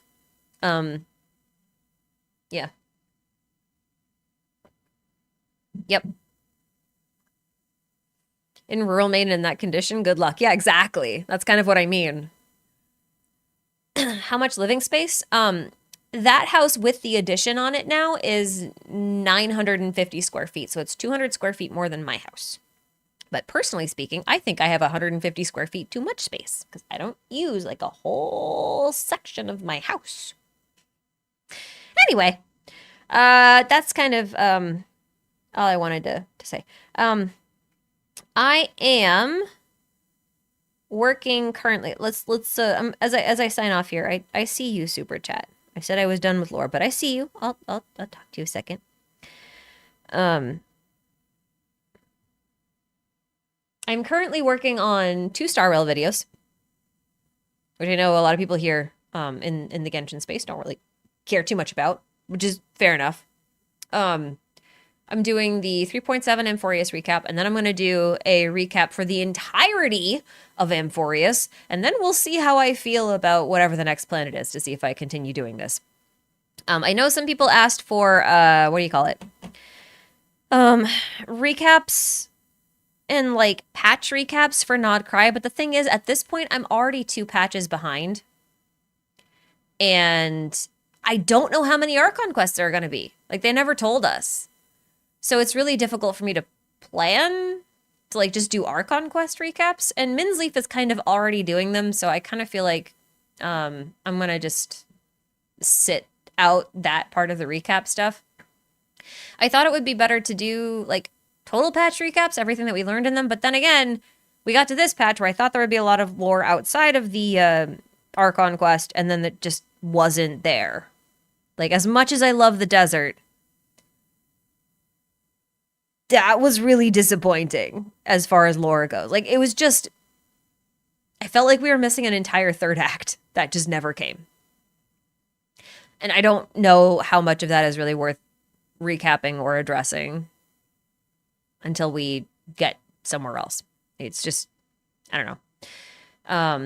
So I think the plan is to just explain the things that I feel like need to be explained. So the next 2 Genshin videos, one of them is going to be the Paimon theory I mentioned earlier. And then the other one is going to be like a Nod Cry explained video, but I'm going to basically go through all of the lore and mechanics of Nod Cry. So we're not going to really talk about the Archon quest so much. I'm going to tell you like the timeline of Nod Cry, chronological order, kind of like what I did for Natlan. I'm going to do that. I think that will be probably the most useful thing I can offer in these trying times. You want a Simulanka recap? I think I did a Simulanka recap. If there's enough lore around Durin to work with to make something akin to an analysis video, and there might be, because like I said, I'm kind of seeing him as sort of like an allegory to Nibelung right now. And if that's the case, then I will recap Simulanka inside of a Durin analysis. But I probably won't do it on its own. I've done a few videos about Simulanka at this point. So I'm not quite sure I want to revisit it.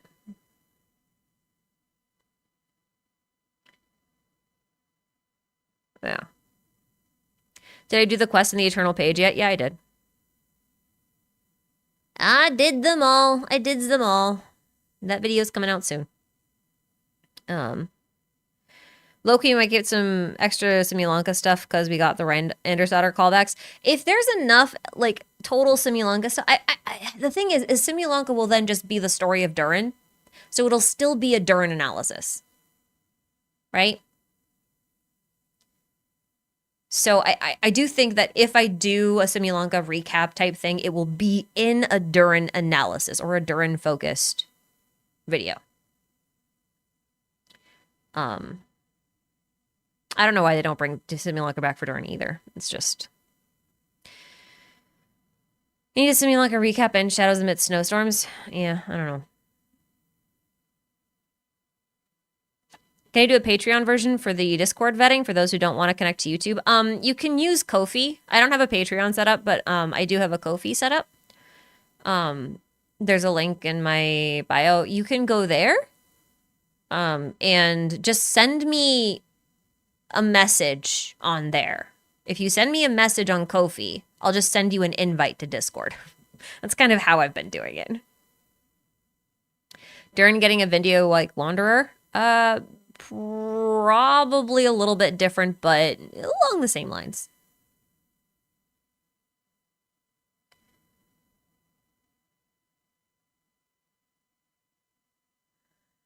I don't mind recap videos either. It's just that, like, I'm just so late at this point that I don't know how to split everything up. Because like I tried writing recaps. I did. I started writing the recap for 6.0, so Luna 1.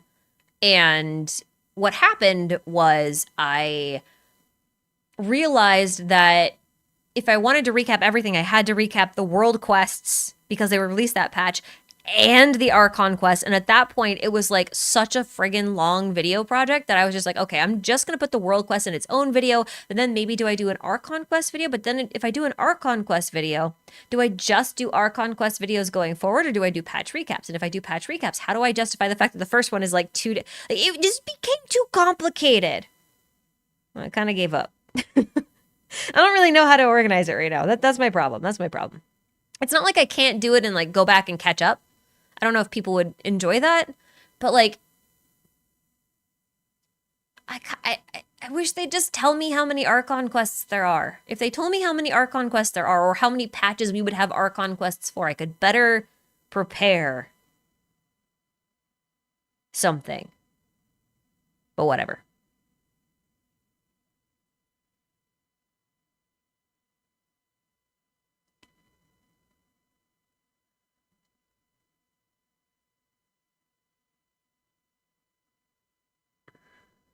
Yeah, anyway, that's that. Okay, I saw one last super. This is the last one, and then I'm done. I'm gonna go after this, just so you know. Nicholas, thank you again for your super. Lisa and Mona, to a degree, feel wasted considering the amount of Sumeru lore and witches getting the spotlight this year and lack of use. Thoughts? Well, I mean, Mona is showing up in that scene with Conria, so there's that. Mona was also in Simulanka, so that's something. I do think it's a shame that they just don't utilize the older characters as much. And I wonder how much of that is like because of the gacha format and how much of that is like, oh, we just never intended for them to be used for that. You know, I'm not sure. I'm not sure. It is a shame. Mona is kind of like the Hexen Circle member that shows up when a Hexen Circle member, like one of the actual like big wigs, doesn't show up. Because if you think about it, she was there in Fontaine to call Nicole. She was there in Golden Apple Archipelago. She showed up in Simulanka. Like, whenever you need a witch to like sort of be there, and she was also in Unreconciled Stars too. So like whenever you need a witch to be there, Mona shows up. But she's like supposed to be the representative of the Hexen Circle that knows nothing so that she can not actually explain things to you. I think that's kind of her purpose, but it is frustrating a bit. Lisa, I think, is the more frustrating of the two for me. Her complete underutilization in Sumeru, and then they just kind of forget she's there altogether. Am I going to pull for Durin? Yep, I'm going to attempt to C6 him. We'll see how it goes. I really wanted to call Mina, but I might, even though I like her, I might skip her. I just have a sneaking suspicion she's going to be so lunar focused, like lunar reaction focused. And I don't have any lunar reaction characters on my account. So she might just be one of those characters I have to pick up on a... Oh, shit! I remembered! Hold on!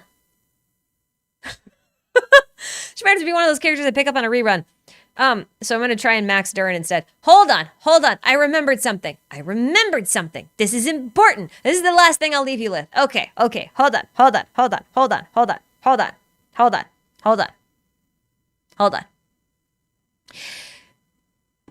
Durin's sword. Athame sword. I don't know if that's how you actually say it. It's how I've always pronounced it since I was like 6 years old. So just forgive me. This thing. In Athame, if you didn't know this, is a ritual knife used by witches. Okay? It's a ritual blade. But specifically, but when it comes to witchcraft, there are 2 knives that you use for ritual purposes. There's the Athame and there's the Bolin. The Athame has a black handle. The Bolin is more interesting, though, because it is a crescent-shaped blade with a white handle. It looked like... hold on. Why do they use a friggin... hold on. Okay. Bolins generally have white handles. They're like a white blade. But this is a lunar blade. Okay, this is a lunar blade. Very lunar blade. Which is more interesting to me because for those of you who play Star Rail, Cyrene's ceremonial staff is a Bolin. That is what it is. That's the moon blade ritual knife dagger thing.